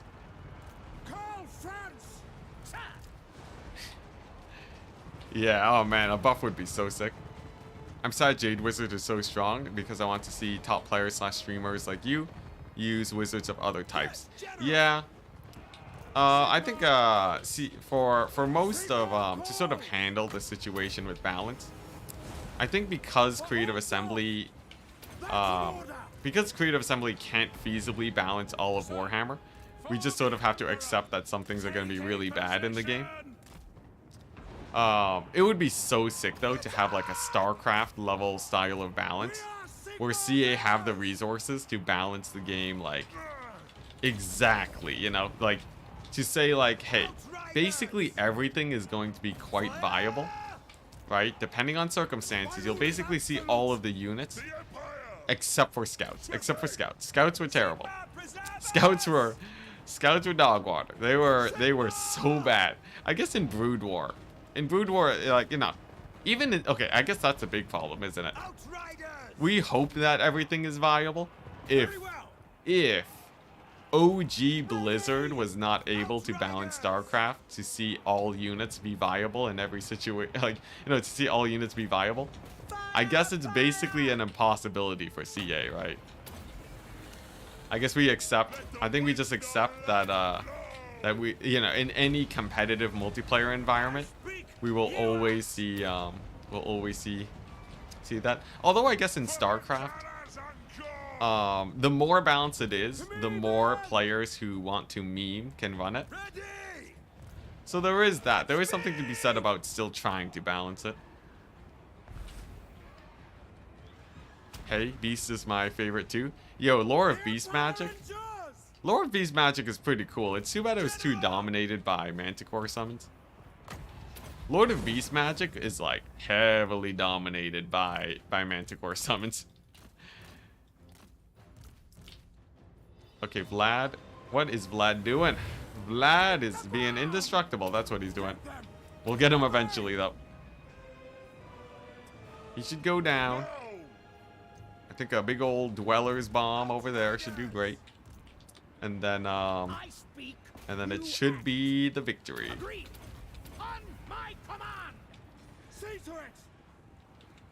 I'm gonna do one more risque Forbidden Rod. It's not called Forbidden Rod for nothing, right?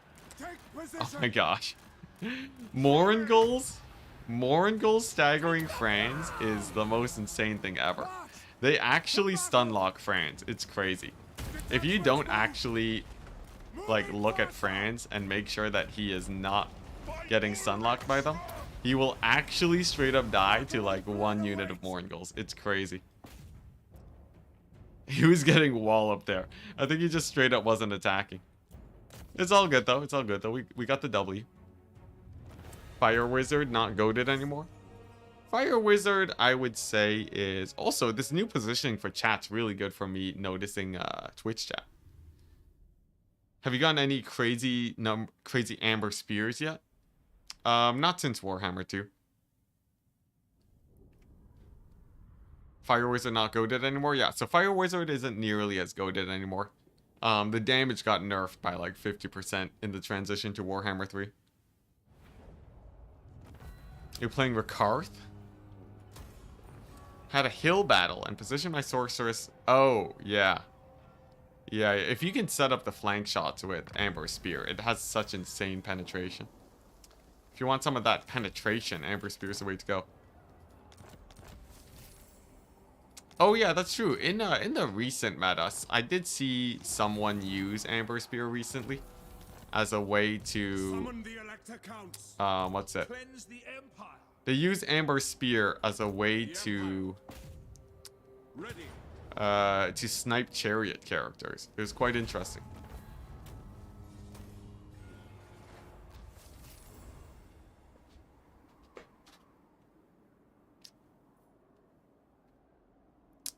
What school of magic is best now? Probably life magic. Jade Wizards are pretty dominant in the meta. But there's I think for factions that don't have access to it, we do actually see like decent diversity. Lore of Tzeentch is great. That sort of pure damage is pretty amazing. Skaven magic always. Skaven magic was actually pretty popular with Flensing Ruin. People were doing some work with Flensing Ruin up until recently. Well, even after the nerf, Flensing Ruin has been an interestingly powerful spell, considering that it was basically not used at all before. Interesting. So Gorst has advanced. Lore of the Big Wa. Wa magic. Wa magic hasn't really been... greenskin magic as of late hasn't been super crazy, I think. I haven't noticed anything crazy there. Oh, dang, we're done. We actually finished. We finished our... we don't have any more things to research.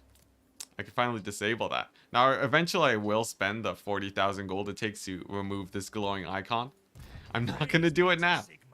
I refuse to spend 40,000 gold to remove that glowing icon. We're going to have to suffer through the pain until we are a little bit more in a stable situation versus the skaven.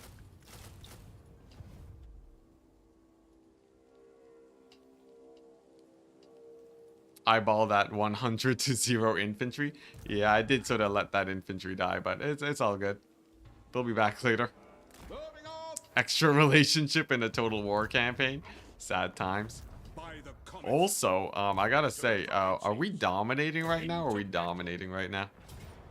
If this is an auto-resolve, oh my gosh, we're dominating. You suck at multiplayer? I tried it versus count so many times. Tried what versus counts? What's it? Skaven magic? Oh yeah, Flensing Ruin got nerfed very recently. But only by 20% damage. It's still a pretty good spell. It's just more in line with how good Final Transmutation is, which is a pretty good bar to hit, you know? If someone tells me, hey, this spell's Final Transmutation, I'm pretty excited about it. I don't know about you guys. This will bolster the nation. I don't think he meant to say you suck. No, I was reading his comment in his POV. Oh my gosh. Yeah, I'm not saying I don't say I suck, all right? I got an ego of, you know, I got a massive ego. You don't got to worry about that, chat. We got the ego of enormity. We're good here.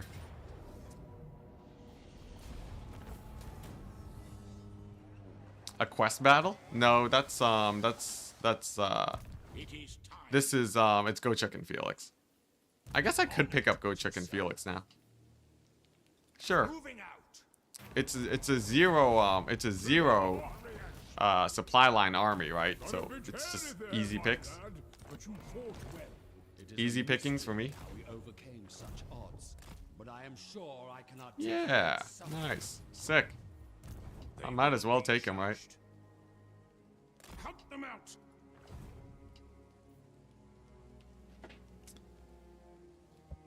What's this? 4 pieces of the pizza from a large pizza in Nerf? Say what? I want to play Altharian now.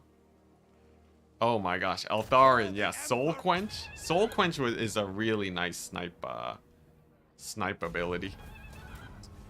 Quench those souls. It has the same damage over time effect, or similar damage over time effect as to what? Oh my gosh, Dead Rise again. Oh, Dead Rise again. Yeah, Soul Quench has a very similar... It has an extra damage that ticks. So it can be really good at killing single entities and artillery.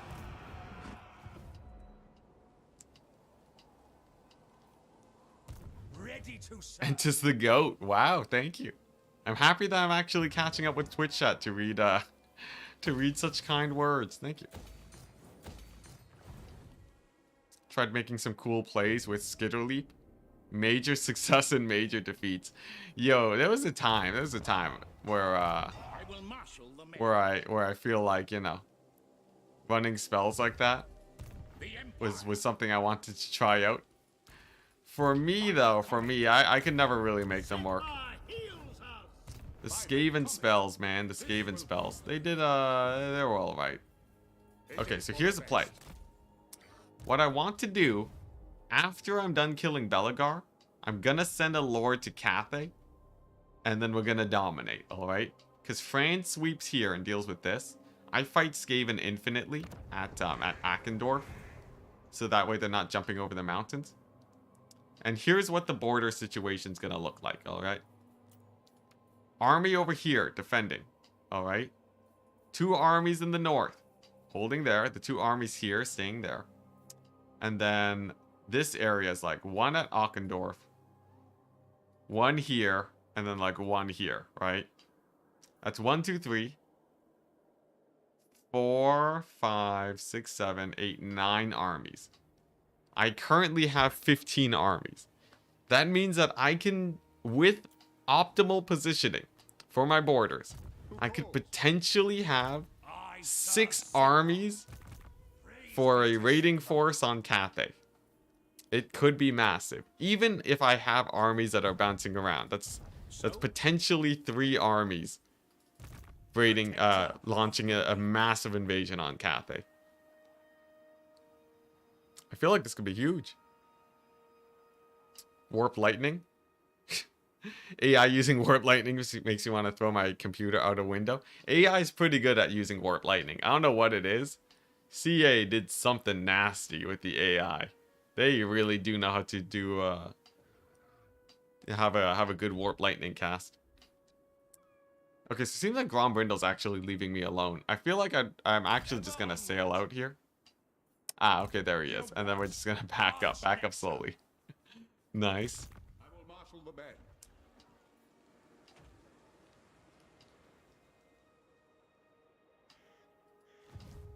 Concentrate that force and finish off the vampires. That is one of the goals, it's true. Interesting, big fight over there. Chaos. Chaos being a menace. Yes, a sound plan. We're gonna see if we can send a relief force with here. Good old Weagle. Step to it. Send them, take out the extra Kislevites too. Is Nakari dead? Yeah, Nakari's dead. Nakari's like full dead. Move. Yes, my lord. Yeah, alright. Alright.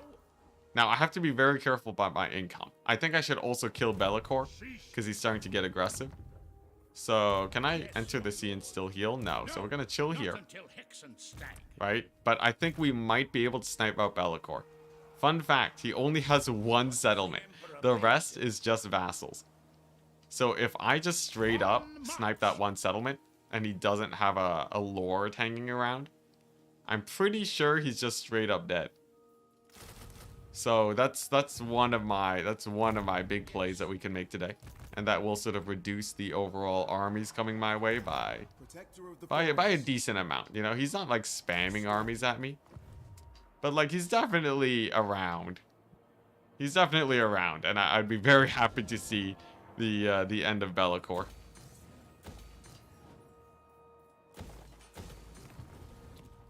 Nice, solid turn. Very solid turn.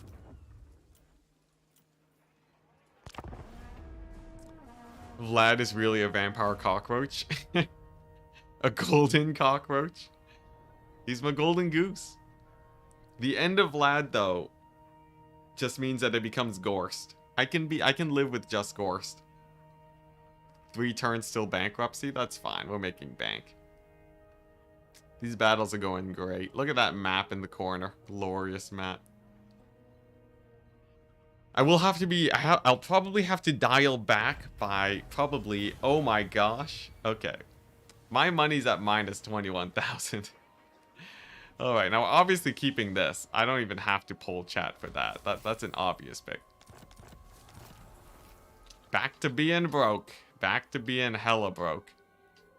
Alright. I have to take some aggressive battles now. I have to take some aggressive battles and not recruit. Because we are broke. We are capital B broke right now. I need to fight some battles, lose some armies, and then we'll be fine. All right. Aha. Let's see how this goes. Can I save Kislev? I serve Sigma. Forgive me. Who's sieging? This guy? Can I save Kislev? Looks like It looks like it's a no so far. Because this army can't get close enough. Oh, that's awkward. Well, he's probably dead. He's probably gonna get attacked by these armies now. But if it distracts them, maybe he saves Kislev. Big plays, big brain plays. It will also solve the economy problem, as always, losing him. Let's go ahead and take Karak Ungor real quick. There we go. Yeah, no, this isn't the end of the world. Look at this. We're pulling ourselves out of potentially potential mass poverty.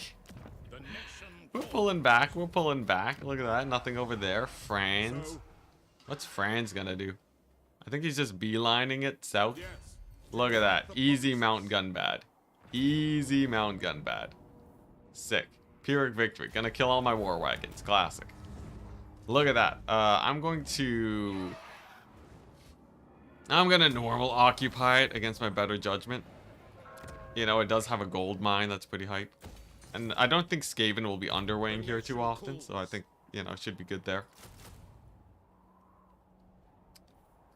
Release those greedy peasants of their worldly possessions. Which peasants? Bretonia's dead. Are you talking about the undead? I guess that sort of works. Oh, beautiful. Oh, you mean these guys. You mean my guys. Oh, yes, of course, of course. There you go. Boom. Economy situation solved, chat. We've done it. We've solved the economic crisis. That was a nasty auto-resolve, but it was totally worth it. Nice. So now we push towards Skaven. Come on, give me another good auto-resolve. Give it to me. Close defeat. I think we win this battle.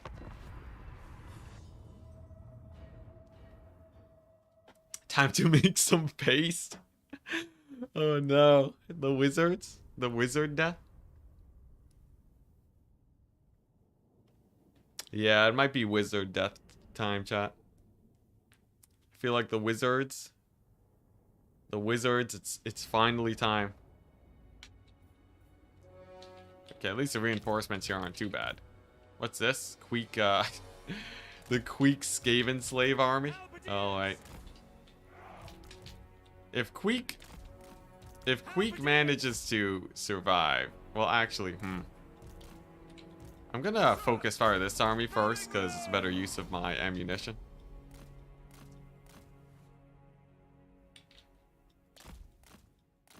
It always makes me laugh when battles where I would be like, no way in hell I could beat that, Enticity can almost always confidently win.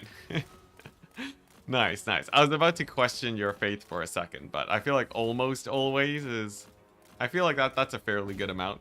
This battle is definitely one that we might not win. I'm gonna break it to you right now. This is actually just me finding an excuse to throw away this army.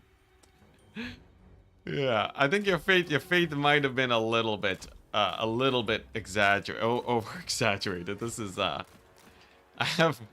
have only a few war wagons here.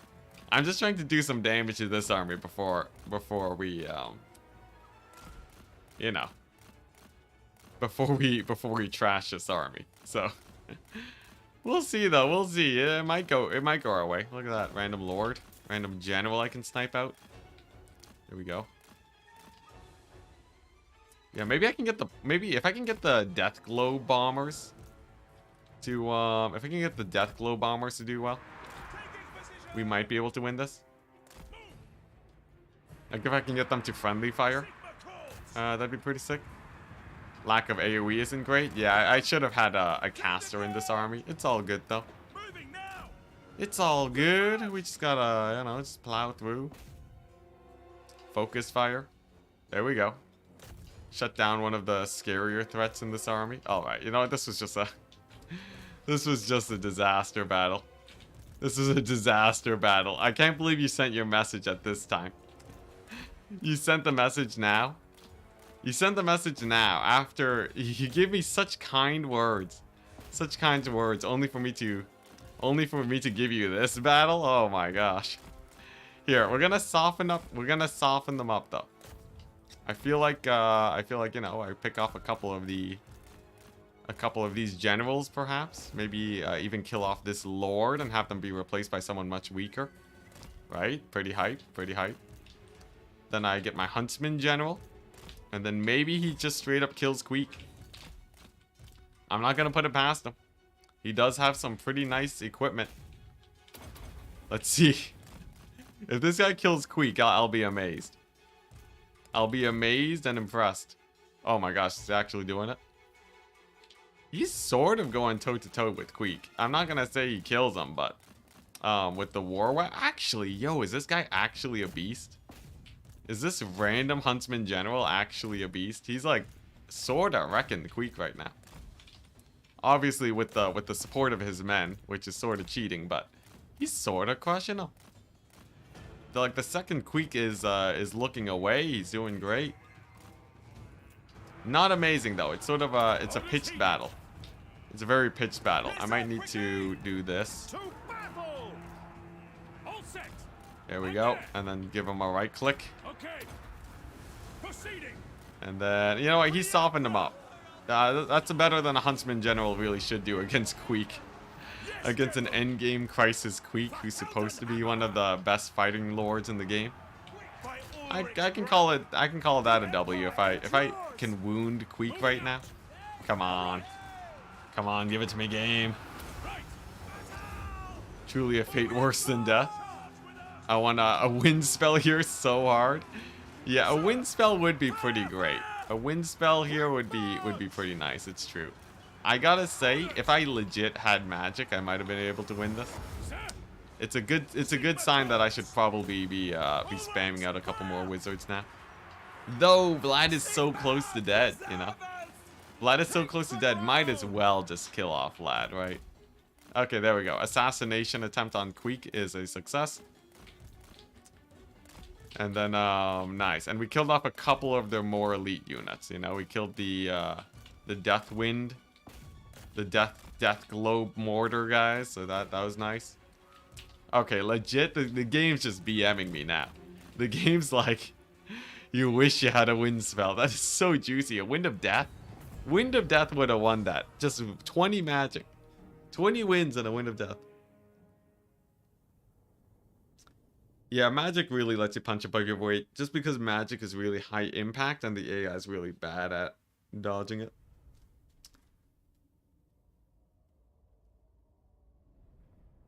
Does it make you queak in your boots? That pun is terrible. I'm happy that I killed him so I won't have to hear more queak puns. Alright. Let's see here. What's this minus 20 leadership for local enemy lords? What's that? Is that like Queek's thing? Alright. You know, that went okay. It was an assassination mission. Minus leadership when fighting Skaven. Oh no. Let's see here. Yeah, I know this army's just Skaven slaves now. This one's a little bit beat up. The wild makes warriors. I can he's dead. Oh no, he's not dead. I think they don't have enough movement range to attack him possibly. And then we're gonna do this. We're gonna do it. Alright, chat? Twitch. Give me a wizard suggestion. Give me a wizard suggestion. I want to see 4 wizards and then YouTube gets to vote. It can be any. It can be any wizarding suggestion you wish. To the provinces. Actually, we need a few wizards. I think yeah, I think we'll pick. We'll let YouTube vote. But yeah, Twitch chat, you gotta give me some picks. Lore of Beasts. Anything else, Twitch? Come on, you're making me run dry. Just a single suggestion? Just Lore of Beasts? Come on, you gotta prove yourself. Shadows. There we go, Shadows. What am I gonna do with this army? I guess we're still fighting Belagar. I'll move here. Go Trek and pick some stuff up at Altdorf. Life. Pretty hype. The blue one. The blue one, fire. All right. Let's see here. So lore of fire, beast, shadows, light, and the blue one. There we go. All right, there we go. This one's on you. This one's on you, YouTube chat. I'm going to pick all. I'm gonna pick two wizards. I'll pick the two wizards that win the top vote. Huntsman General. Ooh, we got a lot of people voting the blue one. Champion of the faith. Of course, of course. Sigma. 60% the blue one. All right, all right. I think that's well. There's only been 15 votes. I guess we'll let it roll for a while while I manage my other armies. Grombrindle sort of chilling. I am a rune lord, not some smith. I'll just park here. Maybe aggro or wood elf or a high elf army. Oh dang, beasts and shadows dead even. Beasts and shadows in a close race. If you want to change the course of this campaign in terms of what wizards we're running, this is your opportunity. Looks like at 30 votes, beast 20%. So what's Gotrek gonna get? I feel like Gotrek should be fighting Skaven. I feel like he should be spamming, like, you know, mass cavalry war wagon. Oh my gosh, it keeps fluctuating. The lore of vampires for the healing. Yo, lore of vampires, it is undead specific, right? It can only target undead. I'm pretty sure Invocation of Nahek doesn't hit. Like even in team games, you can't use Nahek to heal your allies. I might be wrong though. Okay, looks like the poll is done. It's gonna be the blue one and shadows, chat. The blue one and shadows. All right. Well, that's basically blue and dark blue. Very nice choices, chat. Very nice choices. Always impressed. Let's see here. Yeah, and then shadows. Celestial, and shadows. Monster tracker, nice, beautiful. And then wizards always basically fill up all of their slots. So I'm just gonna do auto assign skill points for them. Deep's magic is also fun for damage. Yo, Lore of Deep's magic has some of the best damage spells in the game. Kraken's pull is especially, that one's sick. Oh dang, Belagar just straight up sailed here and just disappeared. Scary. Yeah, we're gonna get some fat comets of Cassandora in this action. In this, we're gonna be getting some pretty good comets of Cassandora, I think. Crushing defeat, you say? This guy have a potion of healing or something? Crushing defeat, really? It's gonna slow down my momentum so much. It's a settlement battle. We can just back cap. Says the Kraken King. Yo, the Kraken's pull is what earned me the title. It has a special place in my heart. I've never ever heard of crushing defeat. Oh dang. Wow, well there you go. Get educated, son. Yeah, crushing defeat, it's a thing, it's a thing. If you ever have a terrible army. Anyways, I could cheese it with the cannons by firing into this area, but it'll be a little bit faster if I back cap. Yeah, Kraken's pull, it's one of the vortex spells that hasn't been nerfed yet. Don't let CA know. Alright, don't let CA know. But Kraken's pull actually does as much damage as, it basically does as much damage as Pit of Shades. And I'm talking Pit of Shades before the Pit of Shades nerf. The only downside is that Kraken's pull has a bit of a wind-up. It takes a little bit to actually cast. It's a tiny bit slower. And it's also, you know, Vampire Coast specific. So it's competing with stuff like Lore of Vampires. I'm filing a bug report now. Oh no. Yeah, Kraken's full, it's been untouched since the purge. So it actually one-shots like a unit of Lothar and Seaguard. It's crazy. They shouldn't nerf any of the magic? Well, you tell that to CA, alright? I think, from what I can tell, CA is they're pretty set in their ways now. Unfortunately, CA is pretty set in their ways about sort of bringing magic down to this new tier of strength, where an overcast burning head will only bring a unit down to half HP instead of 0. I honestly feel like in terms of balance, okay, from a balance perspective, I think CA did a decent job with magic. I think most of the magic is balanced now, quote unquote balanced, as in it is strong, but it is not completely overshadowing everything now, you know? From a everything else perspective, it doesn't seem great, but what can we do about it, really? Like, I think CA, they probably achieved the goal that they set out to do. Whether or not we agree with the goal is a different situation, but I don't think we'll be convincing them anytime soon.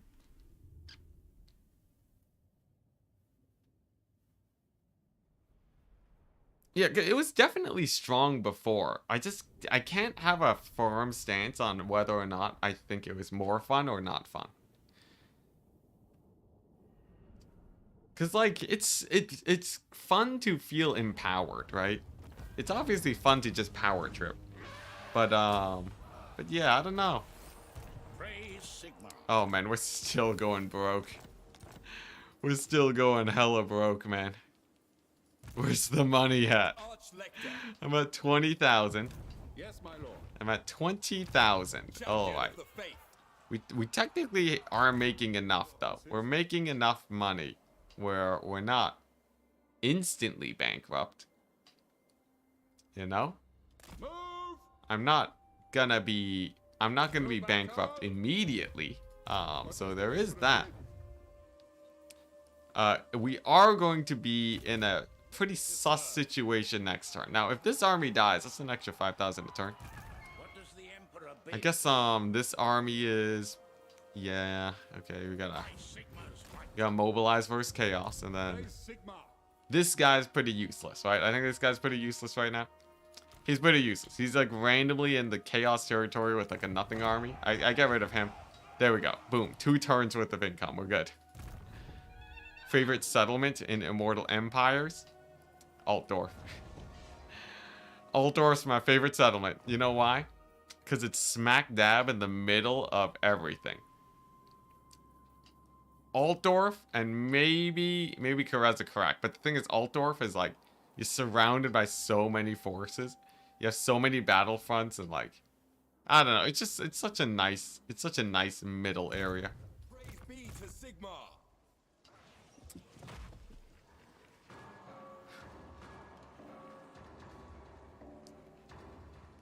The Legend Noctilus campaign? What's this? Oh, you guys are just talking amongst yourselves. Alright, no problem. Oh, are we talking about like retconning stuff with Noctilus? I'm no lore person, so I know nothing about that. Here we go, the last holdout for Vlad.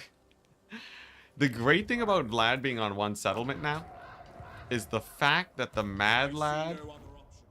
It's the fact that Vlad basically... Actually, I could just hold Gunbad.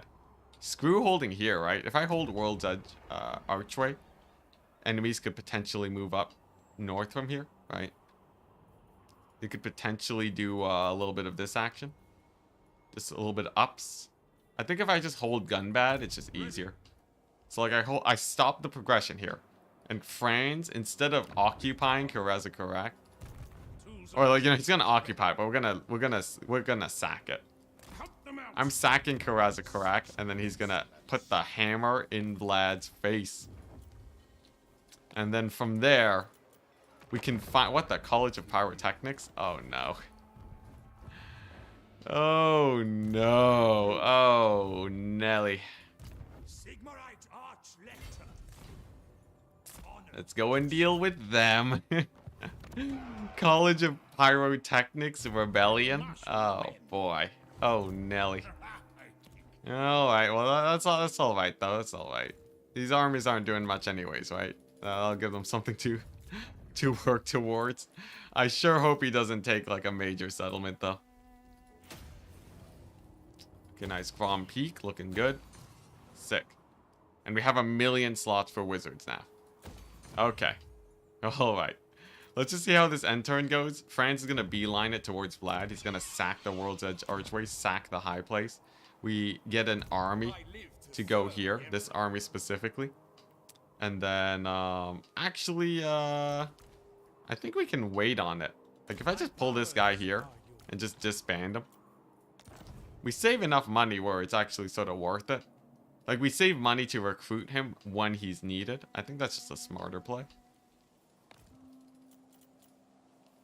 Disaster mode? What's this about? Disaster mode?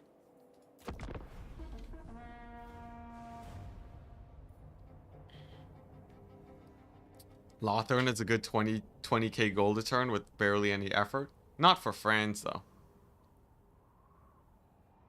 As a favorite settlement, though, Lothern's pretty hype.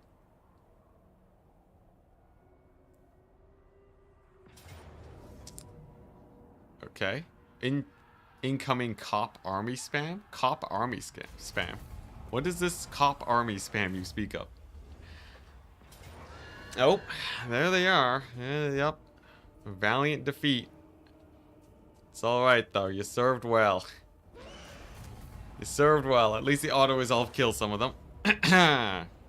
The question is, did I soften them up enough to win a settlement battle? I might have. I might have. Here we go. I think that March Stance army, the sacrifice was painful, but the sacrifice might not have been in vain. There's not a lot left here for chaos.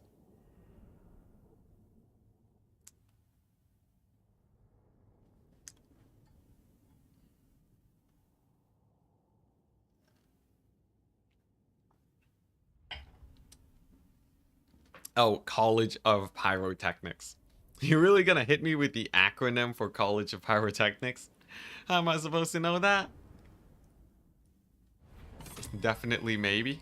Definitely maybe. Oh my gosh, I'm getting like no context. The no context Twitch chat. Terrifying. Alright. Here we go. So I have for myself here a bunch of war wagons, alright? We also have some tiny shreds of infantry. If I can use these guys to man the towers, right? And stop and hit them as they approach and kite them with the wagons in this open field. I think we win it. I think we win this. I thought he meant police armies. That's what I was thinking that too for a second, honestly, I'm not gonna lie. I'm like, you need like incoming armies to stop, you know, to stop the wrongdoers, wrongdoers. I can't think, it's getting late. The criminals. I don't know why. Man, I'm just not thinking today. What a long day. There we go, tower. Remember the tower? Kite out Archaon. And then ignore the trolls, I guess. I can sort of beat up the trolls with my guys. Honestly, this is going pretty great. If I just kite them through these towers, we might be able to defend Kislev. Wrongdoers, what is this? 1940s Batman? Yeah, I don't know how that was what came out of my mouth. I don't know how that was what happened, but it definitely was. Okay, nice. Towers. Towers for days. Get the grenade launchers coming back. Get the crossbowmen here. Spears. There we go. And then, yeah, we just sort of keep cutting them through these, the towers. And I think that pokes them down well enough, you know. He does have the bloody fist of corn there. It's fine, though. It's just the bloody fist of corn. Everyone's got to deal with the corn's bloody fist once in their life. Now's the time for us. Here we go. Nice. I do not fear death. And then I think we're good. Then I think it's a W. Like, a couple of monstrous units might sort of slip through the cracks, but it's not like my grenade launchers can't give them a bit of a beating. Quick march!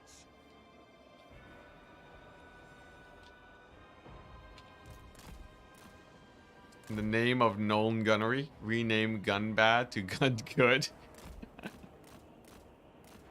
That's pretty good. That's pretty good. Oh, what the? Oh, they have skirmish mode on. Dang it. Dang it, skirmish mode. Some people pay money for the bloody fist of corn. It's an amazing deal. Oh boy. I thought you were just gonna end it at some people pay money for bloody fist, and I was gonna be like, geez, man. This is what happens when you hang out with chat for too long. Okay, nice. So it seems like these guys are down. Nice. Towers, looking good. Archaon, a little bit beat up. I will say this battle is a little bit more sus than I would have hoped for. But still not the end of the world, especially with the knights getting murdered. And if we kill Archaon, I think all bets are off. We get the W. There honestly aren't that many guys left, right? It's just the Archaon problem. Archaon is such a beast. Archaon refuses to die to war wagons because of his silver shield and his missile resist. But I'm gonna do my best anyways. If I get a full surround on him, we might be able to shoot him down. Chat has high levels of Slanesh corruption. Very, very high levels. Yeah, I've seen it. Okay, nice. So we got some dragon ogres over there. That's okay. That's okay. I got my warrior priest over here. Looks like the grenade launchers. They routed off the Shaggots, but they got replaced with trolls. That's fine though. I'm gonna relocate them though to beat up the infantry. However, I think that's just better. Look at that. Archaon is slowly getting chunked down. I'm not gonna lie. He's losing HP faster than I would have expected. Just kill Archaon easy. Yeah, just kill the bringer of the end times. Should be pretty chill, you know. What a way to go though. Who would have guessed that Archaon would fall to a bunch of war wagons? Although I guess he hasn't fallen yet, right? He's not dead yet, so until then we can't call it a W there. Oh, they still have more infantry. I'm feeling a little bit sus. Feeling like this battle here is might not go our way unless Archaon spontaneously dies. At least we've killed the Forsaken, right? We've killed the Forsaken. We have another general showing up, but that's okay. Archaon. Oh my gosh, I always forget. It always, I don't know why. It's always very surprising though when Archaon just doesn't die. Because the crazy thing is I've seen Vlad die to war wagons. I've seen Sigvald die to war wagons. The war wagons are a menace to all but Archaon. Although I guess he's starting to get pretty low now. He's starting to get pretty low. Just a little bit more damage. What's going on here? Here's the general. He's charging into halberds, so that's not a fun time for him.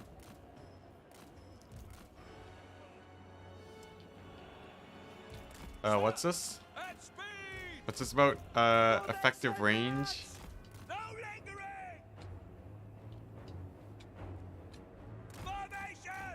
The bringer of the end times. What's this? Oh, who would win? The ever-chosen of chaos and bringer of the end times, or some horsey boys.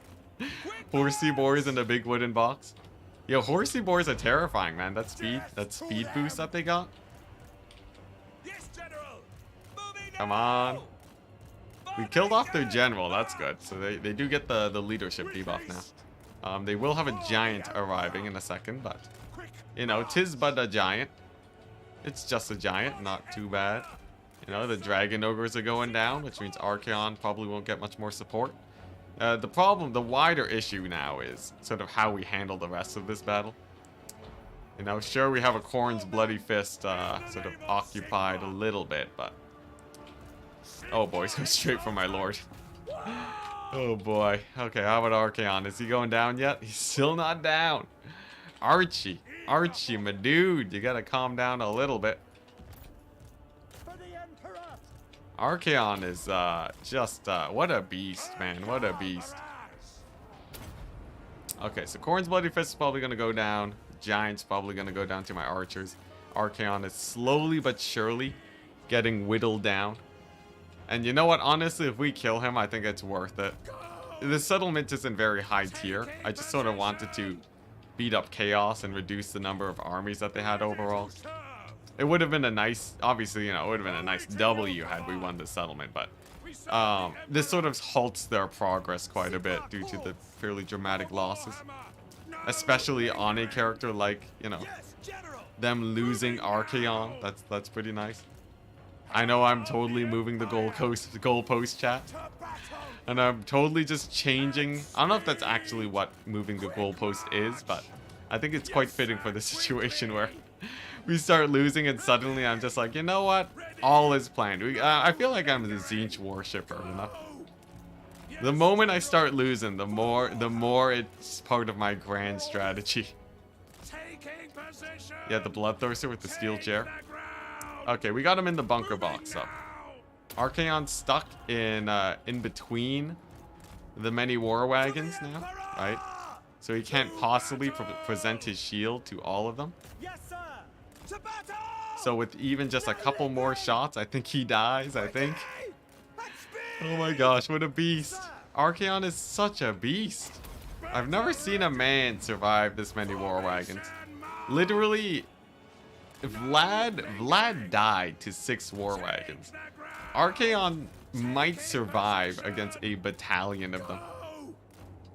Yeah, all according to plan. Look at this. He's got the 500 HP. AI's playing Archaon as if he's Franz. Oh my gosh, he lived. He actually Franzed it. He actually Franzed it. What a beast. Vlad doesn't have a silver shield. It's true, it's true. Okay. Turns out, chat, Bringer of the End Times. Bringer of the End Times 2, War Wagon 0.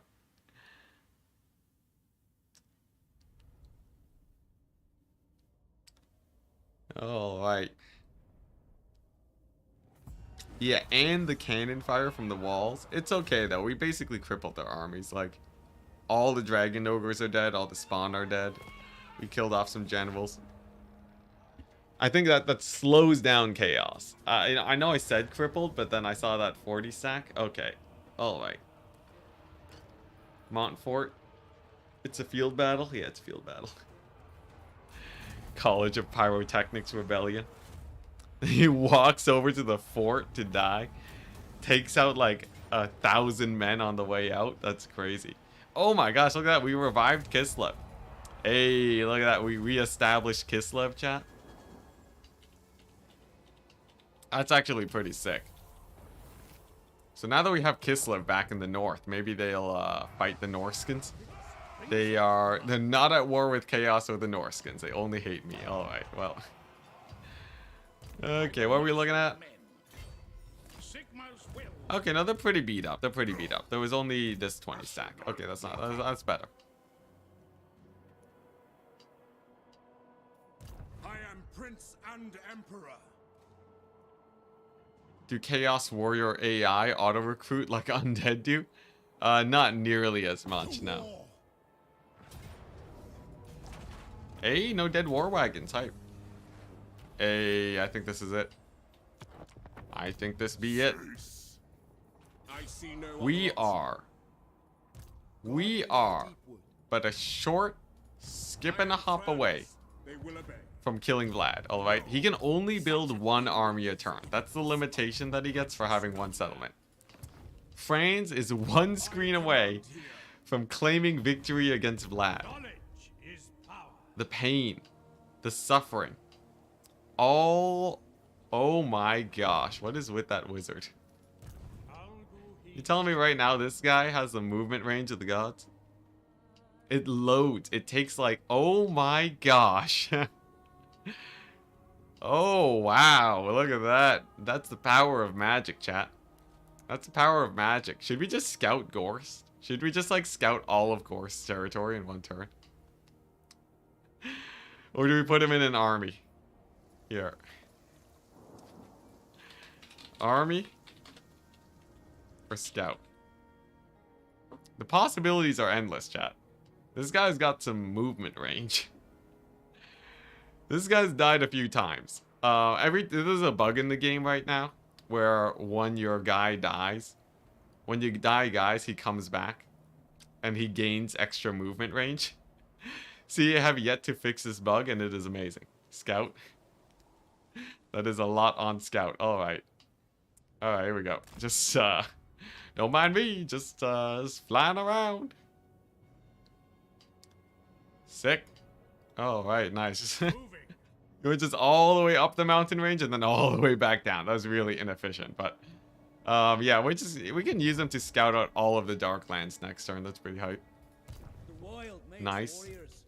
Some Skaven over here. A little bit of Skaven. We'll have a better scout next turn. Yeah, scout for 2 turns and then embed. Yeah, like I think he'll just go through the entire Darklands for Gorst, and then he can run back and sort of find an army. Lore accurate scout. Yeah, I misclicked. I clicked here. It took the long way. It took the long way. All right. So College of Pyrotechnics is dead after sacking Montfort. Minor inconvenience, thankfully. I think this guy is pretty well set to. Oh dang, Belagar showing up. Looks like he was he took the long way. Okay, and it's a minor stack. And there's a random Skaven army here. Interesting.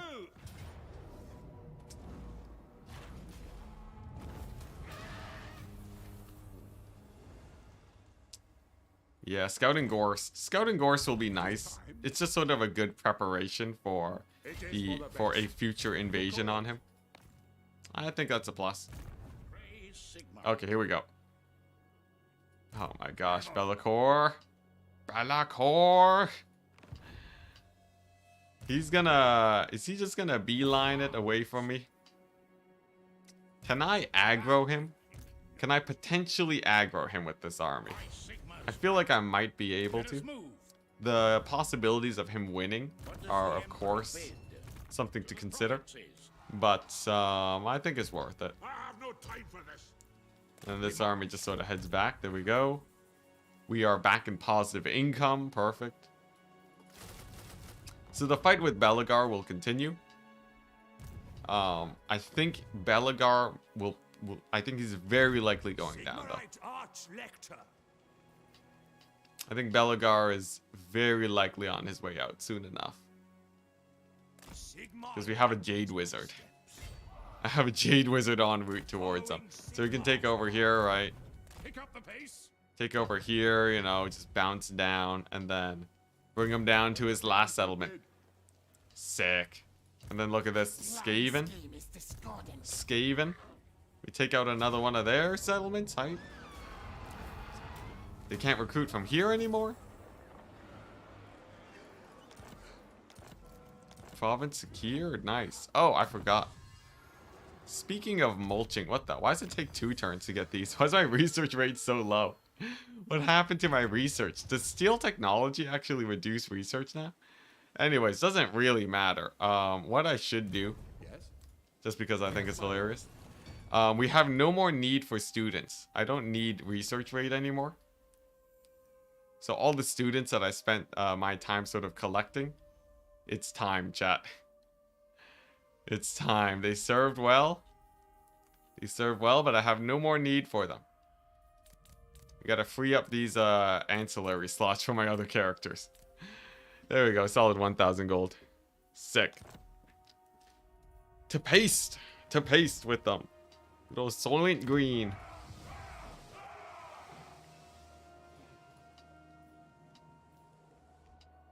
Did you ditch a Sword of Cain? No, I still have it. Sword of Cain has been more of a boon than a downside, I've noticed. The fact that it lets Franz go to town is just Way too good to pass up, man. Okay, nice. So that should be another region secured. That'll be the end of Gorst. No more Gorst action. These armies are pretty weak sauce. Actually, fairly, like, crazy weak sauce. Are you kidding me? I think we are about to... Okay, if there's nothing crazy at this settlement... Okay, yeah, no. Okay, this is great. I'm about to have a massive mobilization versus Skaven. So, like, take a look at this, right?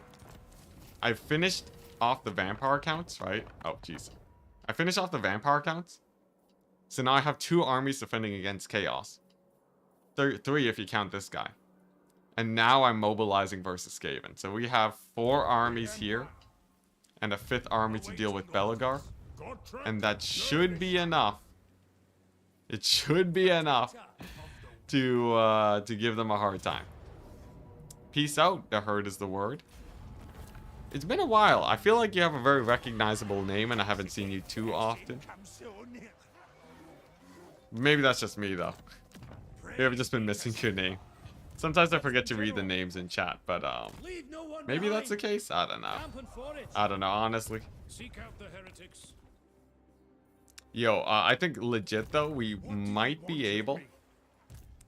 We may very well be able to defeat both Belagar, establish a hold at Altdorf, and Vlad all in the same day. This could be massive. Nah, not me, Matthew, I'm saying. Oh, I see. Matthew's tapping out? Oh, I see. Need to head to bed. Ah, I see. Alright, peace out, Matthew. I see. Nice, the wizards. Yeah, this is going pretty well. This is going pretty well. Now, I'm going to save up some bank first. I don't know how blue vipers are alive. I guess they got revived. I'm going to save up some bank. Oh, look at that. We reached it. 1,000,000 prestige. Hype. Nothing like 1,000,000 prestige. There should be a thing. You know what would be hilarious?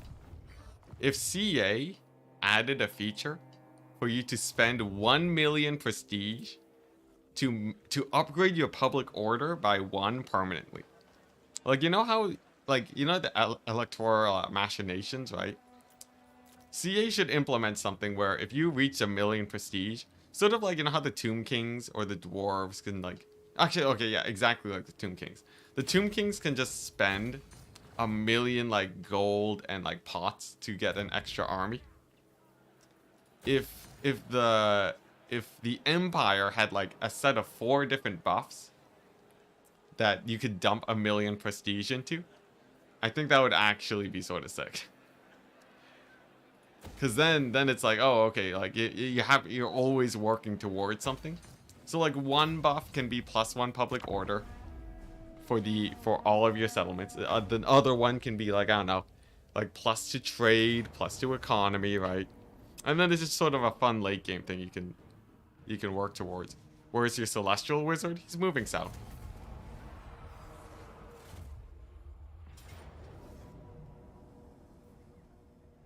Or to spend prestige for province bonuses like Slanesh. I think that's cool and all. I think the province, like, individual province bonuses are cool. But I feel like in the late game, it's so much management. I feel like the province bonuses, if you could have it where you set it to auto select, then I think it'd be really sick. Dang, that is a crazy battle.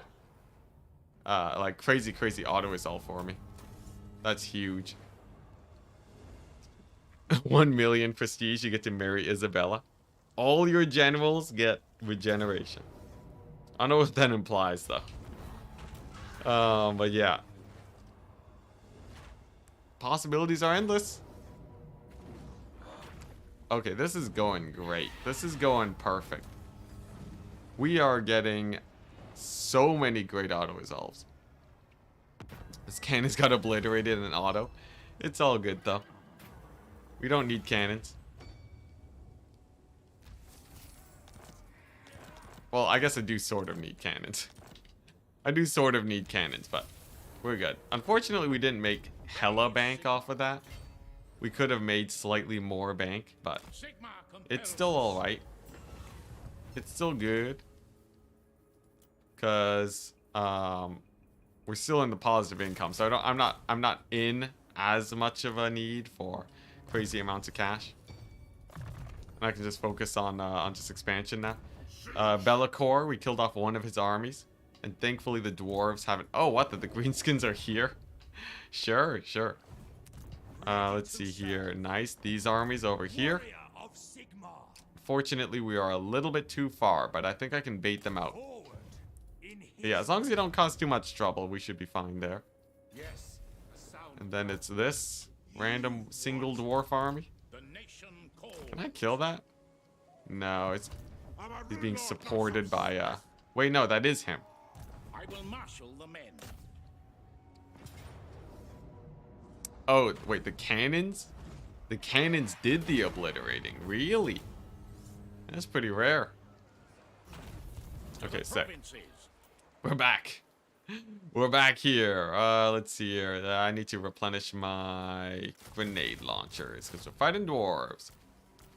We're fighting dwarves, and that's what we need versus them. Okay, nice. And we keep leveling up the trait for crazy amounts of casualties. All right. Okay, Belagar's on his last legs. Hey, 30 pigeons. Can I get an army? Of course, 30 pigeons. Of course. Here, let's give you some Volgar. Let's get you in Volgar's army. Actually, Volgar's a pretty recognizable name. Let's get you Hans. I don't recognize Hans. Nobody cares about Hans. Oh, I say as I rename you into Hans's army. Let's see here. Yeah, we're gonna make him into something special. Can I get an army? 30 pigeons. There you go. 30 pigeons, Weber. We'll see how well you do, man. We'll see how well you do. At the moment, you just auto-resolved like 220 sacks of dwarves, so I gotta replenish ya. What was it? Wagons, I think? Wasn't Han somebody important? No, Heinz. It was Heinz. Unfortunately, we still haven't run into Heinz. Heinz ketchup chips. It's just Matthew. It's just Matthew Smith for days. But you know, I feel like it's, you know, he was the hero of the last campaign. But Heinz knows he knows when to step aside.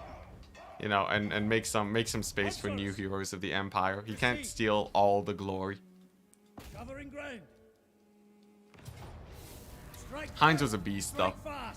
He was the true emperor. He was so good that I disbanded Franz at the start of the campaign to have him romp around. That was crazy. Okay, sick. So the Celestial Wizard's gonna make his way down over here, and then we're gonna have these guys all wizarded up. Gonna be great. Franz on the warpath. It begins. Yes, to unite the provinces. Pyrrhic victory. Wow, that is a generous Pyrrhic victory. Okay, nice. So I don't see any enemies nearby. We can do this. Just at all the movement range. This is crazy. This is actually crazy. Oh my gosh. He sees everything. Everything. Oh my gosh, that's amazing. I love the Mega Speed Wizard. All right. Nice. Honestly, Gorse doesn't have much over here. It's like it's a pretty barren wasteland. I feel like I'm pretty confident against anything he might bring against me. What's the story with the war wagons? The story with the war wagons? Mostly it was just chat. Mostly it was just chat harassing me into me eventually taking them. But weirdly enough, them actually ending up being a fairly good unit. Also, this is not a major settlement. Dang. I thought it would have been.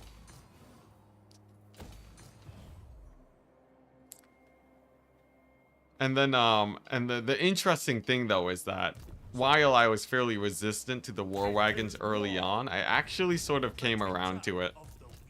and I feel like they've actually been a fairly integral part of my military for the last while. Sort of strange, but like we've actually found proper uses for war wagons, which is something that I never would have thought would have happened, but it's true, it's true. They are a really solid tool for sniping out. They're a really solid tool for sniping out specific targets over a long time. So the war wagons are really, really nice for, like, you know, if you have a specific mortis engine that needs a killing, they can get it killed. Sweet. Oh my gosh, thank goodness. And they can do decent damage versus dragon characters and everything. So it's like they get the job done. They'll never be, you know, they'll never be a doom stack, or at least not an effective doom stack. But they're reliable. They're reliable, and they don't take a lot of thinking power to make doom stacks for. Soon Luminarch stack? I still refuse to believe Luminarchs are good. I may have turned around. I may have come around for the war wagons, but it's gonna take a whole lot more work before Luminarchs become a thing. Okay, sick.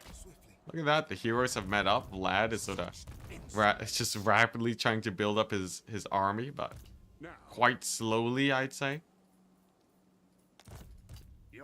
Yeah, I think now that I finally had Franz battering ram his way through Vlad's territory, I think we are finally about to enter the proper late stage romp in this campaign. I'm not gonna call it early yet. Never call it early, but things should be picking up pretty rapidly now. Because all I have to do is defend this northern border for the Empire, right? If I can just defend my borders, kill off Belagar, and then just beeline it westwards to Cathay, I'm pretty sure I can focus all of my, you know, because right now I'm managing a bunch of armies everywhere, right? This slowing down my turns, my pace. If I can actually just secure my borders and go all in on microing stuff for Cathay, it should go way smoother. That's the hope, though.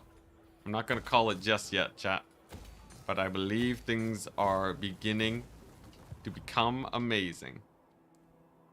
Where is the where's that mountain pass that he was supposed to go through?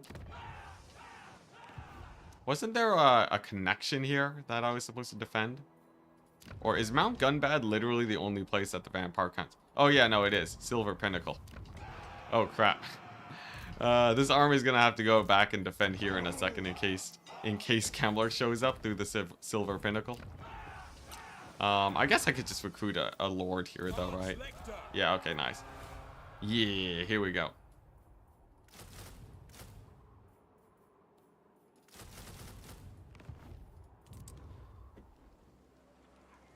Myth-busting chat theory stream when?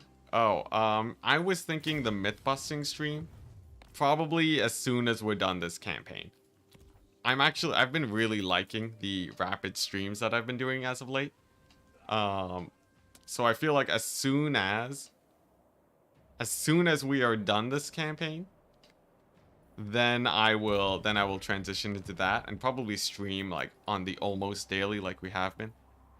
So if you guys are looking forward to that, some multiplayer action, that's the plan. But no promises just yet because obviously, you know, things change. But that's what I'd like to do. Rip the moot. Straight up just sack the moot. Why would you do that? Skaven just straight up took over the moot. Silver Pinnacle, yeah.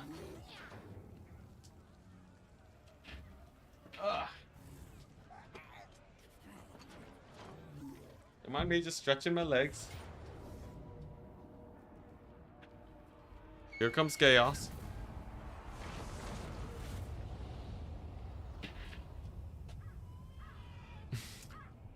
The poor halflings never live very long in any campaign. It's just a constant chain sacking.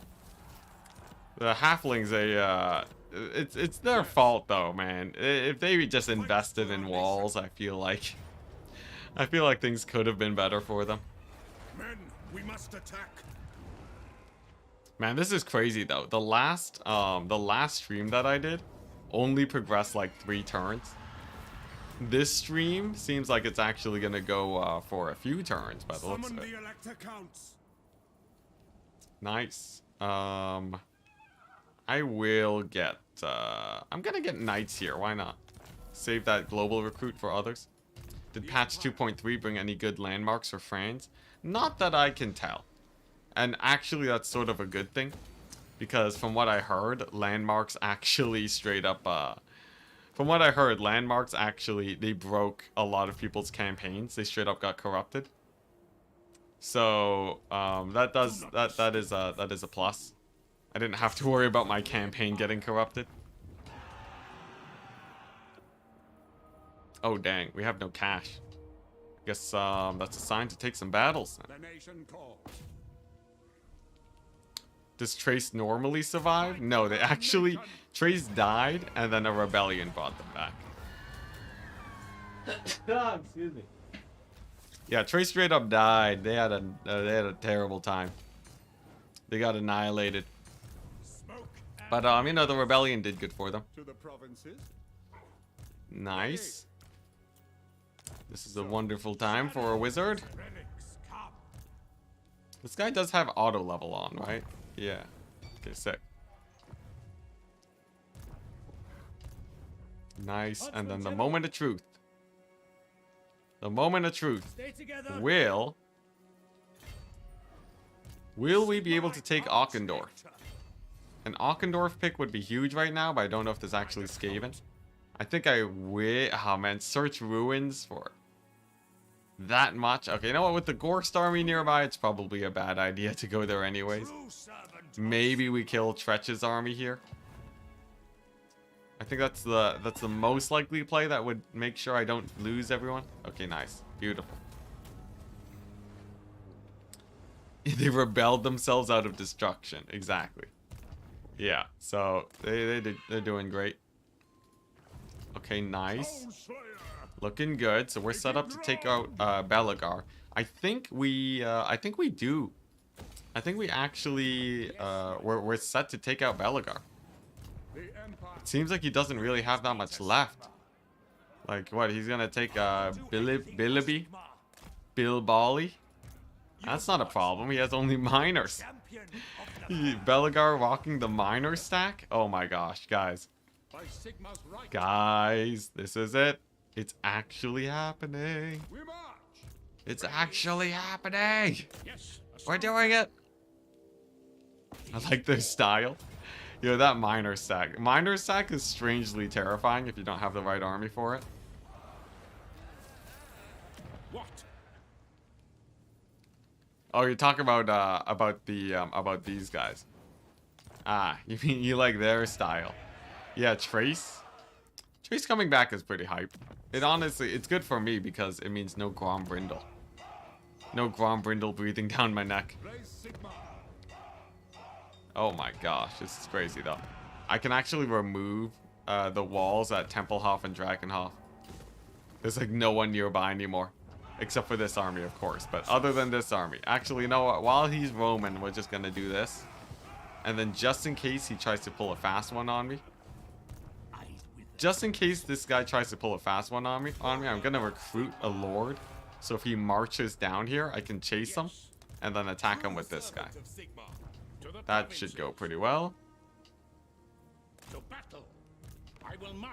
Nice. And, more chaos. Man, the tides of chaos, they really don't let up. And I have no money. It's fine. If Throg gets a bit of business down there, it's okay. Because, like, this guy can defend. Praise be to Sigmar. It's not the end of the world. It's not the end of the world if that happens. Don't mind the income situation, chat. Don't mind the income situation. I have a plan. I have a plan, and it involves Soylent Green. Alright, what's useless? What's useless, chat? This is useless. Banners are a really nice way of making bank. They give you more per trashing than other stuff. Look at that. Okay, nah, we're good. We're good. We're good. We didn't even have to. We didn't even have to mulch the peasants. Well, I still will. I still will mulch the peasants. It's just my favorite pastime. It's just too good to pass up. Peasant economy. There we go. All right, nice. Exactly what I needed. Do they have any blasting charges though? Thankfully not. They are unblasting charged miner staff. Yeah. Okay, sick. Protector of the forest. Looks like Vlad shall be meeting his doom soon. We will have quite a few armies to fight through, but it's not the end of the world. Sigma compels us. It's not the end of the world. Monster the nation. It's just a couple Vlad it's just 3 Vlad armies. Absolute worst case he manages to survive and cause me a load of issues. Oh my gosh, it's hilarious. Yo, let's finally scout out what's going on down here. You know, I always wanted to know if it was Scarbrand that was crushing it. Nah, seems like it's a skaven wonderland. Yeah. Hey, we did find some new friends to declare war on though. Weirdly enough, I can't target them, but yeah, okay. Man, this wizard. Oh man. I know I could actually scout southwards next. I really do want to. I don't know. Do I want to find Kairos? It would let me know if Kairos is doing well, which I think he is. But he's gonna start transferring settlements and being a butt, right? My will is bound. How very Bretonian of you. Oh yeah, the mass, the culling. Monster Slayer. Gotrek Gurnison. Step to it. Is he tight? Clipping mulching peasants out of context. Yeah, yo, legit, things are starting to get under control. The great thing about a Warhammer that I find, if you know what you're doing, I think you can close a campaign really quickly. So a skill that I've sort of been building up over the last while is just learning how to play the end games very quickly. Because I feel like, you know, I feel like it's good to, it's nice to like, you know that you can eventually win a campaign, but it's quite a nice feeling to actually be able to close it out very quickly. You know, and especially for challenge campaigns like this, I feel like it's good to, like, you know, have some solid knowledge on what you want your like late game to be like, you know, sort of focusing on the armories and such, and for the global recruitment, knowing to add like siege attacker to your armies, that sort of stuff. Quickly. Well, we only started rolling, okay? We only just started rolling. And yes, there is a Grom Brindle.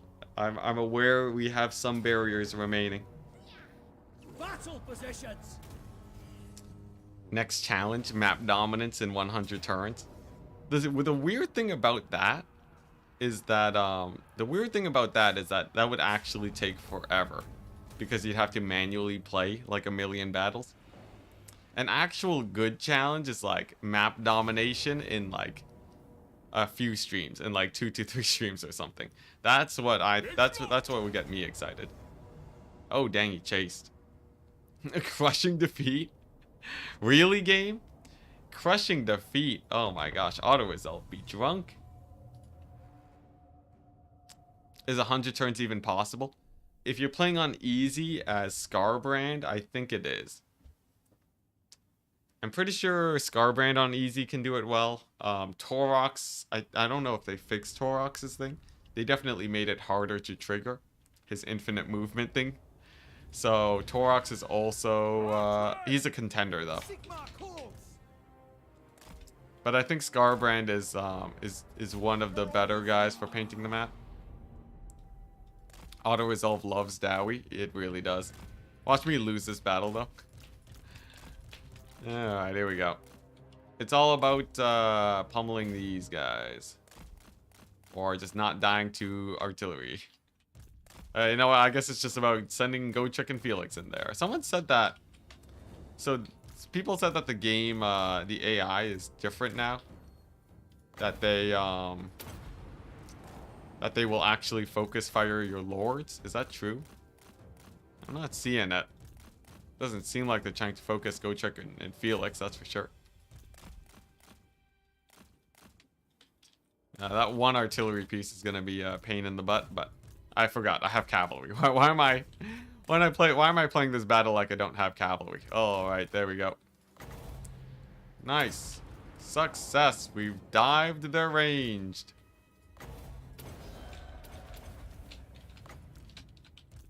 And then I focus fire their toilet seat lord. Get the cavalry here. And then I think we're good to go.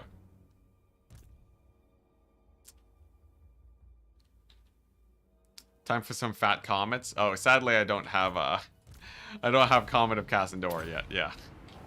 We are cometless. You know, honestly, the battle's going like...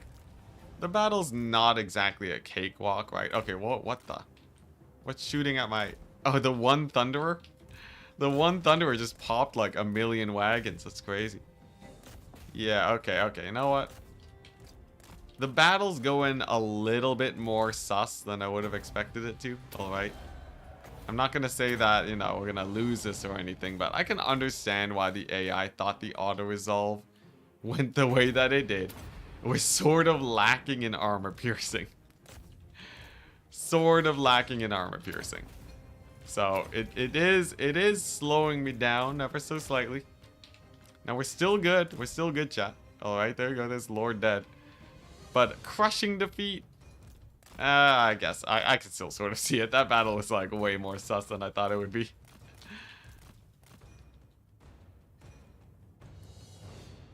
Clan Skyer map completion in 20 turns. He's cheesing movement from loyalty and reinforcements. That's hilarious. That's hilarious because the thing is, in 20 turns, none of the settlements would be built up, right? No one would actually have armies. That's actually sort of hilarious.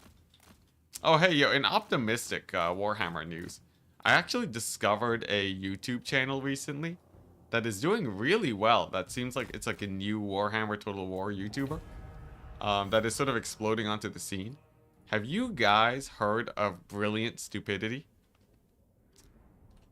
They've been doing pretty well. Brilliant Stupidity. I took a look at one of their videos. It's actually quite well edited. It's basically edited campaigns with like voiceover. Really high quality. But yeah. He's walking like 7,000 subscribers, which is smaller than my channel. But for the production quality, it's pretty good. It's pretty good. I'm going to send a link to you guys. This guy's actually pretty sick. I've been keeping an eye on this guy now for a bit. For like a day. But if he's rocking like 50,000 views on a 20-minute edited campaign video. Yeah, Brilliant Stupidity is the name of the channel. If he's rocking sometimes 50,000 views, his channel right now is actually one of the biggest Warhammer channels. He's one of the biggest Warhammer, that puts him to be basically one down from Legend. Like hell, he's doing better than my channel right now. So, something to take a look at. Yeah, maybe not one down from Legend. There's Okori and Terra, if it's true. I guess we do have that. Okori and Terra are, they're still the goats. But, other than that, you know, his channel's pretty sick. That's like quite a bit of success. I feel like, considering that they have only like 8,000 subscribers, it means that they're an up-and-coming channel. I would actually expect them to start. Oh, rip new John. I would expect them to start actually popping off. Oh my gosh, we revived Altharian. That's crazy.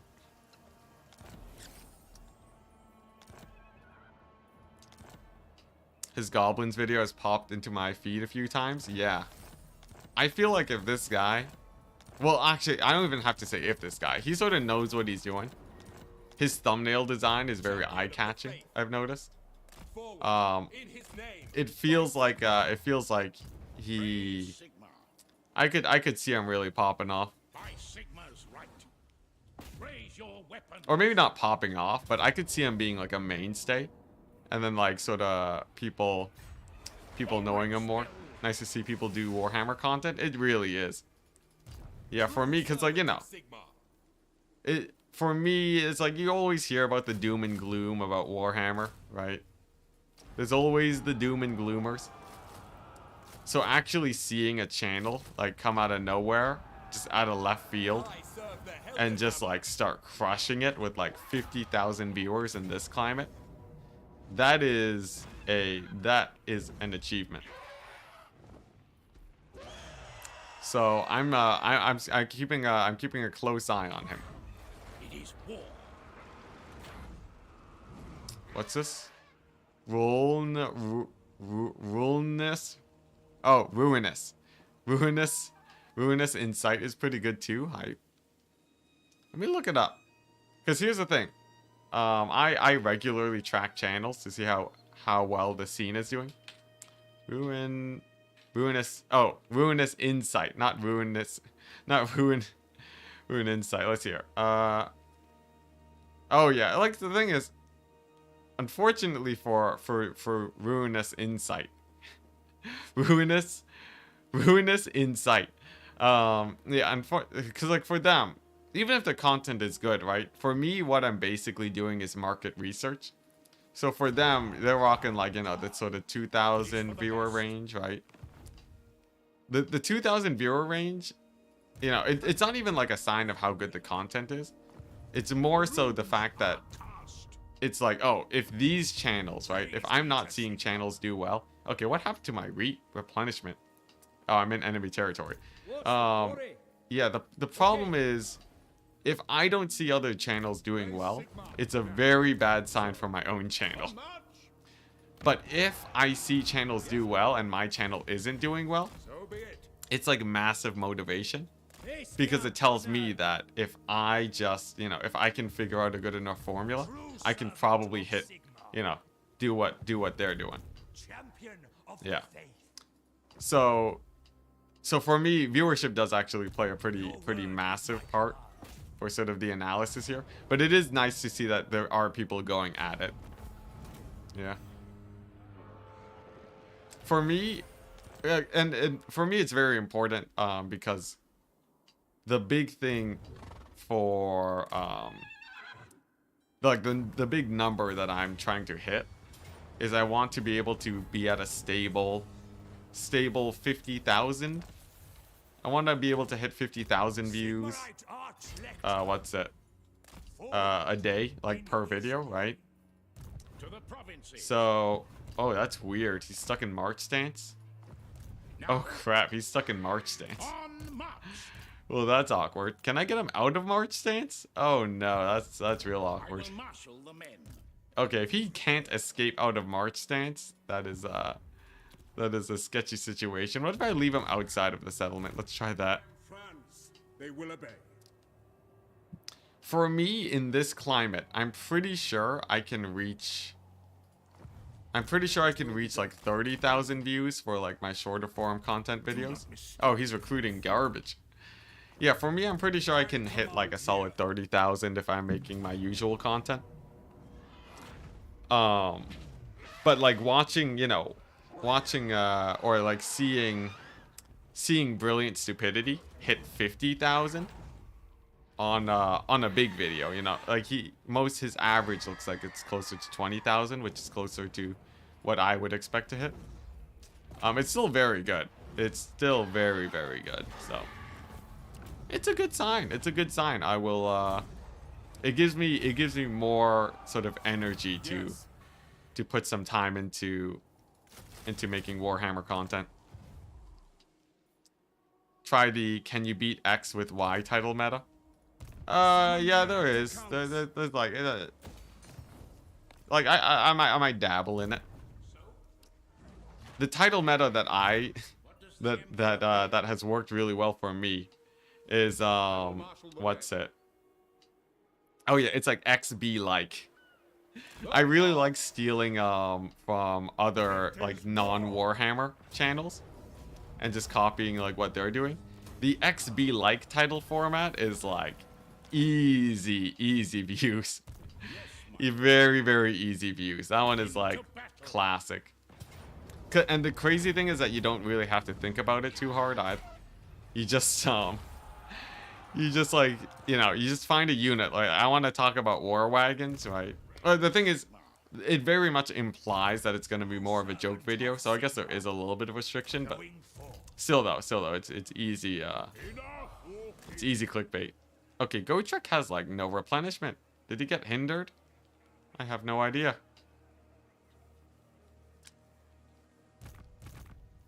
But yeah, can you beat X with Y is pretty standard too, quite common. Okay, let's just straight up go here. If this army dies, it dies. That's fine. What's it? There's like a few other formats that are really popular on YouTube. Like a few other crazy title formats. Oh yeah, I still have this battle to do.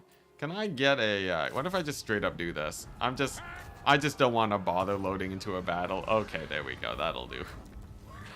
That'll do. I just don't want to bother loading into a battle. Nice. Okay, so then we just plant this army in here. We get rid of this guy.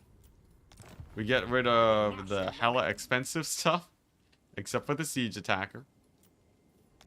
And then, there we go. Back in the positive. Sick. A wild Archon appears. Archon the Black has actually shown up earlier in this campaign. He was there to help fight with the Wood Elves. It was sort of strange, but yeah, Archon the Black has already made an appearance. Okay, here we go. Interesting. We have an interesting situation. We have a bunch of angry Norskins. And I'm going to straight up just go for a basic auto-resolve stack. Because it is just Norska, right? It is just Norska. I don't have to, you know, I don't have to think about it too hard. Just like grenade launchers, halberds, a couple huntsmen, and then like the rest is just like a last grenade launcher. That should be enough to auto-resolve them. From what I found, grenade launchers just have unholy amounts of auto-resolve power. Over here, we'll get a halberd spam. And a grenade launcher. Yes, and then this guy. Alright, what are we doing with this wizard? I sort of want to know what's going on down here real quick. Okay, it is actually just a Skaven wasteland. And I'm going to avoid finding Tzeentch. Okay, nice. Man, what a scout. What a scout. I love it. I forget you're going, are you going for long victory in this campaign? We're going map dominance. But we will achieve long victory after we kill Vlad. As you can see here. Long victory. We shall achieve it.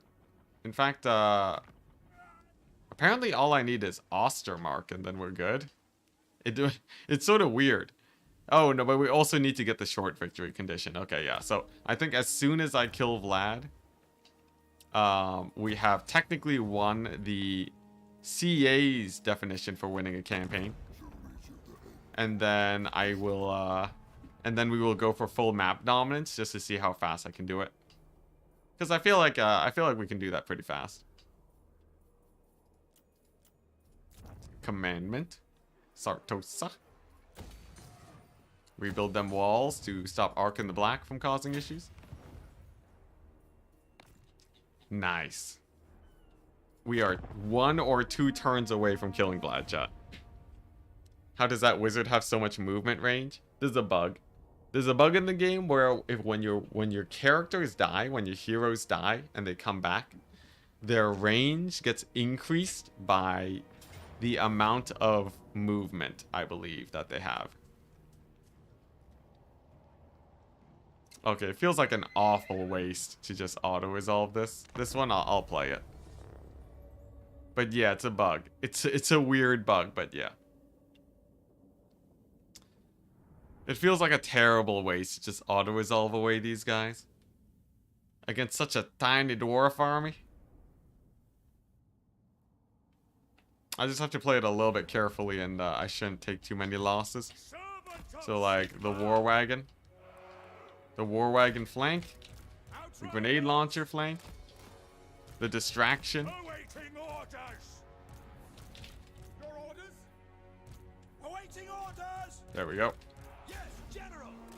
Okay, so here's the play, right? Grenade launchers on the far side. Get the wizard to just blast their crossbows. Yeah. I think chat was wrong about their. I'm noticing the AI is not shooting at my lords with their range units. People were saying that the AI targeting behavior is slightly different now.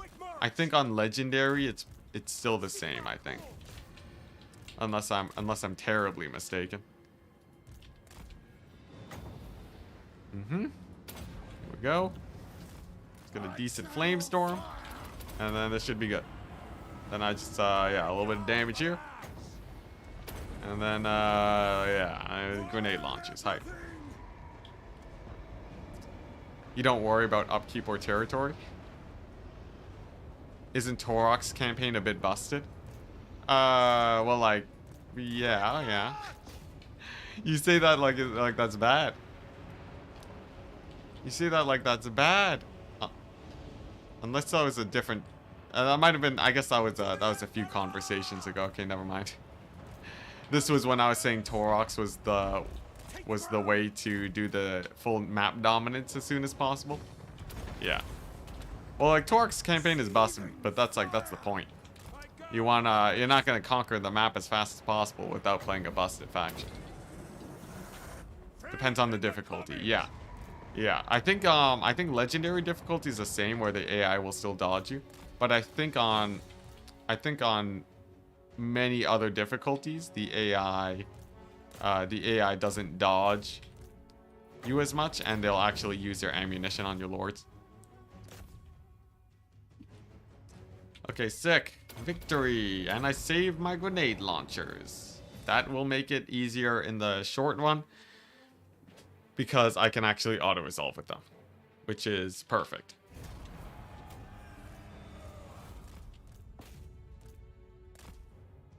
Legend had a video where they seem to shoot at the Lord.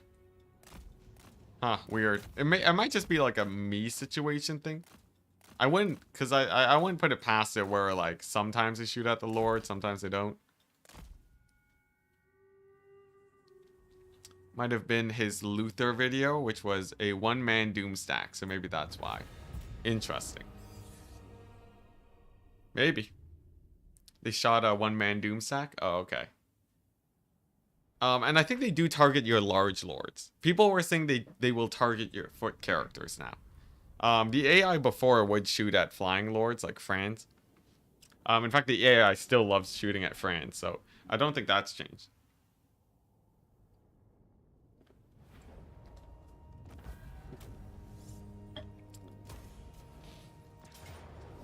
Luther was on foot. Oh, dang. Luther was on foot in that video? Dang. That's pretty hype. When I think about the one-man doomstack Luther Harkin, I don't imagine him to be on foot. That's interesting. How does that work? I know in campaign Luther has access to magic, right? So you just use him as a foot lord. Foot lord with a bunch of magic spells for the blobs.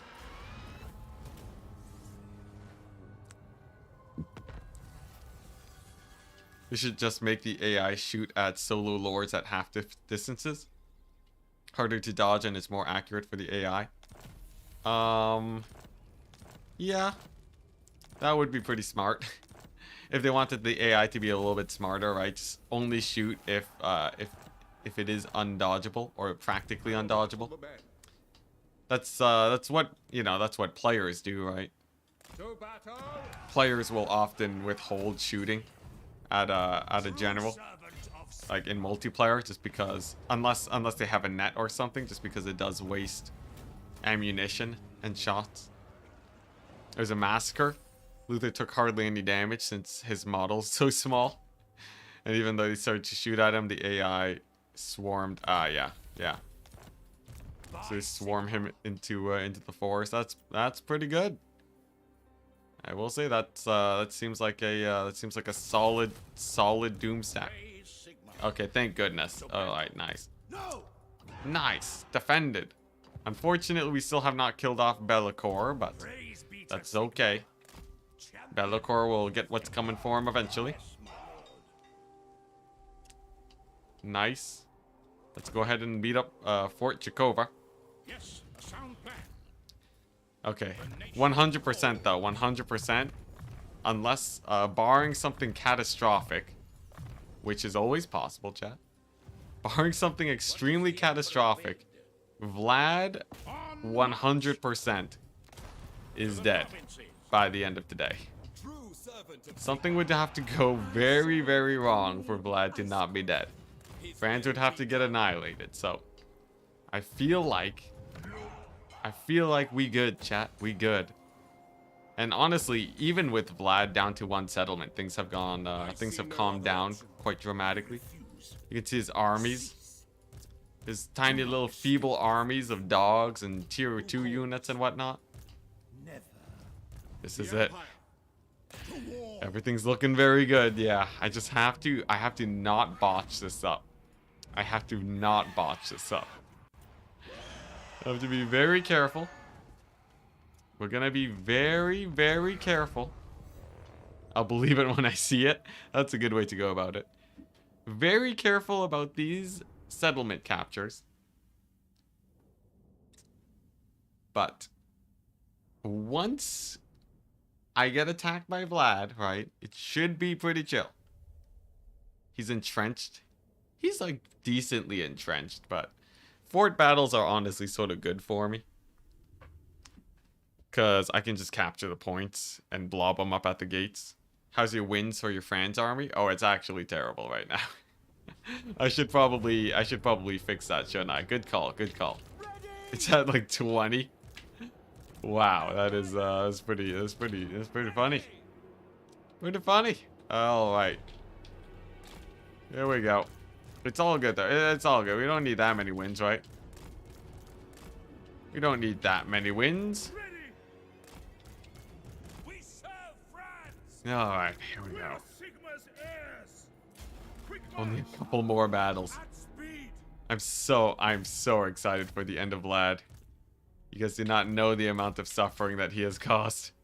Or if you do know the suffering that he's caused, then you would surely agree. You would surely agree that the end is nigh for him. He deserves it.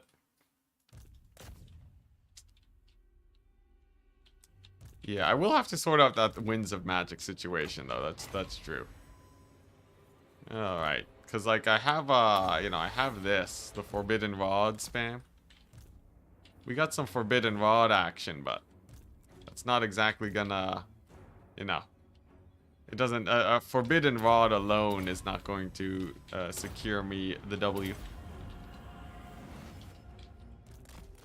Oh, it's still a flyer here. Some Vargeist. You know, the Vargeist actually fight really well. For a random, like, tier 3 unit. Vargeist do pretty great. Vlad did nothing wrong. It's true. Vlad is the good guy. I have to remember, we are the villains of this Cure campaign. Vlad simply was just trying to defend the world against France. And he almost did it, too. He almost stopped the onslaught. But now he shall know. He shall know what he was not able to prevent. Man, I really need winds of magic, though. Oh my gosh, are you kidding me? I have, like, no winds of magic in this army. Against Vlad? Against Vlad? Am I crazy?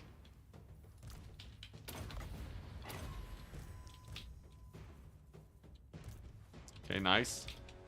Let's get these grenade launchers into position. Get my hero squad over here to capture. And then, I think that's it. That's the W. It's sort of weird that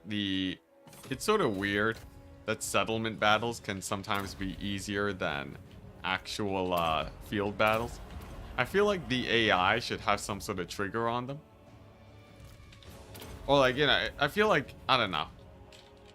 I feel like 'cause it doesn't really make that much sense, right? You really would expect settlement battles to be consistently more difficult, but just because of how the AI behavior is, they always tend to sort of just blob up. They're not rushing down your range, right? The AI is really full on like 100% I will defend in settlement battles. If they had some sort of like you know, if they had some sort of like some sort of state change for when if they have a vastly superior army or something, or like just committing a few units to flank your guys, I feel like that would make settlement battles way more interesting. Don't forget the channeling stance. Yeah, I'm gonna be channeling stancing it. Yeah, don't you worry.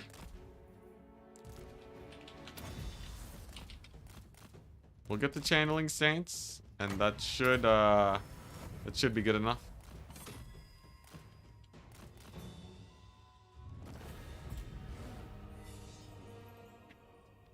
I'm sad the AI won't chase my lord anymore and run into my front line to be Wind of Death. I will say, as a power trip, having easily manipulating the AI is great. It's nice as like a one-off, but I feel like there should be, you know, that should be like a modifier that you choose. You know, it's like how smart do you want the AI to be? And then people get to choose. Okay, so I'm just gonna straight up sack this settlement. I'm gonna straight up sack the settlement. And then we're gonna channeling stance. Because I want France to be in tip-top shape for the upcoming battle. Yes, he will take attrition, but that's okay. A little bit of attrition never hurt anybody. Most definitely hurt many people, but okay, nice. Wait, they don't do that anymore? I guess it depends, right? They don't charge a single lord, but you can get it to proc pretty easily by just attacking with multiple heroes. So it is pretty easily worked around. Sick. Then it's just this Gotrek. For whatever reason, Gotrek has like the worst replenishment in the history of replenishment. I think it's because he's in the mountains, and mountains degrade your replenishment already. And unlike my other characters who have base... Oh my gosh, it's like nothing. Yeah, unlike my characters who have Logician, the -8 is just too much for them, I guess. That's a bit of a shame. Another dwarf. Another dwarf army. Pick up the pace. If the game lets me auto-resolve this, life is easy.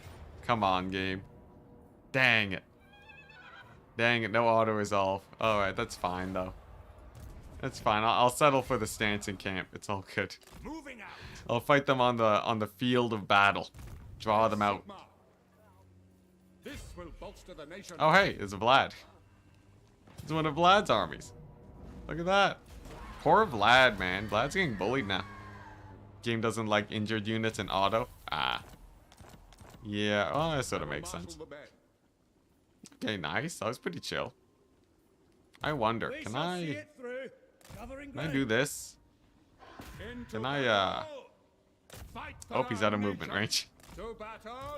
Can I? Oh, they're both out of movement range. Oh, that ain't good. Oh, that ain't good at all. Oh, that ain't good at all. Alright, well, they're doomed. If they get ambushed, they are 100% dead. But it will make me, it will be a nice solution to the economy problem. Let's see, the wizard. There's nothing really to look at here, right? I think the wizard is finally safe to return home. I think we finally return him home. Send him all the way back here. Then, nice. Here we go. Oh, you did well, wizard. You did well. He scouted all of the Darklands, and he also scouted out all of the Southlands in the time it took France to get from here to here. What a beast. Sick. Alright. Looking good. Looking good. I will marshal the men. Wizard has Reebok.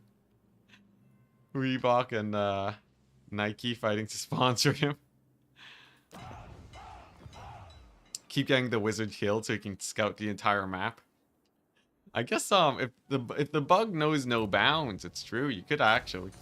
The only thing that holds me back is that I'm worried if I take it too far, he'll respawn, and when I select him, it'll just crash the game. Because like the game won't know how to handle so much movement range. It might actually crash. So it's a dangerous game to play. All right, with ultimate power comes at least a little bit of responsibility. Yo, Thanksgiving's almost over, man. Thanksgiving is one day, or is it a multi-day affair for America? It's one day in Canada. I want to thank you for building this awesome community. Oh my gosh. Thank you, man. And thanks CA, Sega, and Games Workshop for an amazing game. It's pretty great. It's pretty great. If it wasn't for the Total War series, I don't know what I'd be doing right now. I wouldn't be a YouTuber. I think the odds of me being a YouTuber are pretty unlikely. Oh, well, that's just brutal, isn't it? Let's see here. I don't think it's worth, actually. Let's just do this. There we go. It's a trade. I'll settle for a trade. On Thanksgiving Day, Skaven stabbed me in the back. One day to give us time to find stuff to buy on Black Friday. Hype. That sounds like a good time. Nice. So I think we just beat the dwarf army there. Sick. And Matthew Smith, the original, can take over. Look at that. Franz dominating. Brian's doing great. Now the attrition will suck a little bit, I guess. I didn't account for that. That's my bad. Franz is gonna have to fight his way through Gorst to get to Vlad. But I think it'll be worth it in the end. Oh jeez, don't tell me I'm not killing Vlad today. Don't tell me I'm not gonna kill Vlad today.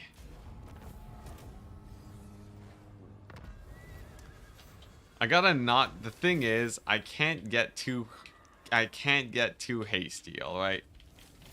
But I will say Gorst did put a stopper on the France. I refuse.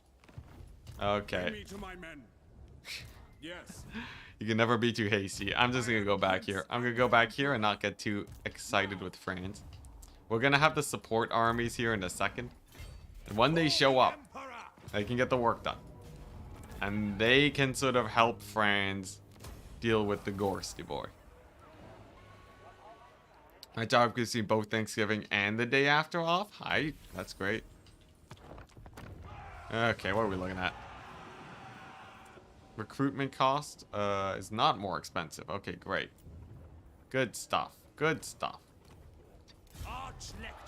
Let's go and grab me an anti-skaven build. A little bit of this. Quite a bit of this. A little bit of this. And then a little bit more war wagoning. That should be enough to deal with any Skaven build, I think. Yeah, 1 or 2 turns until Vlad is dead. He said 1 or 2 turns ago.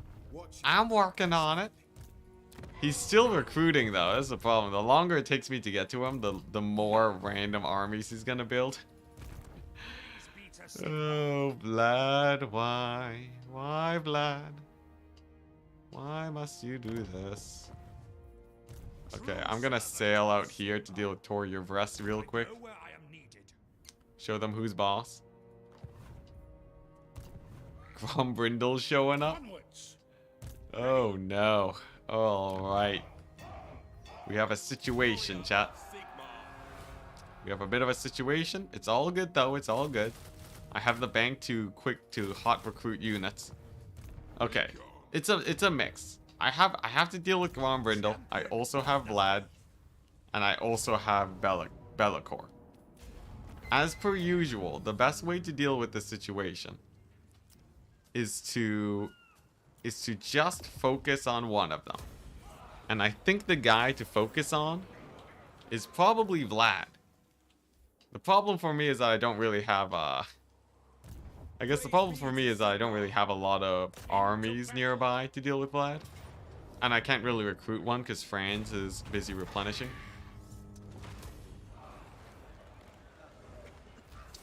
Do you need 15 or 10 buildings to decrease global recruit? It's actually 10 buildings. It seems as if there was a myth going around. There was some sort of misinformation spreading about yeah, some sort of weird misinformation spreading about how many buildings you need to reduce global recruit. It is 10. It is 10 buildings. Possibly 15 of the same buildings if you stick them all in one province. But practically, the number is 10. Which confused me after hearing everyone say that it might have been 15. But such is the way of things. Sometimes patches do be like that. Beautiful auto-resolve, sick. Or not patches, but like I don't know what it was exactly, but yeah. It, you know, 10 feels like a good number though. I feel like by the time you are able to build 20, it's like it's so excessive, you know. It's like it's so it's like you basically have won the campaign by the time you can global recruit if you have 15 buildings of the same type. Okay, nice. So we go over here. We get the global recruit. It's maxed out. We get some crossbows. I think we're set to kill off Belagar. Belagar is finally starting to bleed. I think he honestly has 2 more settlements. 3 more settlements. Angron is at 3 settlements. Oh my gosh, chat. Oh my gosh. Belagar has been a thorn in my side for ages. He's been a thorn in my side for bloody ages. I am so happy to see the end of him. Oh my goodness. Oh my goodness. And then all these armies can go and just dogpile on Vlad.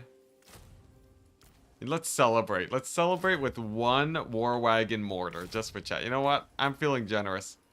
Let's get 4 war wagon mortars. Let's get 4 war wagon mortars for you guys. I feel like we gotta celebrate, you know, the end of Belagar. It doesn't get much better than this.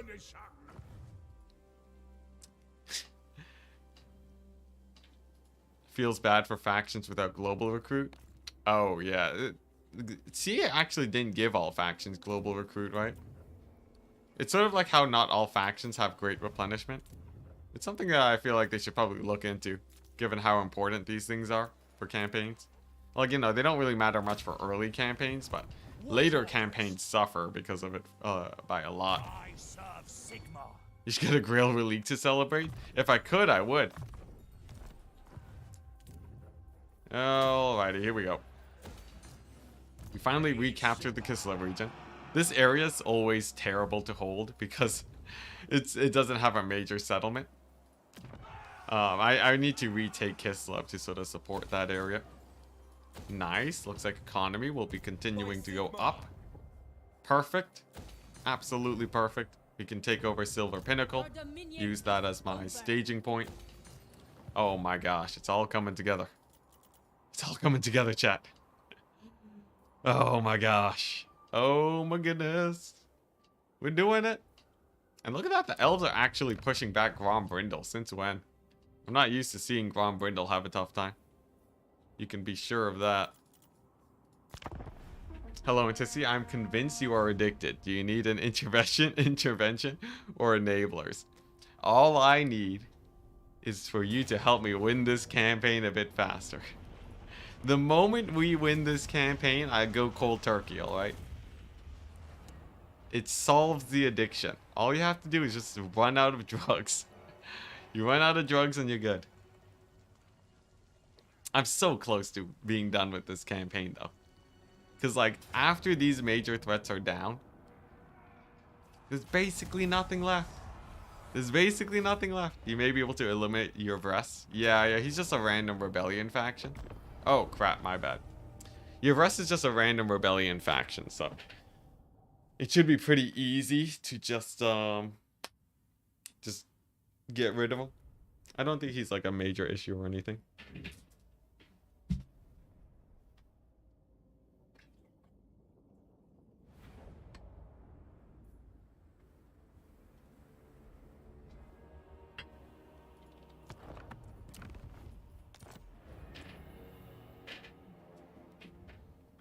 Still streaming? How's it going? Going great.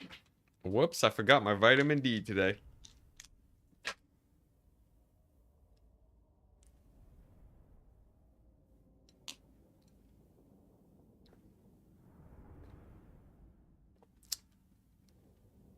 Nicholas calling me out.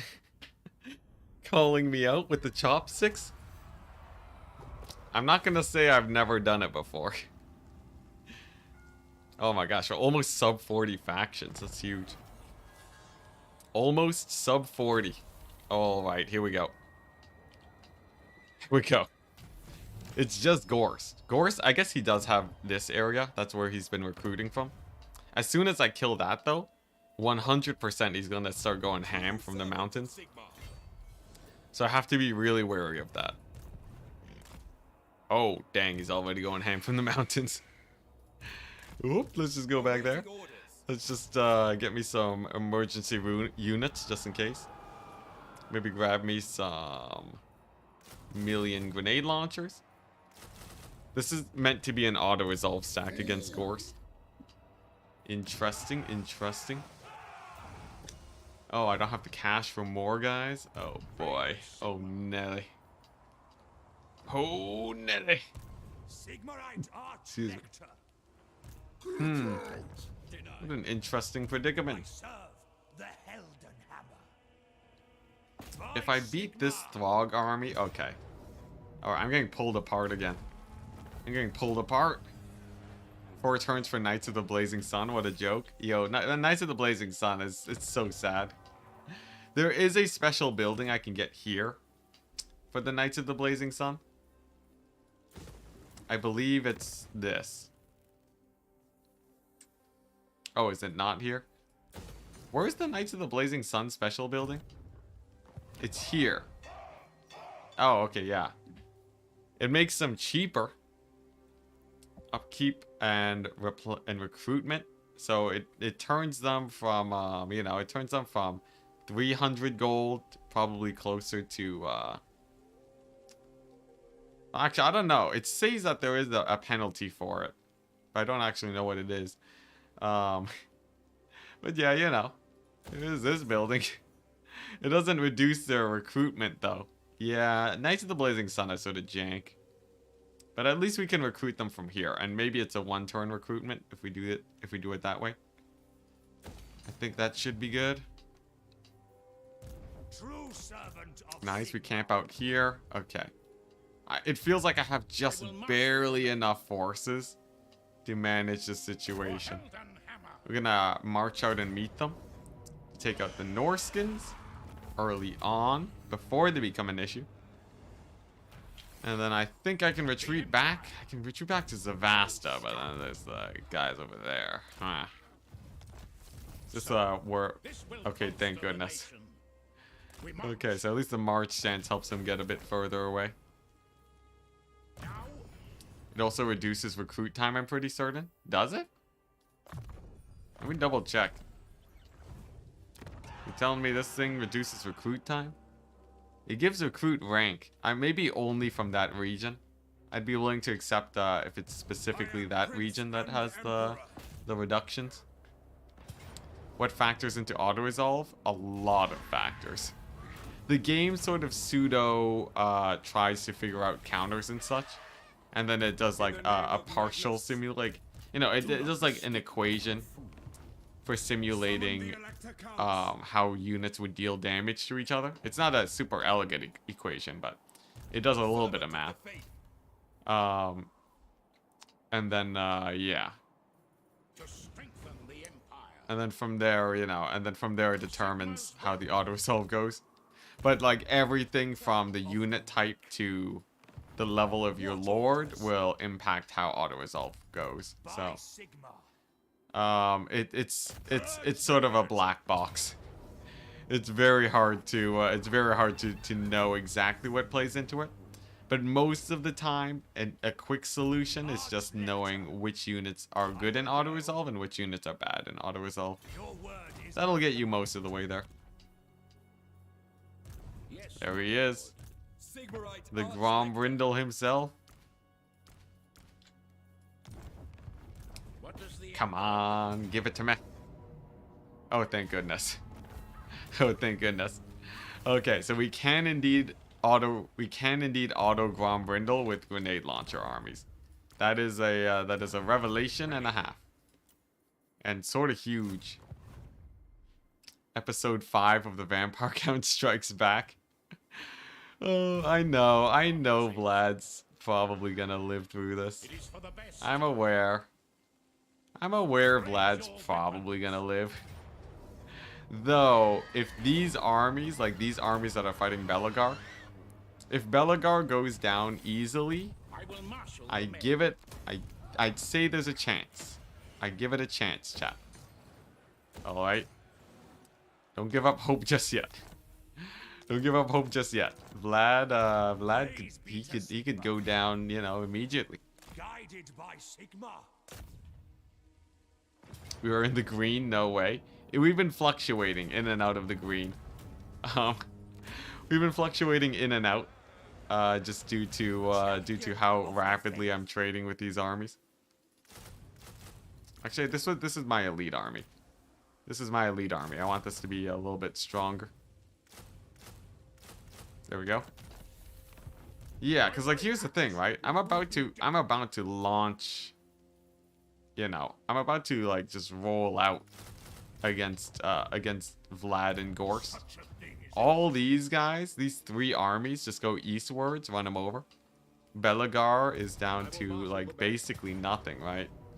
Is this his last army? Is that actually his last army? Did we just straight up kill Belegar? Unceremoniously? No. Where is he? Okay, no. Belegar's last settlement is here. Okay. Oh my gosh. Alright, and then the Ark in the Black. Ark in the Black starts sailing out. He's pretty chump change, though. Ark in the Black's not the scariest guy in the world. He's just spamming Skelly Boys. Yeah, so Ark in the Black's sort of fine. Honestly, I feel like I just easily auto-resolve Ark in the Black, so that should be fine.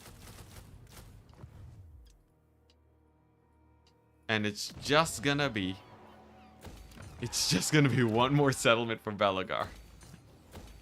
Every time. It's always just one more. Just one more.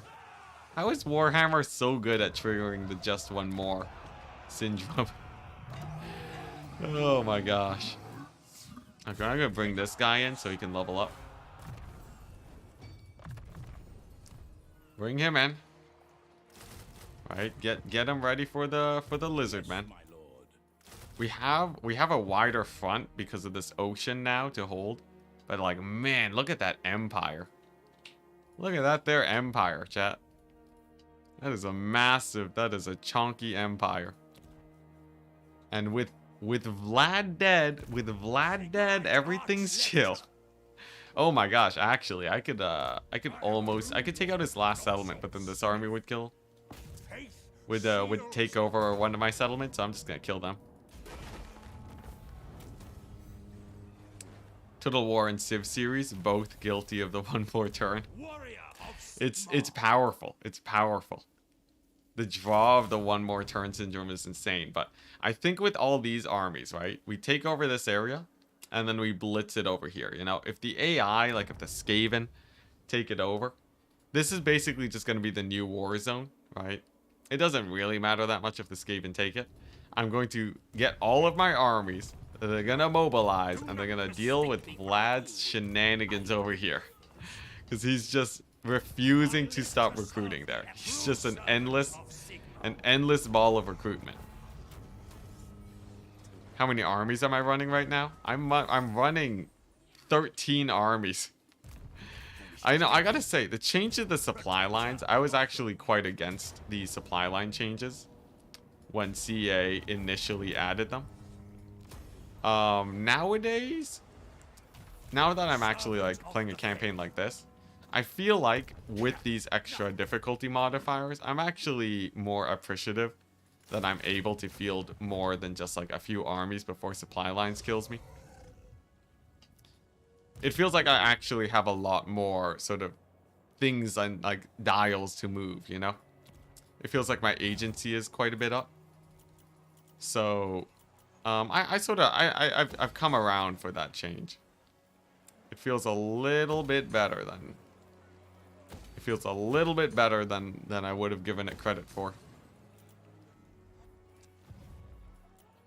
Alright. Alrighty. Alrighty. Oh, what the? Black Mountain? Oh, I'm not collecting income out of here. There's an extra 300 gold for me.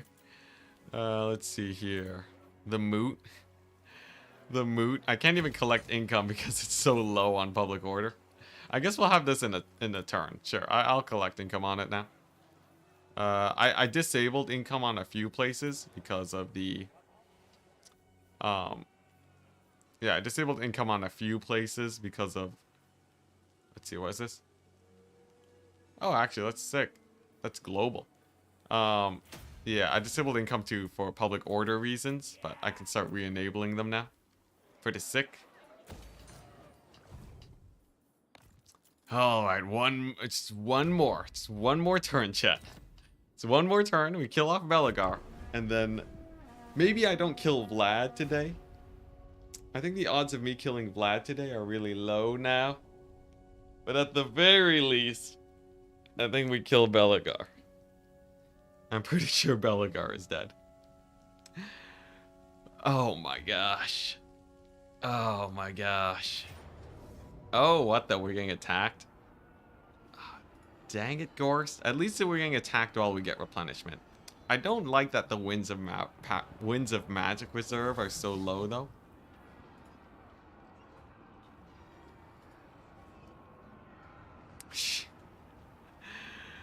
My Winds of Magic Reserve has been plummeting. Alright, you know what? This is a perfect time to call it a day. This is going to be a grind of a battle, so...